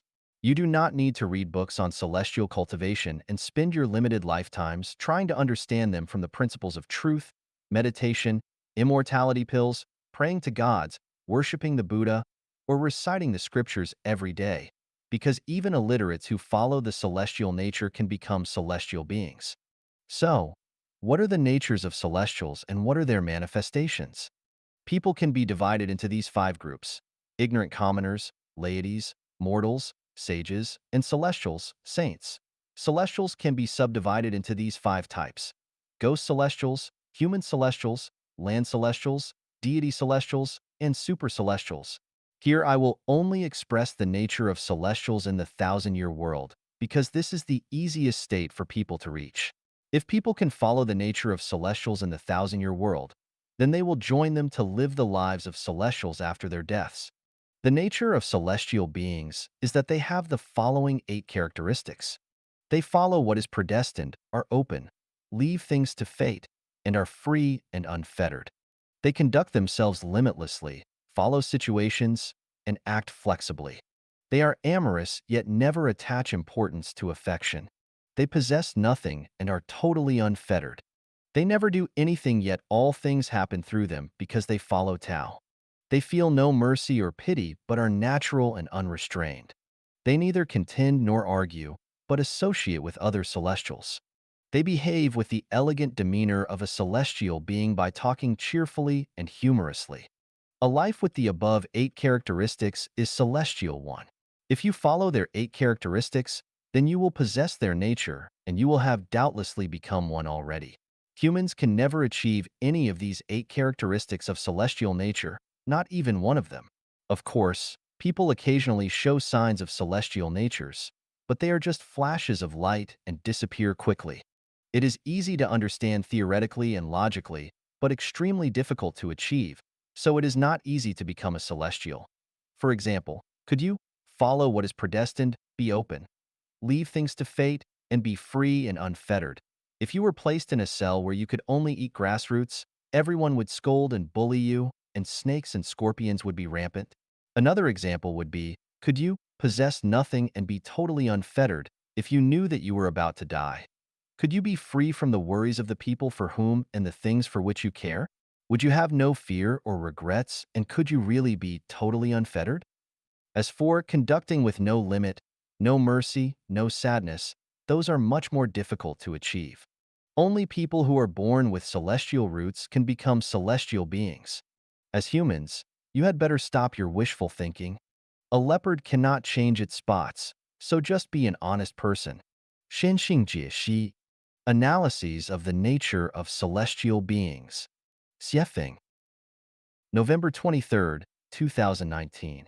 Translated by Qin Yu and edited by Care.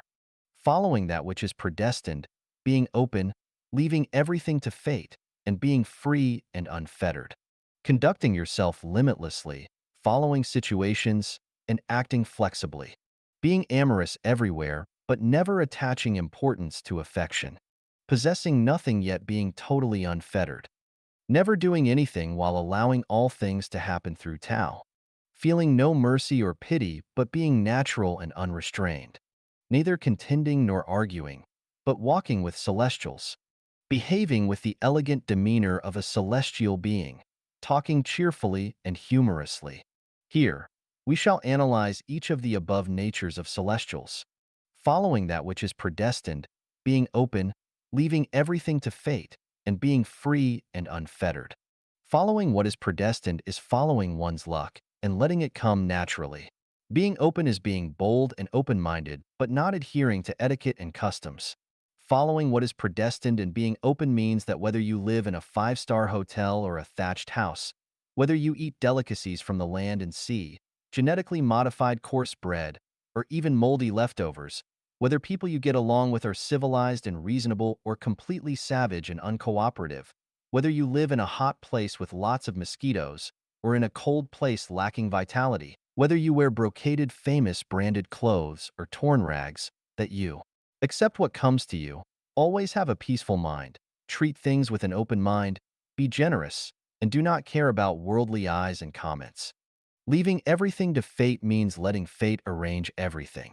Being free and unfettered means being at ease and traveling leisurely. Leaving everything to fate and being free and unfettered means believing in Tao, in cause and effect, that what you give is equal to what you get, that everything is arranged justly by the Tao, leaving everything to the arrangement of destiny, not wanting to change anything, not wanting to obtain anything, and not wanting to achieve any purpose. When blessings are here, enjoy them. When disasters are here, bear them delightedly. Neither resent nor blame anyone. Whether in good times or adversity, always remain natural and unrestrained, free, carefree, leisurely, contented, calm as water, and smiling at your situation. Point 2. Conducting yourself limitlessly, following the situations, and acting flexibly. Conducting yourself means going forward or stopping. No limits means no boundaries.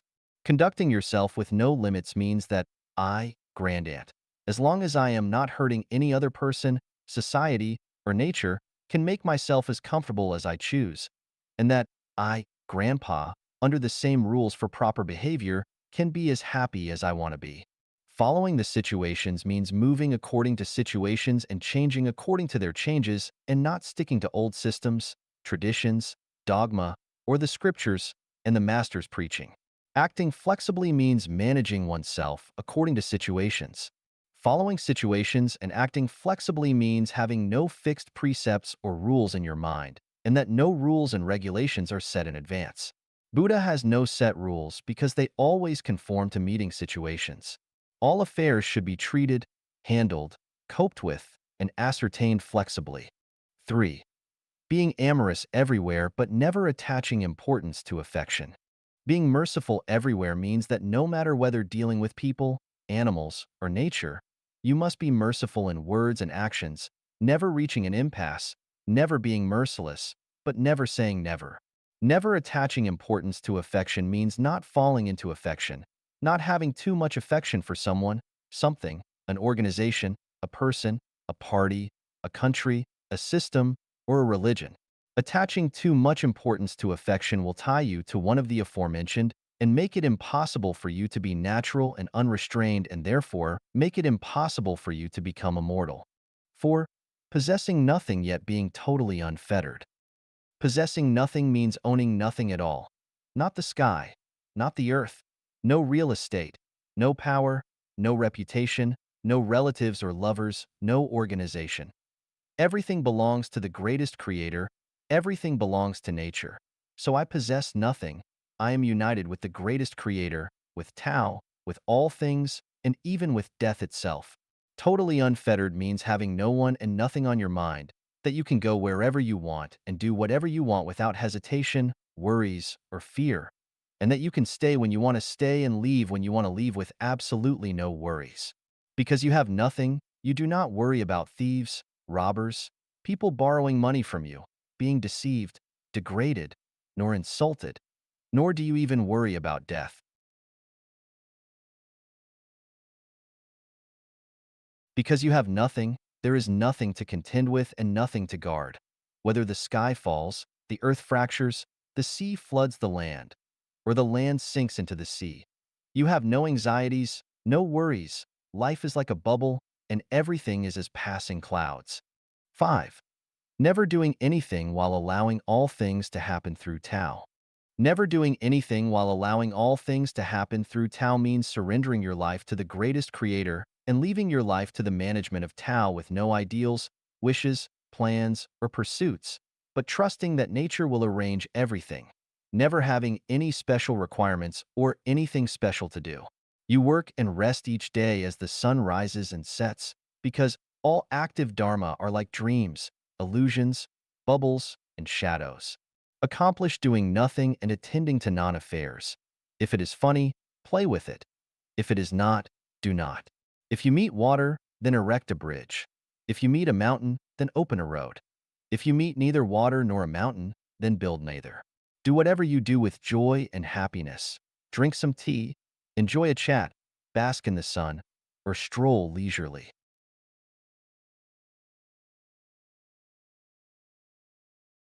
Following Tao means taking the way of nature. Family affairs, state affairs, and world affairs are all under the arrangement of Tao. Rewards and punishment retributions and the cycles of cause and effect are neither my worries nor any of my business. Never sow in winter or pull up seedlings to help them grow in spring. When it is time to go, be unreluctant to leave.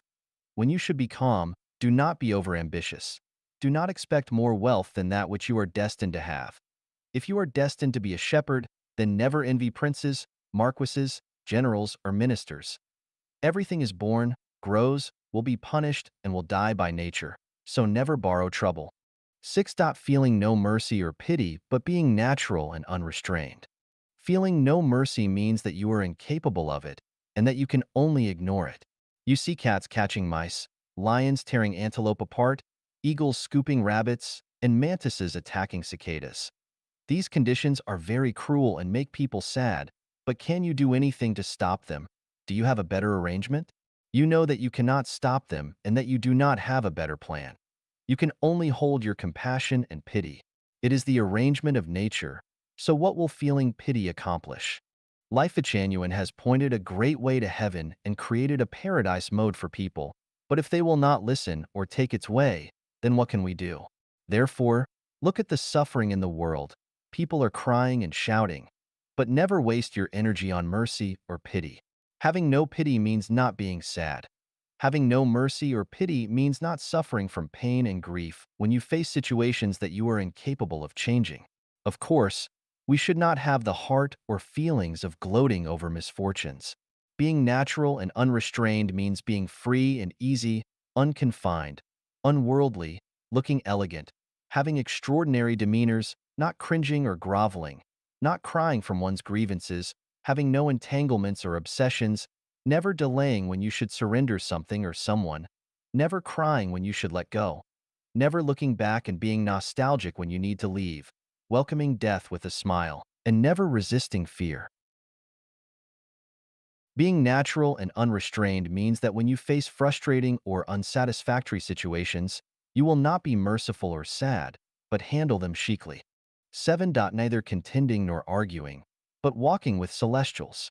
Not contending means not competing with others for wealth, power, status, fame, favors, awards, victories, or strength, let alone fighting, arguing, or debating for righteousness or kindness. Not arguing means not discussing, debating, arguing, or opposing others. If you think you are right, then do what you think is right. I will not argue with you about who is right or wrong or correct or false, or about beauty, ugliness, good, or evil, but I will discuss with you about justice and wickedness. Walking with celestials means associating with people who are positive, optimistic, open-minded, and unrestrained, and who bring happiness, joy, freedom, and blessings into your life, but not with those who cry, fuss, whine, complain about grievances, think big, are ambitious, And of course, those who frown are boring, sanctimonious, prim, do not know how to play, have too much trouble, and want to bind you with codependent affection. 8. Behaving with the elegant demeanor of a celestial being.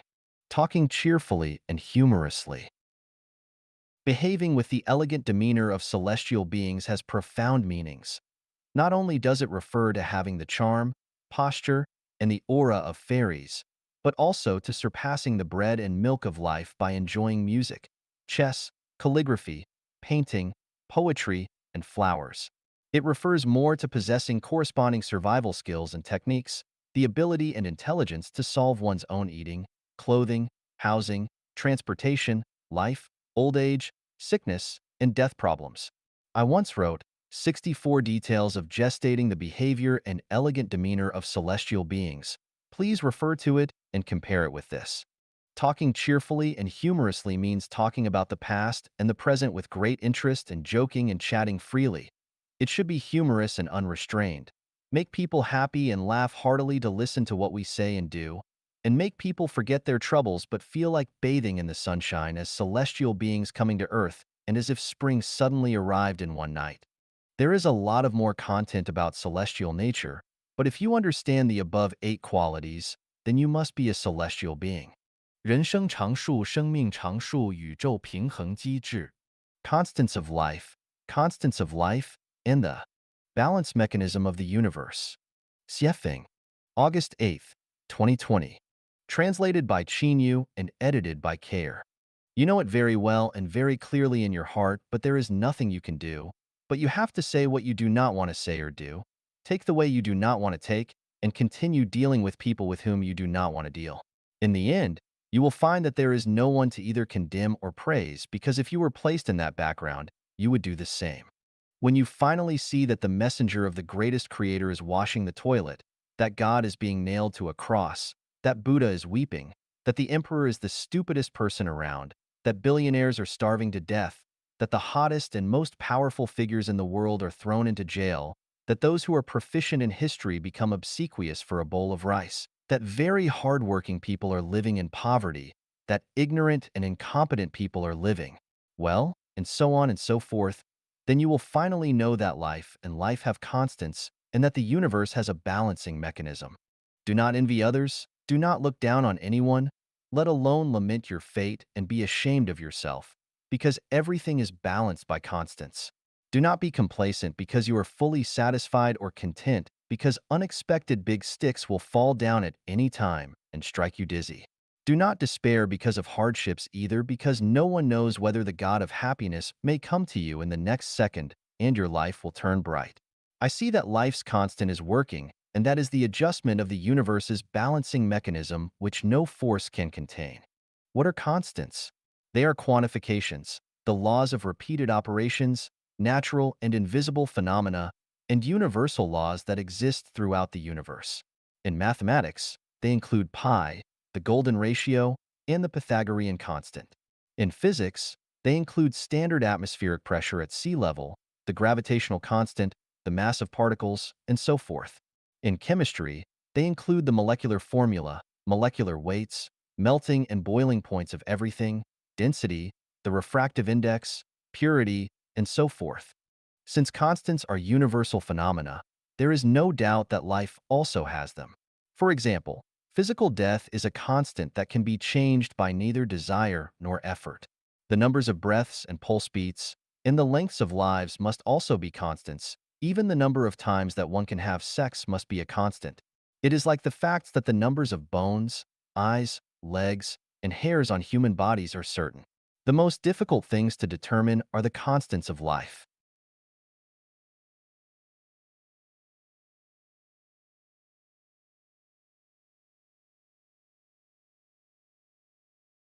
In terms of constants, how many blessings will a person enjoy? How many hardships will they endure? How much wealth will they have? Will they be respected and loved by many people? How much good luck will they have in adventures with the opposite sex? How many children will they have? How many people will they meet and love? Will they travel abroad? Will they live in a villa? Will they become officials, and how high will their ranks be? What kind of lives will they experience? And will they become a Buddha, a celestial, or whatever? these are all constants. Do you believe in life's constants? I do. Yesterday, I went to the Kamloops Hospital, which is more than 230 kilometers away. This is a large, high-end hospital where most people wear masks because doing so during this epidemic is said to reduce their risk of infection, but I did not wear one because I believe in life constants. My creed is, if you were supposed to die, then you would die even if you wore a mask that covered your entire body completely. If you were not supposed to die, then you would not die, even if you were immersed in a tank full of viruses and wanted to. What should happen will happen. You can run, but you cannot hide.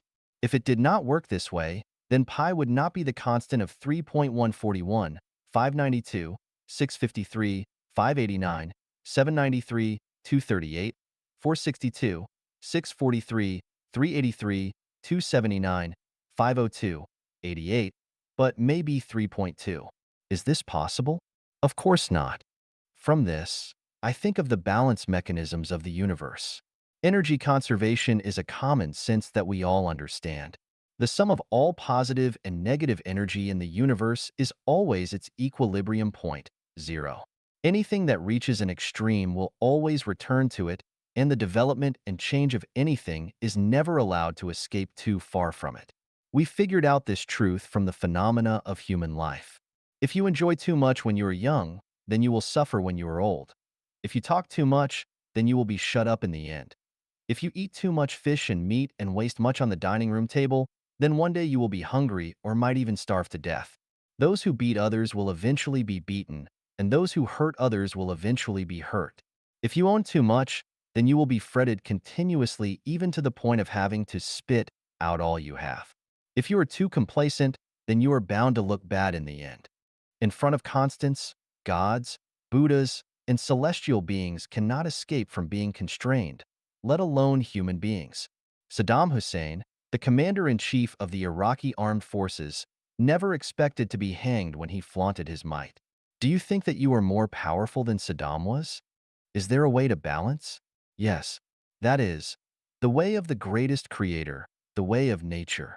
Is there a way to escape from being constrained by constants? Yes, that is, selfless dedicating and giving.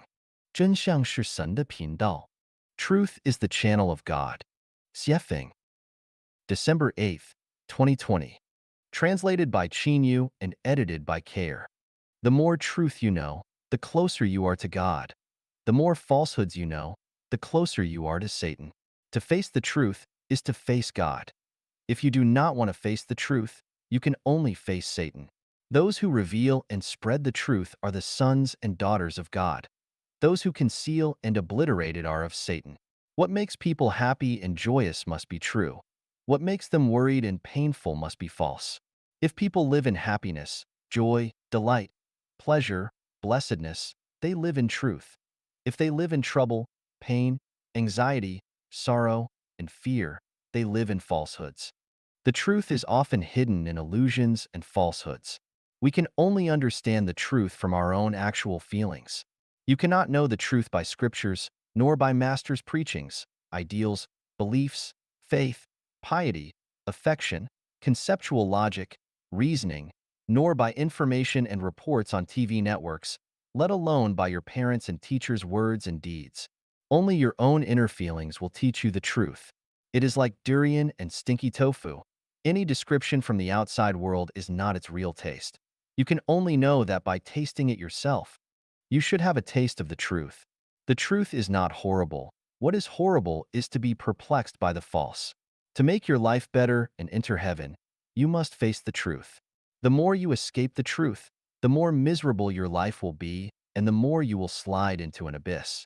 This world is completely shrouded in falsehoods. Everyone lives in them. The truth, spread by people in falsehoods, is also a kind of high-level falsehood. If you listen to and believe it, then you will be fooled by the devil. All concepts are shackles, barriers, and obstacles to finding the truth. The more concepts you learn from the human world and the more human-created truth you know, the further away you will be from the real truth. If you want to learn, just learn from all the things and phenomena in nature, because only they can reveal the real truth to you. In terms of enlightening value, the most valuable words of mankind in this session belong to the words of Jesus Christ, Buddha Shakyamuni, and celestial Lao Tzu. So go and find the road to the truth in the Bible, the Diamond Sutra, and the Tao Te Ching. These are the most direct revelations. If you are really too stubborn to find the truth, then try to get rid of troubles, pain, anxiety, sorrow, fear, and death. The way to happiness, joy, freedom, blessedness, and eternal life is to let the greatest creator live in your heart. Trust the greatest creator completely, then go forward by following your feelings and the greatest driving force in your heart. Being true to yourself is also facing the truth. Do not deceive yourself. Nothing about you has anything to do with others. If you think that everything about yourself is caused by others, then you must be living in falsehood, and you have not yet found the real truth. 什么样的环境招来什么样的生灵? 55. What kind of environment attracts what kind of creatures? Xiefeng. September 21st, 2019. Translated by Qin Yu and edited by Care. The front and rear yards of Life-Chanuan's International Family Headquarters in Canada are each more than 2,600 square meters. In 2017, they were both highly covered in debris and no birds visited either of them. In 2018, I started to clean both yards, but as our lawnmower was small, the thatch in the backyard was not cleaned up and birds continued to remain distant, but several Canadian geese and crows were attracted to the front yard. In 2019, I bought a larger mower and cleared both yards to be green and lush. Then in the spring, many unknown birds appeared, especially hummingbirds. A flock of crows came to the lawn for food and stayed for a long time. Sometimes, the lawns housed more than 70 birds at once. In spring and summer, more than a dozen Canadian geese began foraging for food in the front yard, and recently in autumn, more than a dozen Canadian geese began to leisurely forage in the backyard. From the above phenomenon, I came to the revelation that the types of environments will determine the kinds of creatures who will be attracted to them. The former third branch of Life-Chanuan in China was located in a valley, and after more than a year of environmental renovation by our Chanyuan Celestials, groups of chirping birds became attracted to it. From morning to night, the chirping of birds had become endless, and they were very beautiful to hear. It was really a case of birds singing and flowers giving forth their fragrances. Do you remember the few persimmon trees from which we ate most of the fruit, leaving the remainder for the birds? Then we planted a few acres of wheat, all of which the birds ate. Someone suggested that we should not let the birds eat all of our wheat, but I countered that it did not matter who ate it. Let the birds eat it. As a result, there were more and more birds, and they settled in the third branch in pairs and groups all year round. The type of environment determines the types of creatures that will be attracted to it. Mountains attract tigers, grasslands attract wolves, jungles attract lions and leopards, stagnant pools attract crocodiles, wetlands attract migratory birds, the Gobi Desert attracts lizards, green mountains and blue waters attract good weather, poor mountains and stale waters attract violent storms, bad emperors attract treacherous villains, wise emperors attract upright ministers and righteous men, brothels attract whoremasters, galleries attract artists, casinos attract gamblers, and battlefields attract soldiers. A large number of phenomena in nature and human society prove that the type of environment will determine the kind of creatures that it will attract. Environments are divided into natural ones and spiritual ones. Natural ones are like this, so what about spiritual ones? The answer is the same. The type of spiritual environment determines the types of gods and deities who will be attracted to it. If the spiritual environment is like a garden of flowers, then it will attract bees and butterflies. But if it is more like stinky shit, then it will attract flies. There is a large number of stories about soul possessions among the people. This kind of phenomenon definitely exists. As for the type of soul possession, that is determined by the spiritual environment of the possessed. Those who deliberately mystify things will be possessed by ghosts or monsters. Those who talk about spirits and deities will be possessed by evil spirits. Those whose spiritual environments are pure will attract angels and bodhisattvas, and those whose spiritual environments are extraordinary and spotless will be possessed by gods. Understanding the above principles, we can explain some phenomena, such as earthquakes, volcanoes, tornadoes, hurricanes, floods, plagues, turmoil, fires, and so on. There must be something wrong with people's spiritual environments in those places because each of those environments can invite either auspiciousness or disasters. Similarly, if people often encounter villains, bullies, insults, ugly scenery, misfortunes, and disasters, and unhappy people or things, then needless to say, it is their own spiritual environments that have gone wrong. The problem is caused by their own spiritual environments. From this, we can further understand the truth of how to be human beings. If we want nature to make the weather smooth, then we must love her and cherish her life. If we want to make our life safe and smooth, then we must have kind thoughts in our hearts, not thoughts of hurting others and taking rash actions, but of restraining our greed. If you want to attract butterflies and bees, then you must grow flowers in your soul garden. If you want to attract birds, plant more fruit trees. And if you want to attract noble people, be grateful. Have you ever seen God with your own eyes? Have you ever seen the Buddhas? Have you ever seen a fairy? No? Do you know why you have not seen them? The reason is that the environment of your mind is not worthy of doing so. I have a saying, absolutely beautiful things can only be enjoyed by absolutely beautiful lives. Pigs only deserve to live in pig pens, and regular people are only worthy of struggling in the world of suffering. If we want to enjoy our lives in fairy worlds, then our spiritual environments must match the fairy world environment. The Queen Mother of the West would never invite anyone randomly to a banquet at the Immortal Peach meeting. Understanding this, the type of environment determines the types of things, beings, and deities that will be attracted to it, and the main task of a person's life is to create their own beautiful natural and spiritual environments instead of devoting all their time and energy to study, work, and forming connections.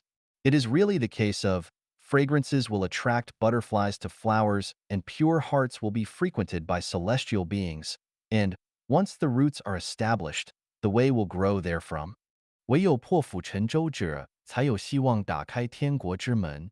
Only those who burn bridges behind them have hope to open the gate to heaven. Xiefeng. May 25, 2018. Translated by Qin Yu and edited by Peter. The ones who burn the bridges behind them are people who walk forward with all their hearts without having a way to retreat. Jesus Christ warns us, "He who looks back while holding the plow in his hand is not worthy of entering the kingdom of God." The world, where human beings dwell and live, is a kind of program, and this program is only suitable for human survival. If you want to live in the heaven where gods, Buddhas, and celestial beings live, you must escape from the world's program. Without leaving behind the world's program, it is absolutely impossible for you to enter the space of gods, Buddhas, and celestial beings. From the world to the realm of the gods, that is, the kingdom of heaven, people should not think and arrange everything with human thinking.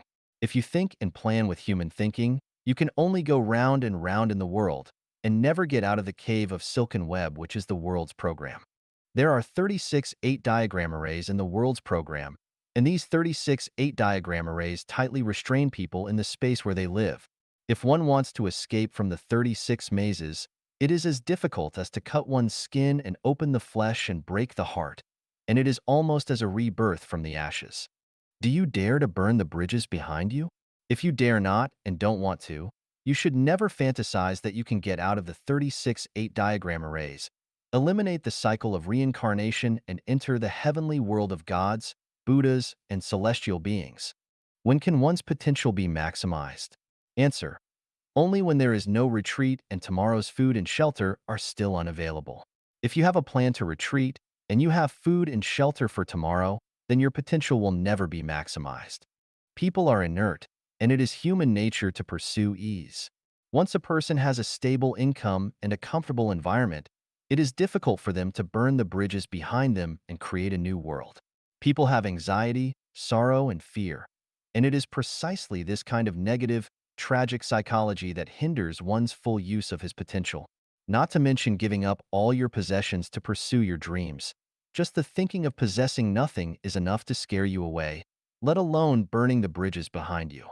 Once a person is born in the world, he is always struggling to possess knowledge, possess skills and techniques, possess marriage and family, possess children and grandchildren, possess beauty, possess real estate and vehicles, possess kinship, friendship, and love, possess money, possess rights, possess fame, and a stable job, etc.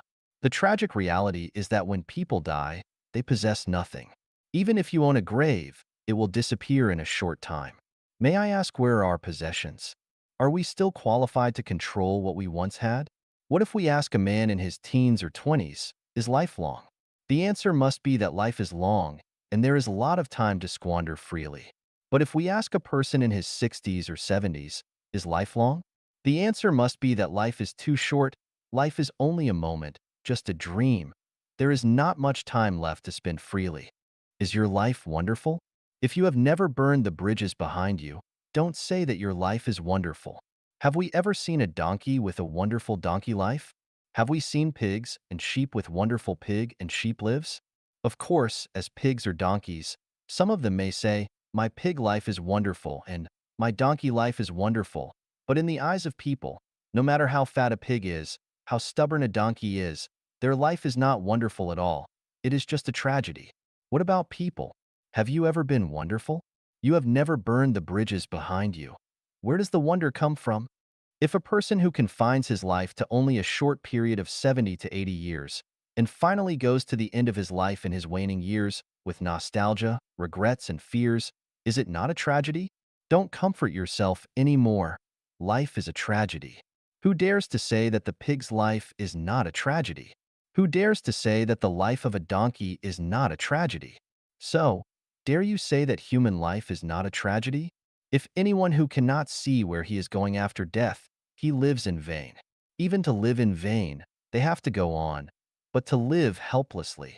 If you do not want to live your life in vain, you must follow the teachings of Christ Jesus, Buddha Shakyamuni, and Celestial Laozi. Don't follow the teachings of people like Confucius, etc. The thinking of Confucius is entirely human thinking, and it has not risen to the thinking level of gods, Buddhas, and celestial beings at all. If you learn from people, you will follow their way, and you can only be humans. Only by learning from gods, Buddhas, and celestial beings can you follow their way and get out of the 36 mazes, see where you are going after death, and turn your tragic life into a happy life. Of course, if you learn from demons, ghosts, spirits, and monsters and follow their way, you can also walk into their world. I would like to remind you that in today's world, there are more and more demons, ghosts, spirits, and monsters, and they are all busy looking for members to expand their territory. How can we practice and fully realize the teachings of Christ Jesus, Buddha Shakyamuni, and Celestial Laozi to achieve our best wishes and realize our ideals? That is to burn the bridges behind us and don't look back while holding the plow in your hand. 自然之道, The Way of Nature. Xiefeng, January 28, 2018. Translated by Qinyu and edited by Peter. The way of nature is the way of the greatest creator. The way of Tao is natural. Everything that conforms to nature belongs to Tao. The way of Tao is manifested by nature. The way to enter Tao is to be natural. The way to attaining Tao is to conform to nature. The way to unite with Tao is to follow nature. Nature is the laws and principles and various existences and phenomena of the boundless universe. To follow nature means to think and act in accordance with these laws and principles, and not to artificially interfere and change its original operating programs. The way of nature is the operating program defined by the laws and principles of the boundless universe. The main path, Tao, is easy to walk on. The main path is the way of nature. The way of nature is simple and easy to walk on, smooth and soothing. All behaviors that violate nature are called going against the Tao, and going against the Tao is complicated, difficult, tortuous, and painful.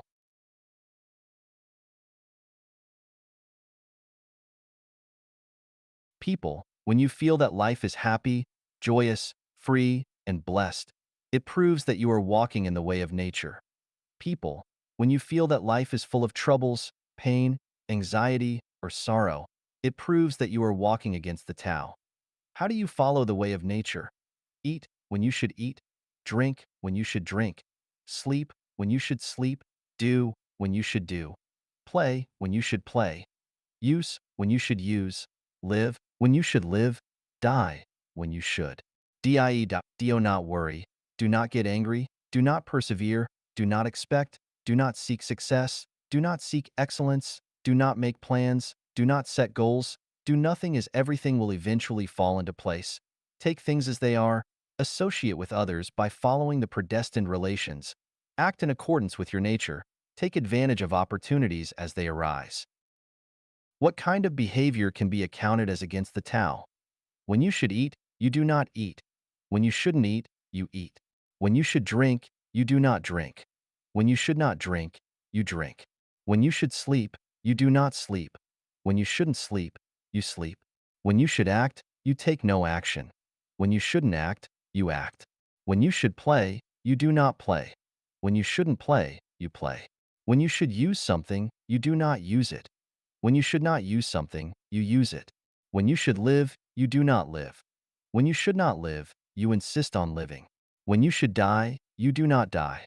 When you should not die, you want to die.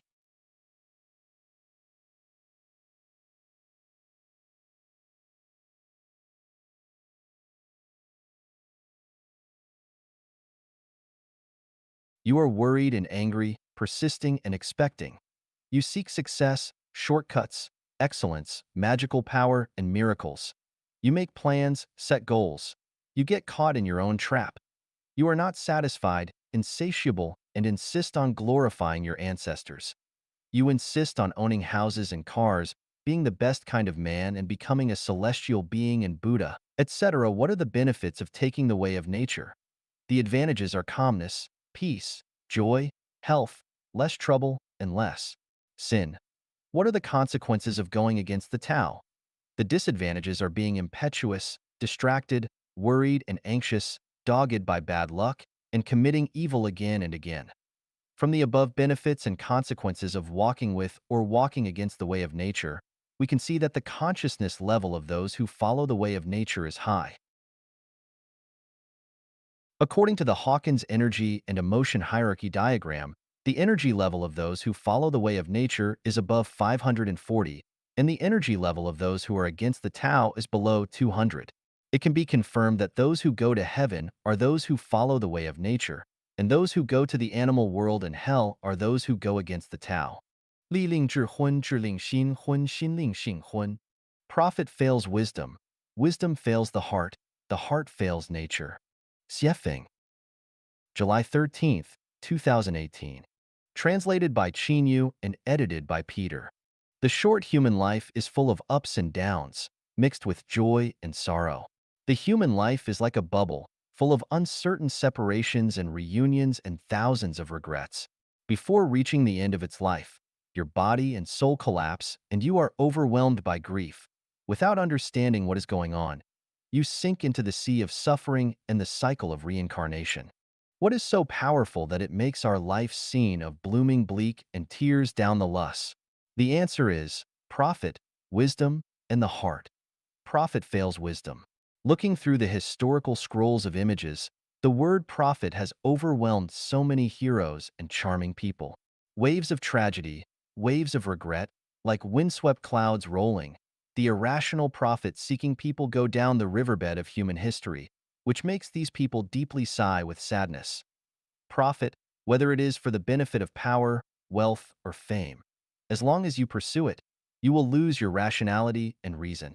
In the end, you will bury your kinship, friendship, good years, and even your bright future as well as your precious lives in the bottomless abyss of profit and desire. Just look at people who are running for profit. They focus only on profit, and they are desperate for profit, and few of their lives do not end in tragedy. Profits, which are obtained by serving others, are good.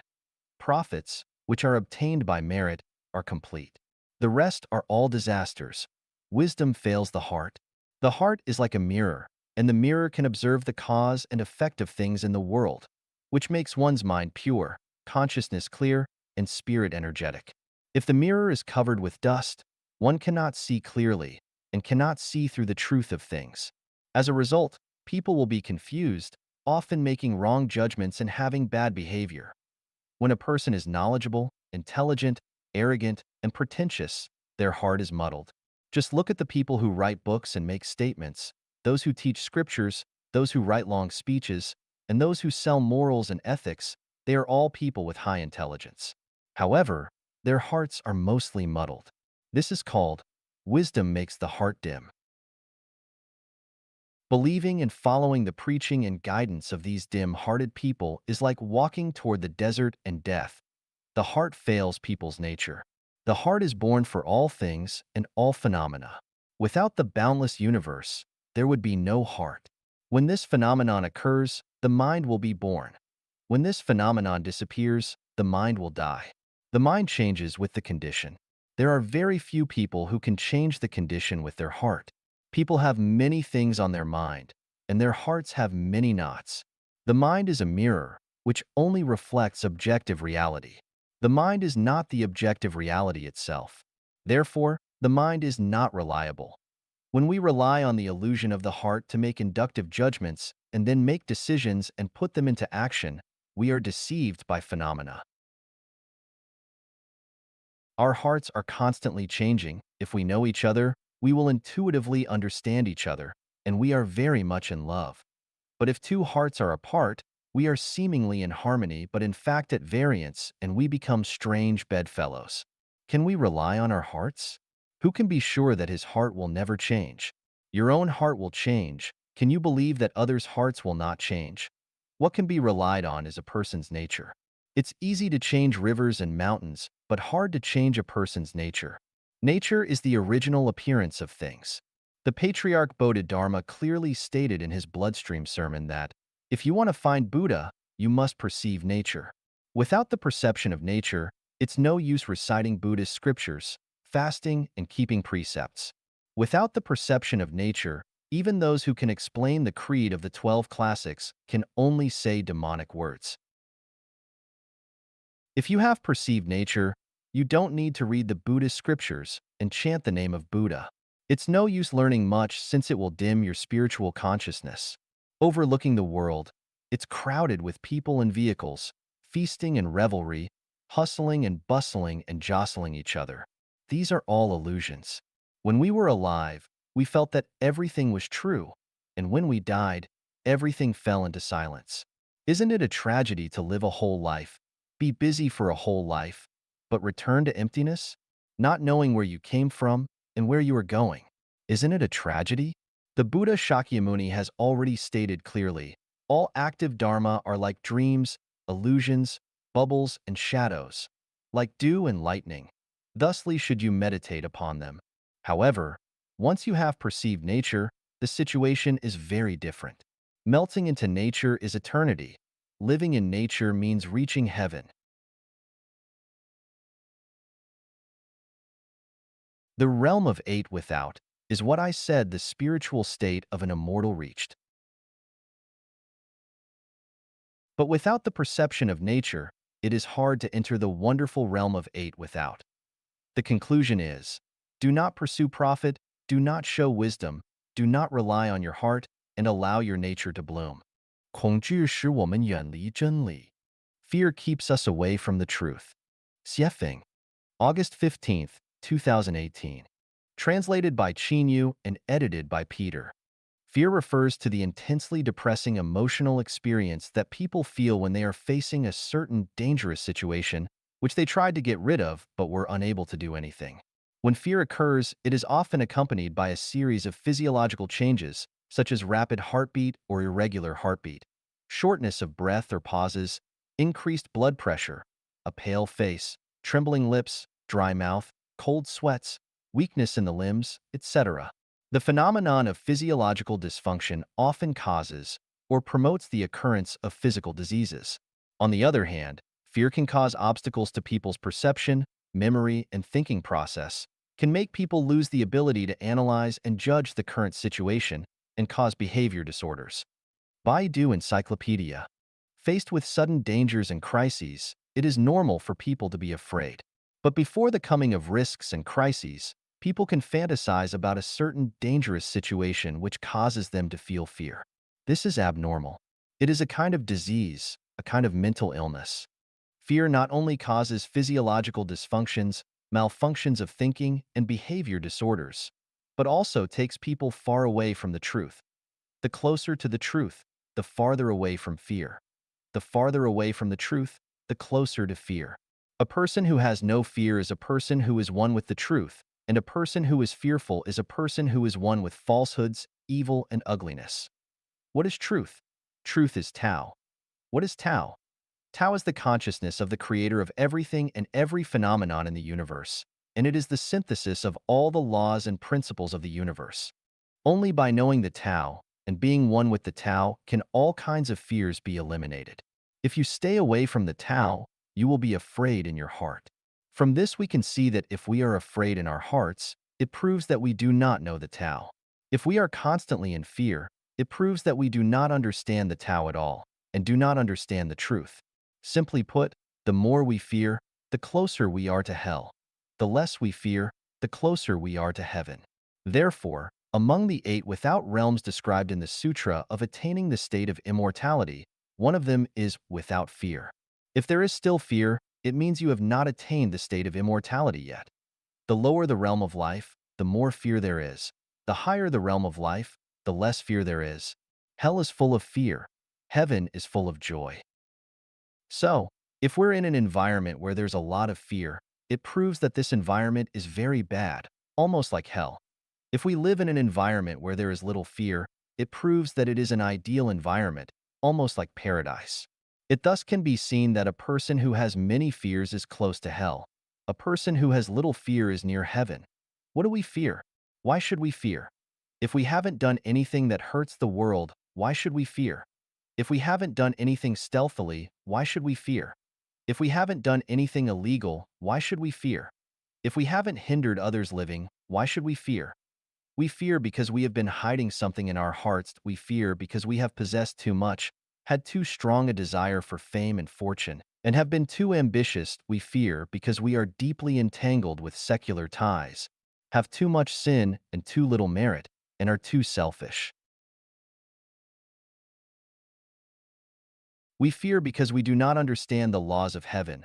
We do not know the facts. We cannot distinguish between good and evil. And we are far away from the truth. We fear because we gain things we shouldn't gain. We fear because we have no faith and do not understand the Tao. If we know a little about Tao, we should have no fear. Not to mention the deep connotation of Tao, just examine the 3 connotations of Tao, and we should not allow fear to be generated. Point 1. As a man sows, so shall he reap. Divine punishments, though slow, are always sure. Good will be rewarded with good, and evil with evil. If the reward is not forthcoming, it is because the time has not yet come. When the time comes, one will get one's due reward. 2. The sum of the positive and negative energies of the universe is 0, and what you pay and what you receive are always equal. Point 3. Everything in the universe runs in the Tao, and governments and everyone in the world also run in the Tao. The Tao is fair. It is up to the greatest creator to judge who is right or wrong, and it is up to Tao to assess our merits and faults. What should come will come. What should go will go. If we understand the above 3 points, will we still fear? If you still fear, then I tell you, you have done too many bad things. Then it's unreasonable if you do not fear. If you do not fear, who should fear? Of course, you should fear. Those who live in hell live in fear all the time. Examining our own lives, if we have always adhered to truth, goodness, beauty, love, faith, sincerity, diligence, and harmony, we need not fear. If we have been giving selflessly, we have not taken advantage of others, have not harmed nature, society, others, or other lives, why should we fear? If we have not violated the law and discipline, have not humiliated our ancestors, have not blasphemed God and Buddha, and have not blasphemed the spirits and deities, why should we fear? If we haven't blocked the way of others, haven't disturbed others' preaching, haven't judged others, haven't derogated others, haven't got in the way of others living, why should we fear? If we haven't been extravagant and wasteful, and we have treated everything with kindness and love, why should we fear? Do we not believe that there are divinities watching over us? Do we not believe that our words and deeds, every action, every thought, are all being monitored and judged by the arrangements of Tao? If we think that the Tao will also do wrong to good people, it can only show that we do not understand the law of heaven, the law of Tao at all. If we are tortured and punished, the problem is not in external factors, but in ourselves. Then, fear is useless. complaining, and resentment are even more useless. No one can escape the reward or punishment of a victim. Finally, what I want to tell you is that people with fear have no relationship with health, joy, freedom, happiness, and heaven. 通向仙岛的桥梁 The Bridge to the Celestial Islands. Xiefeng. October 5th, 2018. Translated by Qinyu and edited by Peter. It is said that the core of truth is in one sentence, while falsehoods are spread through millions of books. For 18 years, I have devoted myself to studying, preaching, and solving mysteries. Today, I can encompass the vast truth into three words: faith, love, and nature. That is to say, as long as you can exhibit faith, love, and nature to the extreme, you can reach the celestial islands, reach heaven. Or it can be said that we can achieve our greatest desires and realize our best ideals without reading extensively, researching and exploring, struggling and working hard, practicing abstinence from meat and saying prayers, as long as we completely believe, love, and let our nature blossom. Faith is a state of consciousness and mentality that has no doubts about the truth, things, or people. The first and most important thing to do in a person's life is to solve the problem of faith. Once the problem of faith is solved, the road of life is filled with happiness and freedom, and the road of life is filled with flowers and fragrances, and your life will be in order, and you can see in one encompassing vision how tiny all the mountains are. What to believe? You can believe in anything. As long as you believe, you grasp the core, the key, and you can fulfill your wishes. You can believe in the greatest creator, the ancestor of Buddha, believe in Tao, Jesus, Shakyamuni, Lao Tzu. You can believe in the king of devils, ghosts, the emperor, the president, the master, money, power, fame, profit, and carnal pleasure. You can believe in your parents, your children, your husband, your wife, your boss, your friends. You can believe in atheism, theism, creation theory, evolution theory, communism, capitalism, planning theory, and market theory. You can believe in the sun, the moon, the water, the mountains, the tortoises, and the caterpillars. You can believe in yourself, believe in everything whimsical, believe in lies, believe in strange conversations. In short, whatever you believe in, you can achieve something. As long as you firmly believe and have no doubts, your wishes will be fulfilled, and this is where the secret of magical powers also lies. For example, if you firmly believe that you can become a dragon, you can do it. And if you firmly believe that you can turn a stone into gold, you can definitely do it. Once you believe it, do not doubt it. Believing with doubts is not believing. When we doubt our beliefs, then our minds will become overcast with clouds and wind, flying sand and rocks. Even chickens and dogs will become restless around us. For example, between husband and wife, if the husband does not believe in the wife, or the wife does not believe in the husband, then the couple will become strange bedfellows, each having their own axe to grind, and they will be uneasy, will start quarreling and fighting, and start living a life of misery. Since you believe something, do not use your own standards to test, judge, and examine what you believe. For example, if you believe that your boss is a real gentleman, then do not be displeased because your boss farted or molested a woman. For example, if you believe in the greatest creator, do not have doubts because you have encountered setbacks or hardships. Love is the most beautiful state in heaven and in the world. It is a state that combines truth, goodness, beauty, faith, sincerity, peace, and joy. Look at the blooming flowers. Love is in the blooming flowers. When a person becomes filled with love, he is the most sacred, most pure, most beautiful, and most radiant life in the universe. He is a Buddha, an angel, and a celestial being. Love has no desires. Love has no conditions attached. Love cannot be hurt. Love has no pain. Love has no self. Love has no object. Love has no morals or ethics. And love is irrespective of right or wrong. The essence of love is selfless giving and dedication.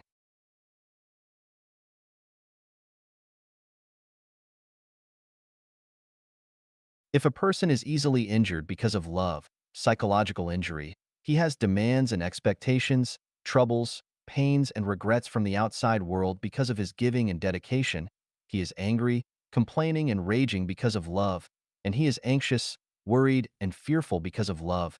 He has no sense of love, and he himself does not love. Nature is a kind of primitive magnetic field formed by the structure of things, that is, the features of things. Nature is Buddha. Nature is a celestial being. Nature is an angel, and nature is truth. In the same way, nature is the devil. Nature is a monster. Nature is a demon, and nature is spirits. Nature is innate, and nature is Tathagata. Following one's nature means being natural. Following one's nature is to be one with the Tao. If you are following your nature, do not rely on your own cognition and thinking to analyze and judge, and do not weigh the pros and cons, but just live out your own Tathagata nature. The world's vast and voluminous scriptures, wisdom, knowledge, and preaching about self-improvement and self-refinement can be summed up in these three words: faith, love, and nature.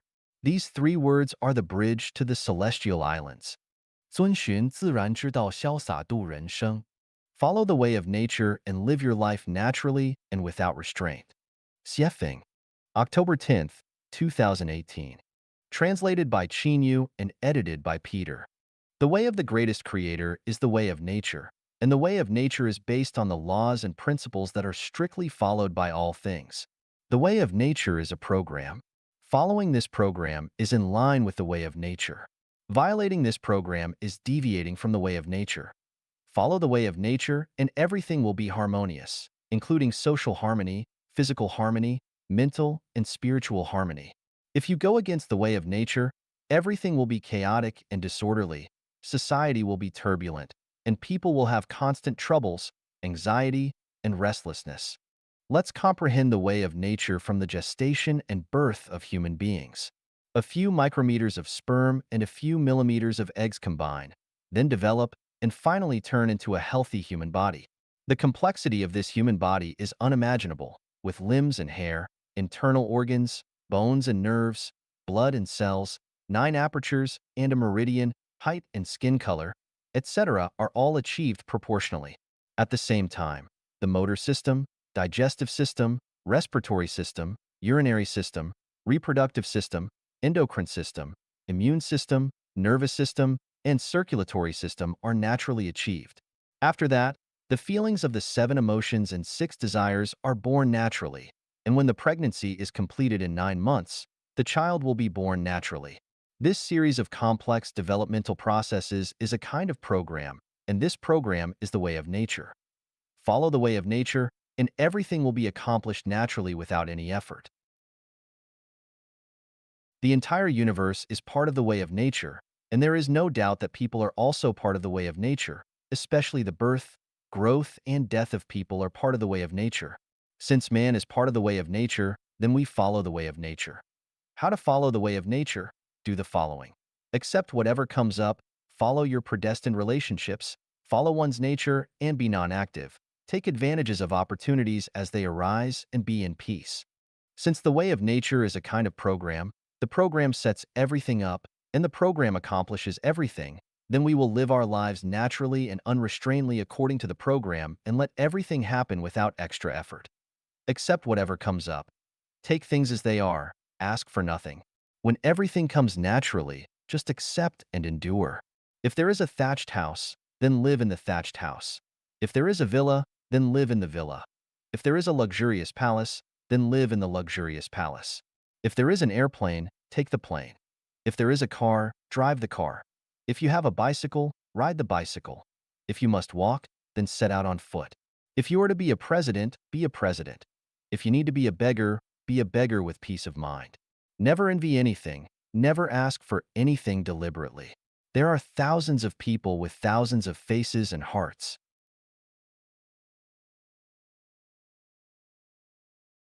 Never imitate others, never follow in others' footsteps, never listen to others' demands, never listen to success lectures and demagogy, never let power, status, reputation, beauty, money, house, car, awards, etc. guide you.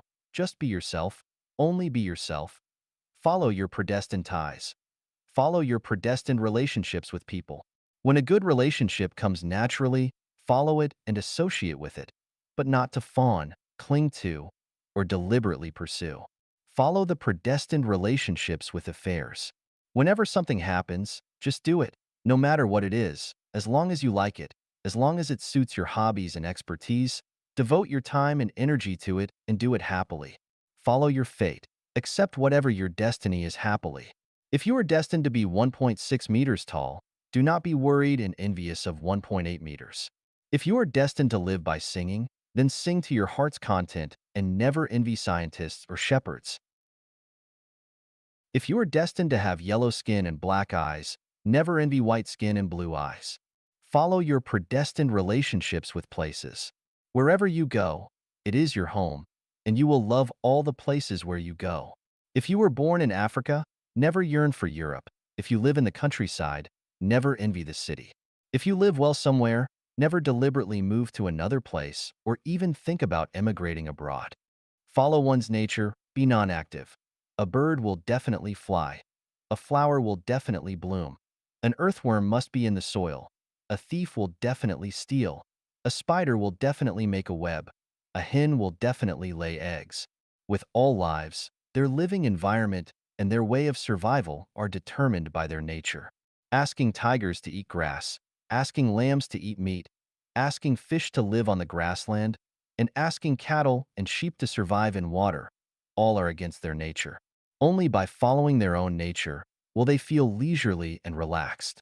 If you have a diamond cutter, you can do the work of mending porcelain wares. Without a diamond cutter, never try to mend porcelain wares.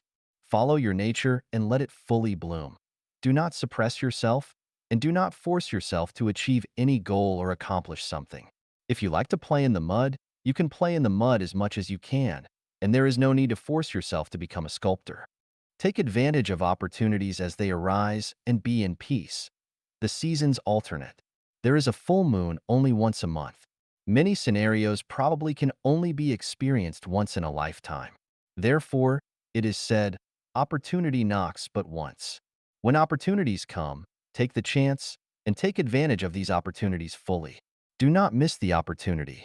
Spring is the time to sow, and autumn is the time to harvest. Neither should be missed. When good things come, grab them quickly.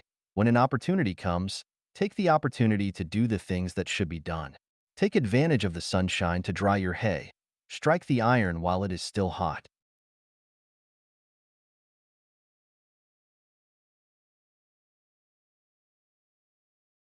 If the opportunity to become an official has come, hurry up and take the chance to become an official. When the chance to make a fortune comes, make haste. When the opportunity to accumulate merit has come, accumulate quickly. When the peach flower is about to bloom, hurry up and take the peach blossom for luck. When confidence come, take the opportunity to get together for a few drinks and get drunk. When the gods, Buddhas, and celestials are here, my goodness, how can you miss such a golden opportunity that only comes once in a lifetime? If no opportunity comes, it does not matter. Overlook the tide's ebb and flow and flowers blooming and fading. Keep a calm mind. Even if you are a genius, if you do not have a chance, let it be buried. Life is short, but life is long. If the opportunity does not come today, wait for tomorrow. If it does not come this year, wait for next year. If it does not come this life, wait for the next life. Anyway, there will be opportunities. Do not be anxious or impatient. Follow the way of nature, and life will always be cool and comfortable. You will no longer have worries and sorrows, anxiety and fears. Enjoy life no matter where you are or what you are doing. Remember, it's not that you can achieve anything that you want to achieve, not that you can do whatever you want. Everything has been set and arranged in the program of the way of nature, and the path of conforming to the way of nature is the path of Buddhas and celestial beings. It can also be said that if a person can truly follow the way of nature completely and thoroughly, he is already a Buddha and a celestial being. 自然之道之秘解析 An analysis of the mysteries of the way of nature. Xiefeng. September 18th, 2021. Chanyuan celestials follow the way of the greatest creator, that is, the way of nature. So what is the way of nature? The way of nature has the following 8 mysteries. Pregnancy has a time limit, and the delivery time is set. The implication is that everything has a time limit and cannot be surpassed. Once it is surpassed, it is against the way of nature. Application: don't be in a hurry. If you have a wish in your heart, it is the equivalent of you being pregnant. When the wish will be delivered is related to the size of the wish. If your wish is just to have a cup of coffee, it can be realized in a few minutes or a few hours.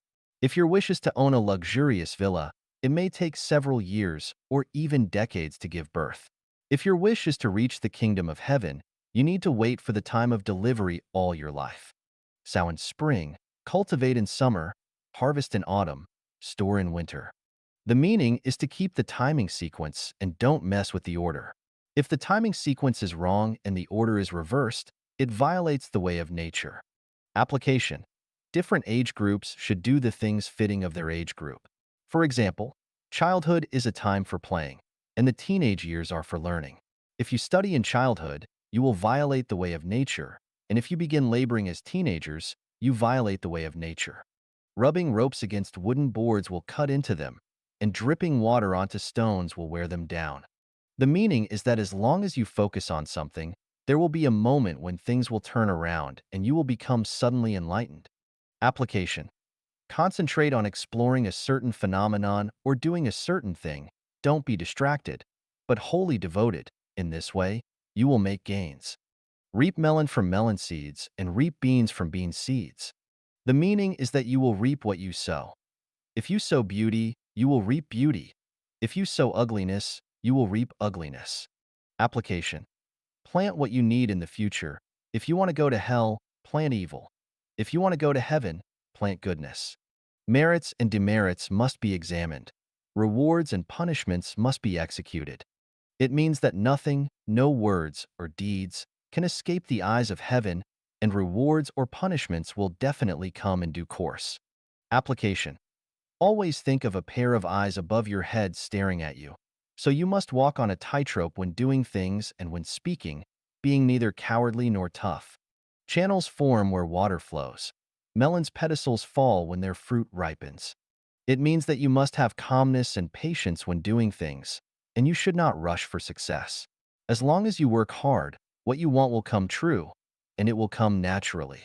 Application: don't force anything. If you work hard enough, you will achieve it naturally. If you don't work hard enough, what you want will come to a premature end, and you will come out empty-handed. Follow one's nature. This is the way to Tao. It means that our nature is a gift from the greatest creator. If it is a cat, just catch the mouse. If it is a mouse, just dig holes and steal grain. If it is tuberose, just bloom and spread the fragrance. If it is a cow or sheep, eat grass. This is the arrangement of Tao. Doing so is in keeping with the Tao, which is the way of nature. Application: when people ask me whether they should choose A or B, whether they should go east or west, my answer is always listen to your inner voice and follow your innermost drive. Why? Because the loudest voice and driving force in your heart is the Tao, which is your nature. If you do this, you will become one with the Tao. Tao will manage the birth, growth, punishment, and destruction of everything. It means that when people come to this world, their role has already been determined in the cosmic life script. If the script determines that you are a thief, then you will never become a professor. If the script determines that you are a villain, then it is absolutely impossible for you to be a good person. The Chanyuan celestials I am looking for must be innate, and they cannot be cultivated by education, just like no matter how we cultivate and guide cucumbers, cucumbers will never turn into tomatoes. In the process of human beings playing the role in the cosmic life script, when your turning point comes, you can't hide from it, and it's useless for you to ask for help. If you are destined to be a big villain, that's the arrangement of Tao. You cannot refuse it even if you pray to gods and Buddhas for help. There are various factors and personnel arrangements that lead you to the path of being a great villain. Similarly, the same is true for wanting to become a saint. This is called Tao arranges the growth. There are countless people who have been punished in the world. Who is punishing people? On the surface, people are punishing people. Accidental events are punishing people, and natural disasters are punishing people. In fact, Tao is punishing people. The root cause lies in the natural law of you reap what you sow. If the Tao wants you to grow, no one can destroy you. If the Tao wants to punish you, no one can save you. Application: since it is up to the Tao to arrange your birth, don't try to change it. Neither try to change others nor yourself. Since it is up to the Tao to arrange your growth, don't worry and don't bother to find relationships and backers. What comes will come naturally, and what goes will go naturally. Since it is up to the Tao to arrange punishment, don't hide and don't complain. Since it is up to the Tao to arrange destruction, just smile and go with the wind. After understanding the secrets of the way of nature and looking at various phenomena in today's society, we will come to know that all bad phenomena are the results of violating the way of nature. Everyone can take stock and analyze their past and current situation. You will definitely find that your hardships and rough experiences are the result of you being against the way of nature. 我从游戏娱乐中看到了道的运行. I perceive the functioning of Tao through gaming and entertainment. Xiefeng, June 14th, 2023. Edited by Qin Yu. Playing struggling upstream poker game, playing mahjong, kicking shuttlecock, playing hide and seek, and engaging in various other game activities, does the Tao operate within them? The answer is undoubtedly yes, because Tao is present in everything, and everything exists within Tao. In games like struggling upstream, poker game, Tao is certainly operating. Tao governs the evolution of everything, so gaming and entertainment are also within the realm of Tao. Gaming and entertainment can serve as an opportunity for enlightenment and a form of spiritual practice. Through gaming and entertainment, one can also attain Tao. Many people have played the game struggling upstream in poker. Have you ever noticed that the probability of drawing the joker cards, the big and small jokers, is higher for the player upstream? Or they may be drawn by the player downstream and contributed to the player upstream. Isn't it fascinating? What does this indicate? It indicates that only the player upstream has the qualification to obtain the joker cards. This is a rule. Regardless of how you shuffle and deal cards, there is an 80% chance that the joker cards will end up in the hand of the player upstream, showcasing their nobility. Now, let's gather a few people to play struggling upstream and collect data to see how likely it is for the joker cards to end up in the hands of the player upstream. Can we come up with a convincing percentage rule? No, this percentage rule cannot be derived. Why is that? This involves the observer effect in quantum mechanics. Is light a particle or a wave? When there is no observer, light behaves as a wave. But when there is an observer, light behaves like a particle. Photons possess both wave-like and particle-like properties. The nature of light depends on the observer. If no one is observing, it behaves like a wave. If someone is observing, it behaves like a particle. So, here's the answer. When playing struggling upstream, do the joker cards end up in the hands of the player upstream or in the hands of other players? If everyone does not consciously count or keep track, the joker cards will likely go to the player upstream. However, if someone consciously counts or keeps track, it is highly probable that the joker cards will go to a player in the middle position. Quantum mechanics tells us that the manifestation of particles depends on interference of external factors.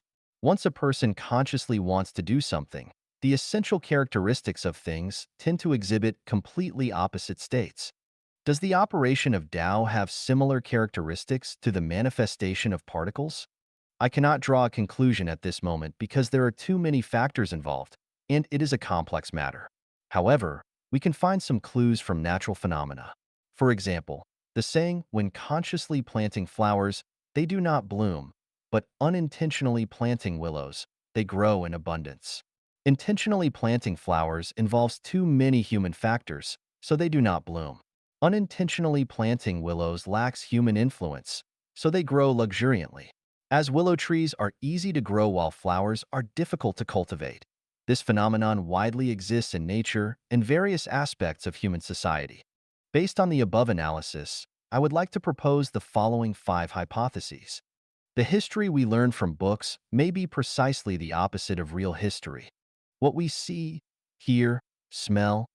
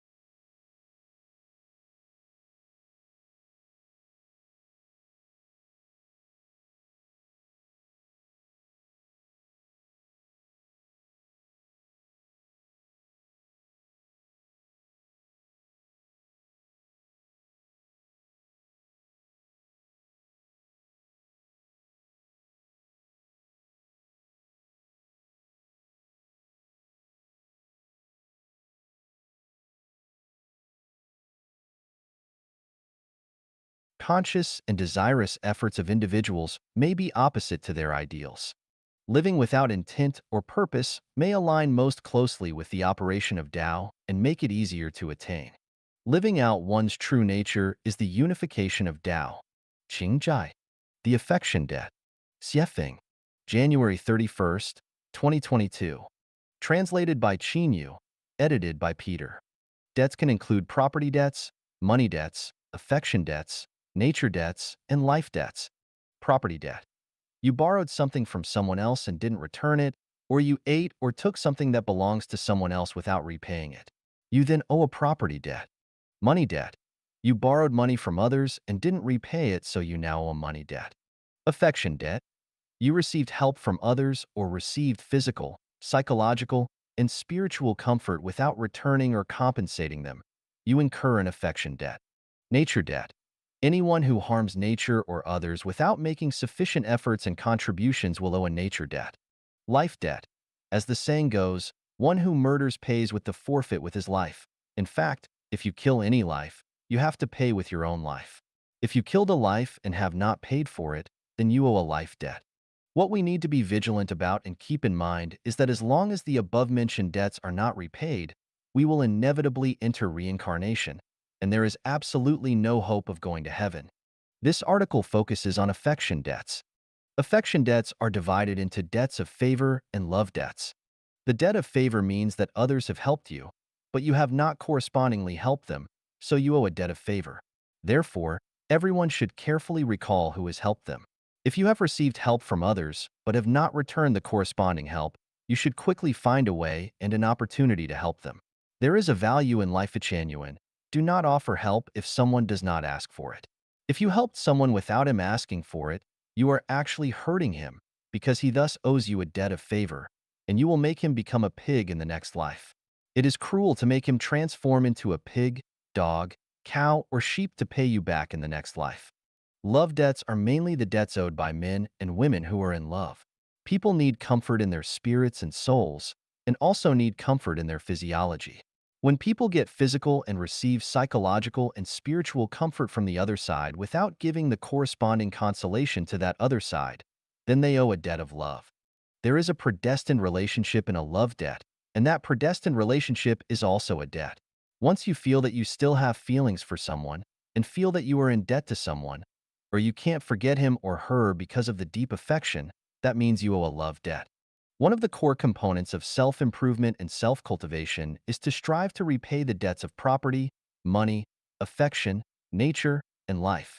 The most effective way to repay them is to do formless almsgiving, which especially works well for paying off life debts.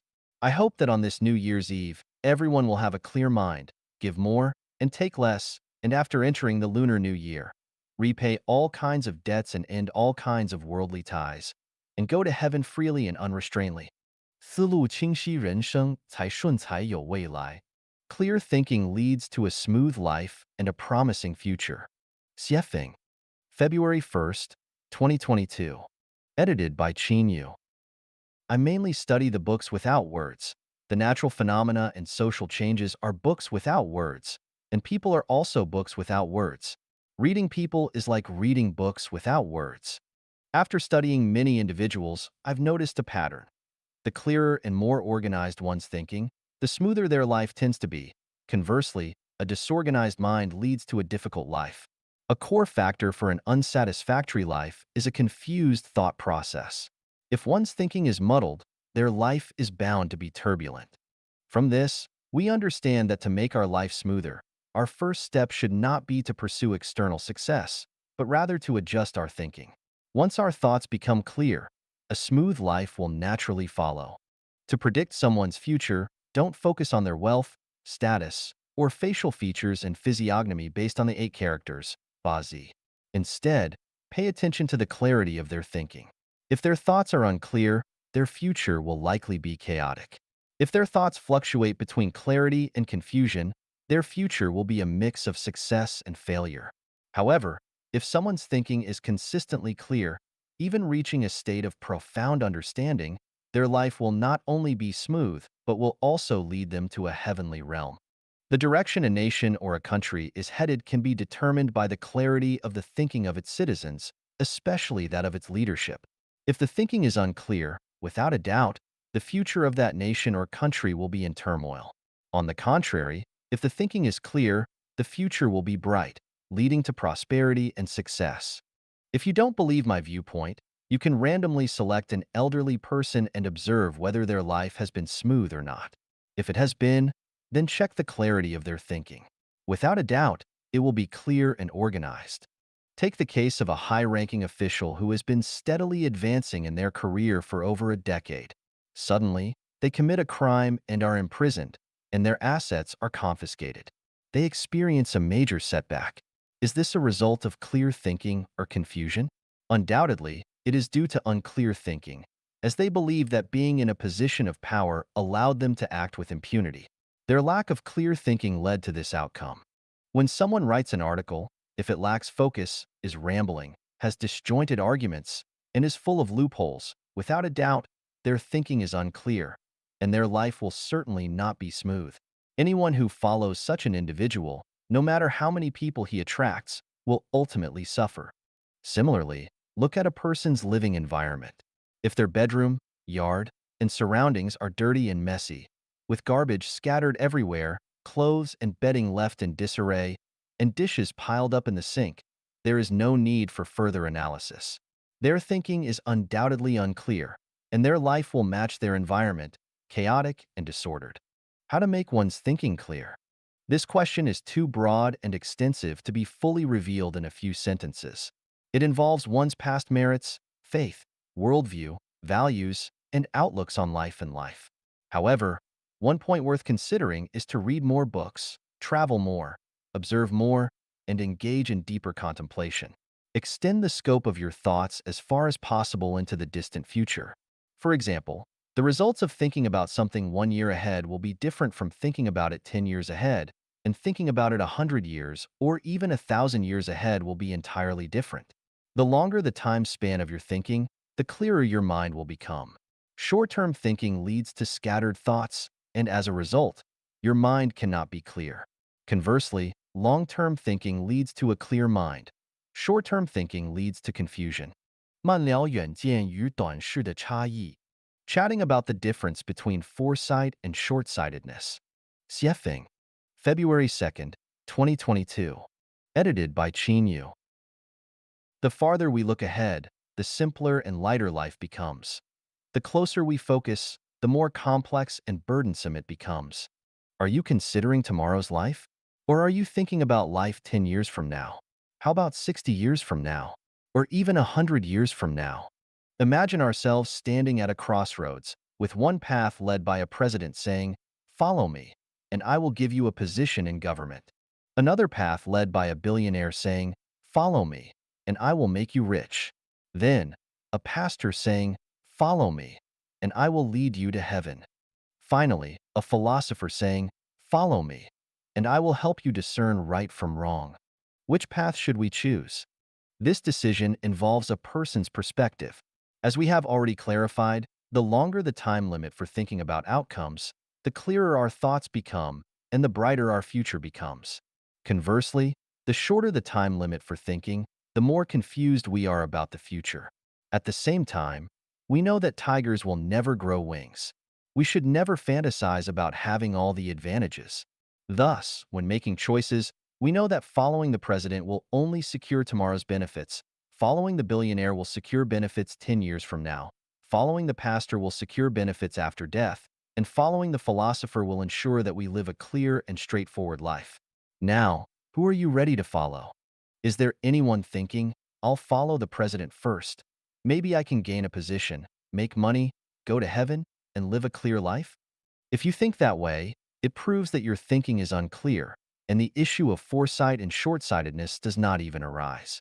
You are a muddled individual, a patient with schizophrenia, living in a fantasy world because such a thing is almost impossible.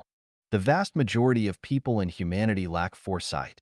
They drift with the wind, pursuing immediate benefits, saying, "Whoever offers me the most money, I'll follow them," or "I'll follow whoever can provide me with comfort, excitement, and pleasure."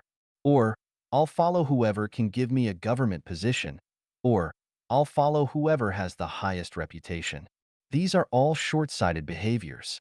It's similar to many parents helping their children choose a college and major based solely on which one will best secure a job with a higher salary after graduation, a very short-sighted approach.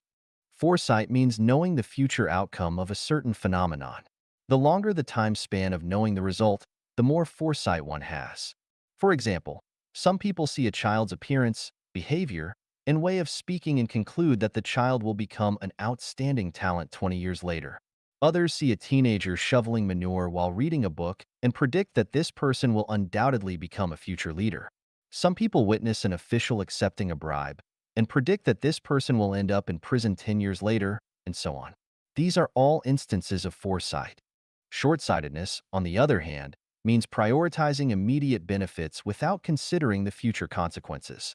For example, polluting rivers and exploiting others for personal wealth, giving up faith for personal safety and gain, betraying close friends and family for promotion, willingly singing praises to the devil to avoid risks, distorting facts, and confusing right and wrong for the sake of promotion, and being opportunistic without principles. These are all forms of short-sightedness.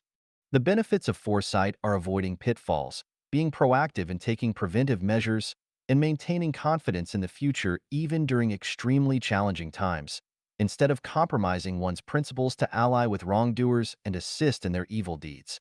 The tragedy of short-sightedness is that it may bring temporary gains and secure personal interests. However, when circumstances change, they might encounter troubles or even disasters.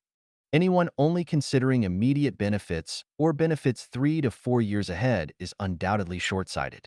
Those considering benefits 10 years or longer ahead are surely individuals with foresight. Anyone considering benefits 100 years ahead is extraordinary and no longer an ordinary person. As for those considering benefits thousands, tens of thousands, or billions of years ahead, they are surely gods, Buddhas, or immortals. 自然之道在日常生活中的运用. The application of the way of nature in daily life. Xiefeng. November 2nd, 2022. Edited by Qin Yu. What is the way of nature? Let us gain inspiration and understanding from the natural world. Take a corn seed, plant it in moist soil, and within one day, the embryo germinates. After about 1 week, a small shoot emerges from the ground. Around 27 days later, it starts to grow new leaves. After 52 days, it develops corn silk, and male pollen appears at the top. Around 90 days later, the corn cob matures. In about 100 days, the corn will be ready for harvest. The corn grain takes 100 days from entering the soil to maturing, and this is the way of nature. An egg hatches into a chicken in around 21 days under normal conditions, and this is also the way of nature. Water freezes into solid at 0 degrees, melts into liquid above 0 degrees, and evaporates into gas at 100 degrees. Temperature changes lead to variations in the water's molecular state, and this is the way of nature. Water flows naturally, and when the melon is ripe, it falls off the vine. These are powerful proofs of the way of nature. Looking at the vast world, apart from many phenomena caused by human activities, all other phenomena change and evolve according to the way of nature. It can be said that all things in the world follow the way of nature. Humans are one species in nature and are also bound by the laws of the way of nature. For example, aging and death are inevitable, but humans have subjectivity and thinking, so they have the tendency and ability to deviate from the way of nature. When we summarize the disasters in human society and the causes of individual troubles and suffering, we find that they are caused precisely by violating the way of nature. Conversely, when society is stable, the weather is favorable, and people live happily and contentedly, it is a result of adhering to and following the way of nature. Therefore, we can conclude that when people obey and follow the way of nature, society becomes harmonious and stable, and people live in harmony and happiness. On the other hand, when they go against and disrupt the way of nature, society becomes turbulent and unstable, and people suffer and endure hardships. So how do we obey the way of nature? Let me explain through some everyday phenomena. The phenomenon of sudden wealth. Analyzing the 100-day maturity process of corn seeds after entering the soil, we can see that the phenomenon of sudden wealth goes against the way of nature. Wealth and prosperity should be accumulated little by little, day by day, following the natural course of events. Instant wealth is not in accordance with the way of nature, and its result is catastrophic. It leads to extreme and distorted psychological activities, dramatic changes in language, gestures, and even physiological functions. The attitudes and demands of others towards the individual change, often leading to contradictions and conflicts. In such cases, the phenomenon of sudden wealth results in inflated desires, strained relationships, an imbalanced normal life order, and twisted and distorted mental states. In short, it increases troubles, suffering, anxiety, and fear. Many people love gambling, playing the stock market for speculation, and engaging in betting. All of these are the psychological outcomes that go against the principles of the way of nature. Similarly, corruption, borrowing money for business ventures, to quickly get the first bucket of gold, to live in a luxurious mansion, drive luxury cars, and so on. All ideas and actions aimed at getting rich quickly go against the way of nature. This is like sowing corn seeds and expecting a harvest after just 3 to 5 days. The result will undoubtedly bring numerous troubles, sufferings, anxiety, and worries. Therefore, everything cannot be rushed. Any mentality or action that seeks quick success violates the way of nature, and the result is undoubtedly contrary to one's wishes. By going against the way of nature, any self-satisfied success will bring countless hidden dangers. These hidden dangers will gradually be exposed or erupt in the individual's future life. For example, corrupt officials who are smug and self-satisfied may end up in prison or get kidnapped or murdered in their future life journey. The fear of death. 99% of people have a fear of death, which is a very irrational mentality. Death is the most natural and just thing, as everything in the world ultimately leads to death. Even the heaven and the earth will have a day of extinction. How could humans be an exception? To eliminate the fear of death, one must understand the principles of the way of nature. Once understood, one can face death calmly without disturbance. Death is not an accidental event. It is an inevitable trend that cannot be avoided. Therefore, the best mentality is to embrace death with a smile. Whether in fear or smiling, death is inevitable. Fear makes people timid and fearful, while smiling makes people live a relaxed, free, and enjoyable life. Why not embrace death with a smile and live a life full of romance? In fact, those who understand the mysteries of life and time are the least afraid of death because death opens another door for the journey of life. Perhaps the scenery after death is even more fascinating and pleasant. Thus, those who understand the way of nature and walk on its path will never fear death. If one still fears death, it means they are on a path that deviates from the way of nature. The phenomenon of poverty. Have you noticed that the more impoverished and backward a place is, the more likely it is to suffer from natural disasters and human-made calamities?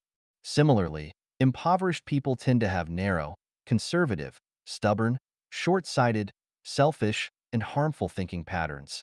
There seems to be a hidden spell that says, the more they have, the more they are given, and the less they have, the more they stay impoverished.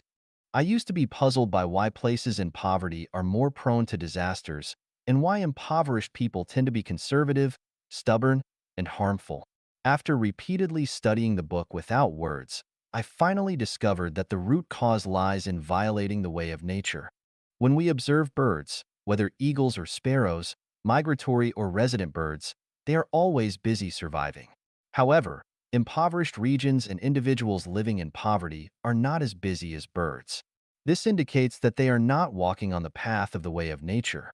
The way of nature tells us that the more accommodating a place is to various species, the easier it is to survive on this place. Similarly, for humans, those who have an open mind and embrace diverse ideas and lifestyles are more likely to avoid disasters and move towards prosperity and happiness. As the saying goes, the one who steals will not become wealthy, and the one who treats guests well will not be poor. If a person's home always has guests from all over, it will not be a place of poverty. Take the United States, for example. It is prosperous, strong, civilized, and free. Why? Because the United States embraces the largest number of multi-ethnic, multi-faith, multi-group, and multilingual immigrants in the world. Immigrants make up 15.3% of the total population in the United States. It is not difficult to understand from this point that in the past, present, and future, the United States has been prosperous and powerful. Conversely, when we look at poor and underdeveloped countries, most of them are closed and exclude foreigners. Biodiversity is a sign of prosperity, which aligns with the way of nature. A place that closes itself off and excludes outsiders goes against the way of nature, leading to inevitable poverty. Regarding individuals, those who refuse to accept new ideas, cultures, concepts, and lifestyles will inevitably become conservative, stubborn, and fall into poverty and decline. Phenomenon of disease. Disease is a sign of violating the way of nature. Following the natural way of rising with the sun and resting with the sunset is in accordance with the way of nature. Those who violate it will eventually fall ill. Regular routines in daily life and moderation in diet are in harmony with the way of nature. Violations of these principles will lead to illness. Negative mental states such as anger, comparison, envy, greed, aggressiveness, belligerence, selfishness, and the pursuit of pleasure and so on, also violate the way of nature, leading to illness. Here, I propose a Goldbach conjecture regarding diseases. I encourage readers to gather, summarize, analyze, and reason to verify it. The conjecture is, anyone who has a disease must have violated the way of nature, and anyone without a disease must be following the way of nature. Phenomenon of seeking immediate gain and profits. First of all, let me tell you that 99% of humanity seeks immediate gain and profits. Any phenomenon of seeking immediate gain and profits is a violation of the way of nature. From forcing children to abandon play for studying to commercial endeavors seeking the first bucket of gold, bribery and corruption in the business world, or cutting corners to get ahead. All these attempts to gain benefits by violating natural laws and even in the realm of spiritual cultivation. Many people barely scratch the surface of cultivating themselves but wish to become immortals or enlightened beings. Moreover, many people lack even basic knowledge of how to be a decent human being. Yet, having learned only a few pieces of patchwork jargon related to spiritual cultivation, they audaciously present themselves as masters, attempting to propagate their teachings and mislead others. Many people show a lack of diligence in their studies, resort to deception and trickery in their work, fail to contemplate deeply in their thoughts, and neglect serious academic inquiry. Yet, they constantly harbor the desire to achieve rapid success and prosperity. But where can such success come so easily and effortlessly? Once they achieve their wishes too effortlessly, without a doubt, they step into a trap and plant hidden dangers. Planned economy and market economy. Planned economy violates the way of nature, while market economy aligns with the way of nature. When we observe nature, no human intervention is required for management. Species naturally reproduce, and their populations self-regulate.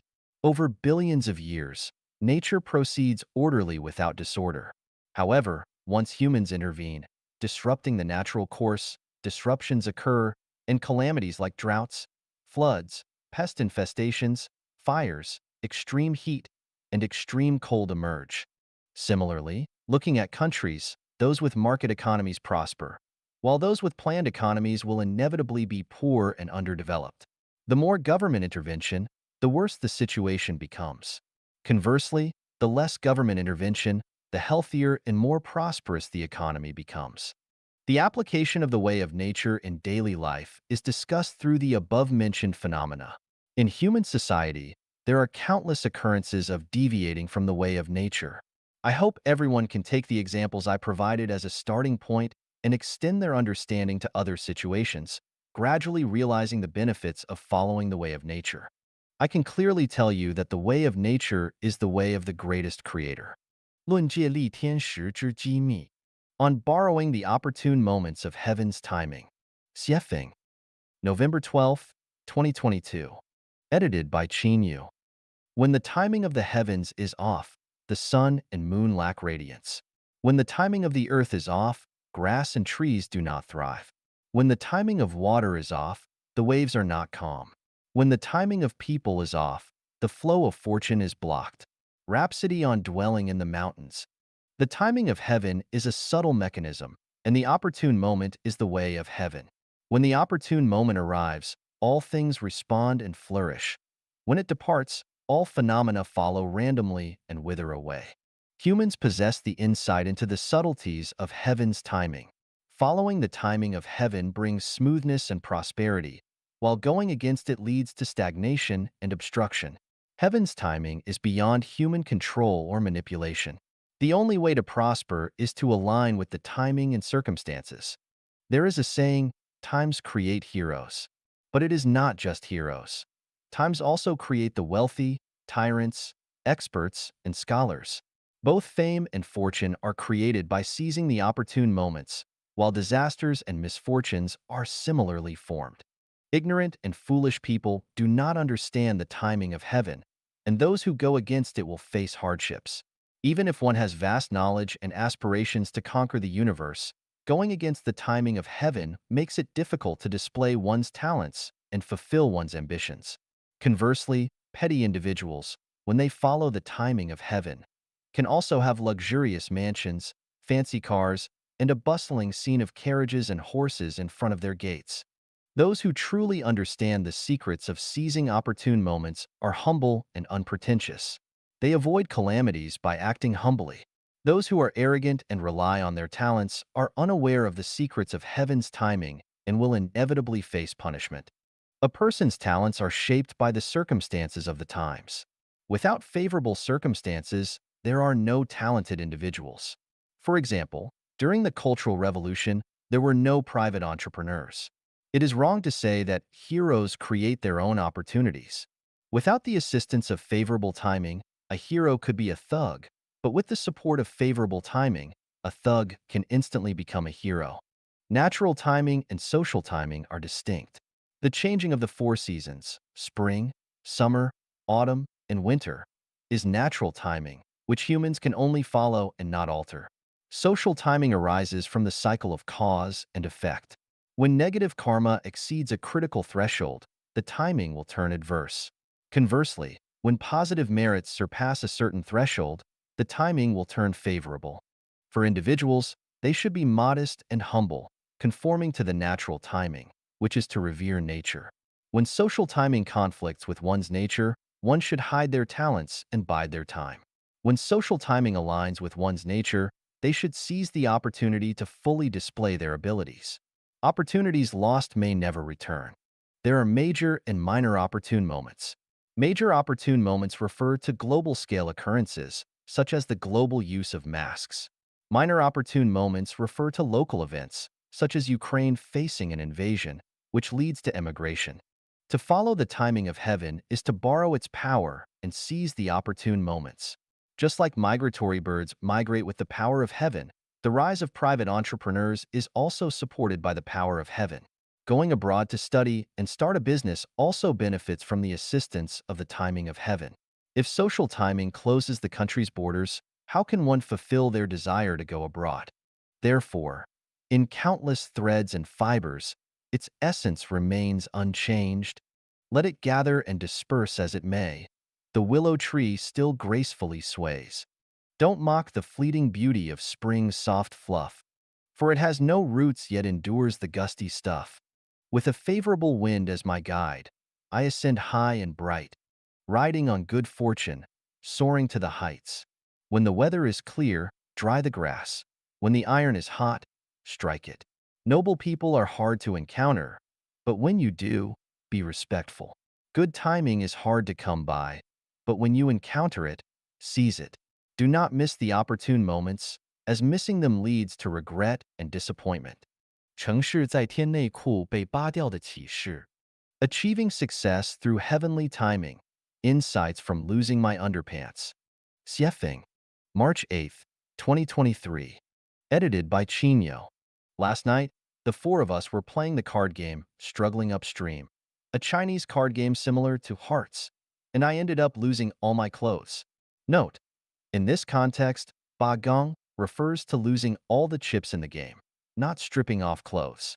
In the game, losing a round results in losing one chip, and losing 5 chips is considered being bagong, stripped off. Winning a round gains you 1 chip. Each player starts with 5 chips for each round of the game. For me, it was an experience of utter defeat, something I hadn't experienced since I started playing the game at the age of 4 or 5. Could it be that my card skills have regressed? No. It's that the Tao has bestowed upon me a profound gift, allowing me to further understand the rules and principles hidden within the seemingly chaotic and disorderly holographic order. The ancient sages have long told us, man plans, and the heavens decide. Before one experiences a thorough defeat, these teachings are merely theoretical without personal experience and realization. Only through experiencing failure or triumph can one truly comprehend their essence. In the control of the Tao, regardless of how exceptional one's card skills are, or how good the cards they hold, they may still lose and be left with nothing, stripped bare. Similarly, regardless of how poor one's card skills are, or how bad the cards they hold, they still have a chance to win the game. Just observe people around you. Some may be exceptionally good-looking, yet their lives are miserable. Some may have a humble appearance but live for 100 years in peace. Some may possess exceptional talent and intelligence, yet meet a tragic end. Some may be ignorant and clueless, yet live their lives unscathed. Some may be immensely wealthy, yet end up in prison. Some may live their whole lives in poverty, but still enjoy family happiness. I have written an article called Mahjong, Holography, and Chinese Culture, which was inspired by playing Mahjong and understanding the underlying principles. Last night, while playing poker, struggling upstream, I further realized the profound connotation of man plans and the heavens decide. Those who have played mahjong and poker must deeply feel that in a game with 4 players, the cards you draw each time are different from the last time. Even if you play all your life, it is difficult to draw a hand identical to a hand you previously held. The 54 card combinations are astronomical, seemingly random, disorderly, and chaotic. Yet, each player's outcome is almost predetermined. This is the principle of holography, where hidden within the seemingly chaotic disorder lies strict and elusive rules and principles. Behind these rules and principles, there are mysteries that are unseen, unheard, and untouchable. These mysteries are the truth of holography, but they are not the entirety of the truth. The true core truth lies in Tao's holographic mechanism. Understanding the principles of the holographic mechanism, one will no longer seek quick gains, feel restless, impose one's will on others, or be overly competitive. In the holographic mechanism, the best way to live is to play, entertain, and experience, while everything else is illusory and transient. Only by understanding Tao's holographic mechanism can one become a celestial being. 同维度认知解决不了同维度矛盾. Cognition within the same dimension cannot resolve internal conflicts. Xiefeng, May 17th, 2023. Edited by Qin Yu. Can those who love marriage and family solve the series of conflicts and crises that occur within them? The answer is impossible. It's like standing in a muddy pit and trying to clean your feet. It's not possible. Just as a mouse cannot solve the crisis of being caught by a cat with its level of cognition, and just as a patriot cannot build a world of great harmony. It's as futile as a fish trying to fly to a forest to settle in and sing. Farmers cannot solve their own contradictions and crises, and likewise, workers and intellectuals cannot solve their own contradictions and crises. Similarly, a nation, a country, a political party, and a religion cannot resolve their own contradictions and crises because cognition within the same dimension cannot solve conflicts within that dimension. Humanity itself cannot solve its own contradictions and crises because human cognitive ability is limited by time and space. It always tends to focus on one thing at the expense of others. When one contradiction is resolved, it will sow the seeds of another 8 contradictions. And when one crisis is resolved, it will give rise to 8 more crises. People coming from other places can easily discover the deficiencies and shortcomings of the local area. People from developed areas can easily find business opportunities and make money in less developed regions. The contradictions and crises of an underdeveloped or even impoverished country need people from developed civilizations to resolve them. Humanity's contradictions and crises require extraterrestrial beings to solve. From this, we understand a principle. To resolve conflicts, confrontations, and crises do not seek solutions and approaches within the same dimension. Internal contention results in an increase in entropy, leading to rigidity and death. Instead, actively and proactively introduce people and cultures from different dimensions to overcome one's own contradictions and long-standing problems. The more pronounced regionalism, nationalism, and patriotism, the less conducive it is to resolve one's own contradictions and crises. This principle also applies to individuals. The stronger the ego, the better one feels about oneself, and the more reluctant one is to listen to others' advice, the greater the hidden crisis on the path of life. Because individuals cannot truly know and understand themselves, those around them are more aware of their situation. When a person rejects the advice of others and stubbornly insists on their own course of action, crises and dangers await ahead. Therefore, when a person is troubled, suffering, and worried, the best approach is to abandon their own cognition and seek external methods to solve the problems. If one always believes they are right and refuses to listen to others' advice, their troubles, suffering, and anxieties will not decrease but instead increase. In conclusion, do not seek solutions and ways to resolve crises within the same dimension of people and culture. Instead, look to people and cultures from different dimensions to find solutions and paths to overcome problems and crises. 问题无解向外探索. If a problem seems unsolvable, explore beyond its boundaries. Xiefeng, June 26, 2023. Edited by Qin Yu. Suppose a group of people live in a dim, dark, damp cave. How can they break free from this predicament? Is it possible to transform the gloomy, wet cave into a sunny, comfortable environment? Trying to study, research, strive, and work hard inside the cave is almost futile.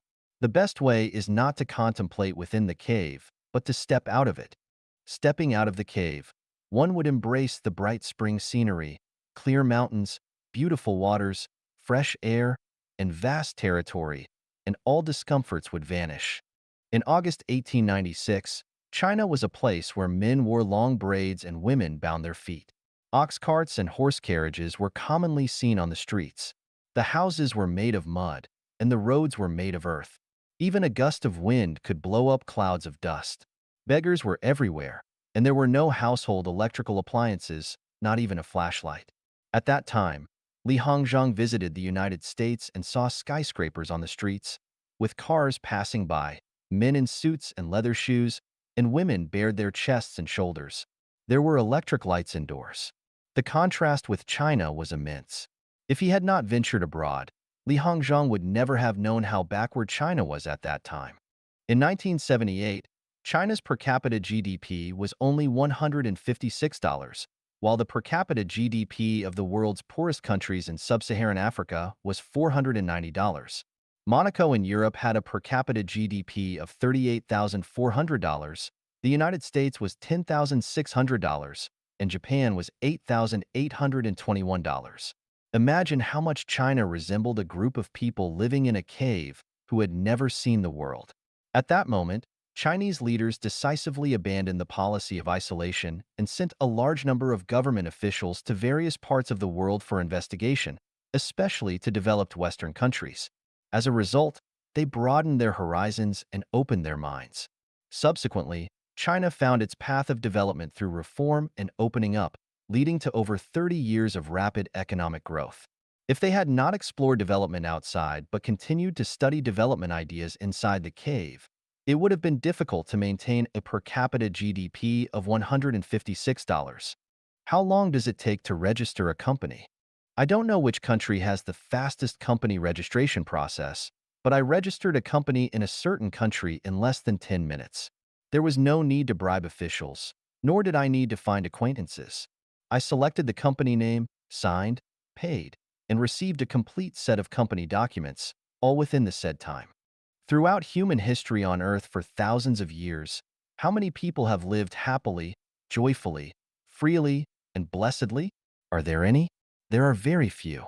More people live in distress, pain, conflict, struggle, oppression, anxiety, and fear. Why has this issue concerning all of humanity remained unresolved for thousands of years? Take a look at all the so-called great figures and thinkers throughout human history. Observe their thoughts and actions. Look at the discussions on the internet today, especially those of so-called masters, including high-ranking officials in the United Nations and presidents and leaders of various countries. They are all contemplating and pondering within the cave.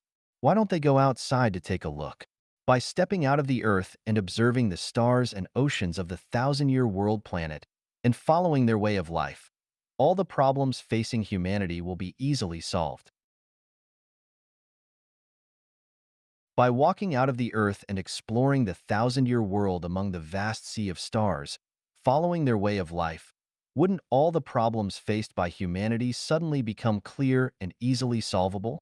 If a problem cannot be solved in Christianity, look for answers in Buddhism. If Buddhism cannot solve a problem, look for answers in Islam. If Islam cannot solve a problem, look for answers in Taoism. If Taoism cannot solve a problem, go to the frontiers of science for answers. If science cannot solve a problem, look for answers in theology and metaphysics. In short, do not seek solutions and paths within your own cave of knowledge and cognition.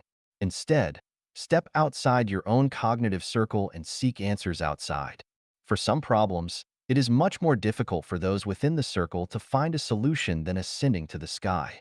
But by stepping out, one will find that others had already solved them hundreds or even thousands of years ago. I once wrote an article called, "When You Think You're Right, You're Already Wrong." If we do not step out of our own circle of knowledge and cognition, closing ourselves off in our own cave, then we will follow in the footsteps of past mistakes. Even after 10,000 years, humanity will still be trapped in the sea of suffering and unable to extricate itself. Isolationism, closing our eyes and ears, blocking information, shouting slogans, and paying no attention to external affairs will inevitably lead to ignorance, backwardness, barbarism, and ultimately extinction. 我的自然之道观. My view of the way of nature. Xiefeng. December 4th, 2023. Translation edited by Qin Youai emphasized that Life Genuine follows the way of nature because it is synonymous with the way of the greatest creator. Nature equals the greatest creator, and the greatest creator equals nature. Nature embodies all the laws and principles of the universe. Everything in the universe exists and evolves within these laws and principles. In this sense, nature is Tao, and Tao is nature. Tao is the spirit of the greatest creator, the consciousness of the greatest creator. Therefore, we know that the greatest creator, Tao, and nature are one. The greatest creator equals Tao equals nature.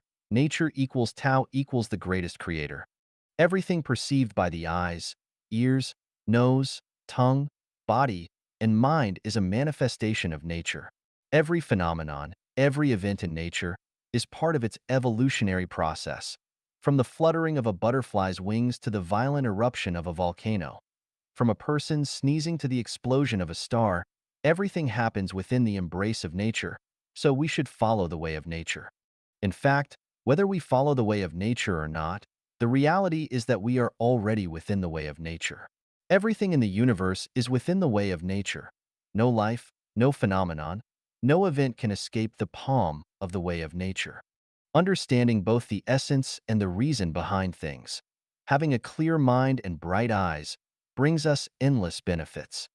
Firstly, our journey of life will become simple, light, joyful, and pleasant, rather than complex, heavy, troubled, and painful. Secondly, we will avoid reefs, pitfalls, obstacles, and deception, making our journey of life smooth and safe. Finally, by following the way of nature, we can reach a better space. I'll give some examples to illustrate. In Life Genuine, there is no idol worship, just a love for nature. Life Genuine does not celebrate festivals related to gods, Buddhas, celestial beings, and saints. Nor does it celebrate festivals related to countries, nations, great people, or individuals. Only natural festivals, such as the Mid-Autumn Festival and the Spring Festival. In Life Genuine, there are no temples, monasteries, shrines, or churches. We just integrate into nature. Isn't life simpler and easier this way? Things undergo cycles of formation, duration, decay, and emptiness. Life experiences cycles of birth, aging, sickness, and death. This is the way of nature. Therefore, we will no longer mourn the decline of something, nor will we sorrow over our own aging or the passing of our loved ones. I live each day happily and freely, allowing everything to return to its rightful place, ashes to ashes, and dust to dust. Why in life a genuine? One should not interfere with others' minds and affairs. Because everyone is within the way of nature, everyone has their own unique life trajectory and destiny. Interfering with others' minds and affairs not only annoys people, but also disrupts and influences nature's arrangement for them. Therefore, watching someone go to heaven without jealousy or interference. Watching someone go to hell without intervention or interference. Great as the sun, beautiful as peony flowers, have never interfered with anyone's destiny for millions of years. So small as you and me should not impose influence on others. Life Genuine does not advocate the cultivation of supernatural powers, gong, magic, and techniques, because as humans, the way of nature has already arranged everything for us. All the skills needed for survival are provided. Even the thresholds of hearing and sight are set to protect us. Otherwise, if we could hear plants growing, hear people talking 3 kilometers away, see ghosts around us and gods in the sky, we would not survive. Therefore, as humans, longing for and seeking supernatural powers, gong, magic, and techniques are contrary to the way of nature, and it goes against the way of nature. Understanding the way of nature, we can be as calm as water and tranquil and serene. Born in poverty? Well, that's okay. Born into wealth? Well, that's fine too. Stay in a 5-star hotel? Feels great. Stay in a thatched cottage? Wow, beautiful. In short, adapt to circumstances and remain calm. A mouse is a mouse, a cat is a cat. This is the arrangement of the way of nature, so there is no insistence on others, nor on oneself. No insistence on cabbage having the value of radishes, no insistence on wolves turning into herbivores. No insistence on children becoming rich and famous, no disdain for parents not leaving a substantial inheritance. No insistence on others acting according to one's own intentions, nor insistence on oneself becoming a certain type of person. Act according to one's own inner preferences. Become the person that the universe needs according to the arrangement of nature. Play the role that one should. After walking the way of nature, I discovered that selfish desires and attachment to the self are contradictory to the way of nature. Consequently, selfish desires and attachment to the self vanished. Without them, I eventually realized that I belong to a heavenly life, having transcended the ordinary. It turns out that selflessness leads to self, and selflessness leads to fulfillment, is the highest and most profound secret of cultivation. Only by reaching the state of having nothing can one discover that they possess everything. After understanding the way of nature and adhering to it, looking back at everything in nature, observing everything happening in human society, and witnessing the aspirations and actions of people around us, it's full of humor, very funny. While for yourself, like driving with a GPS navigation map installed, regardless of how complicated the roads or how challenging the city may be, you will eventually reach your destination. 量子力学测不准原理与人的命运 Uncertainty Principle in Quantum Mechanics and Human Destiny. Xiefeng, December 5th, 2023. Translation edited by Chinyo. In my article, All Our Efforts and Contributions Accumulate Virtue for Ourselves, I elaborated on a principle that suggests, according to the conservation of energy theorem, the sum of positive and negative energies in the universe is zero. This phenomenon, like as you sow, so shall you reap, can be deduced to speculate on a person's future scenarios based on factors such as their psychological activities, words, behaviors, expressions, attitudes, and postures. In other words, a person's life trajectory and destiny can be predicted. However, some have questioned this, arguing that microscopic particles exhibit random Brownian motion, and the uncertainty principle of quantum mechanics tells us that human destiny cannot be predicted.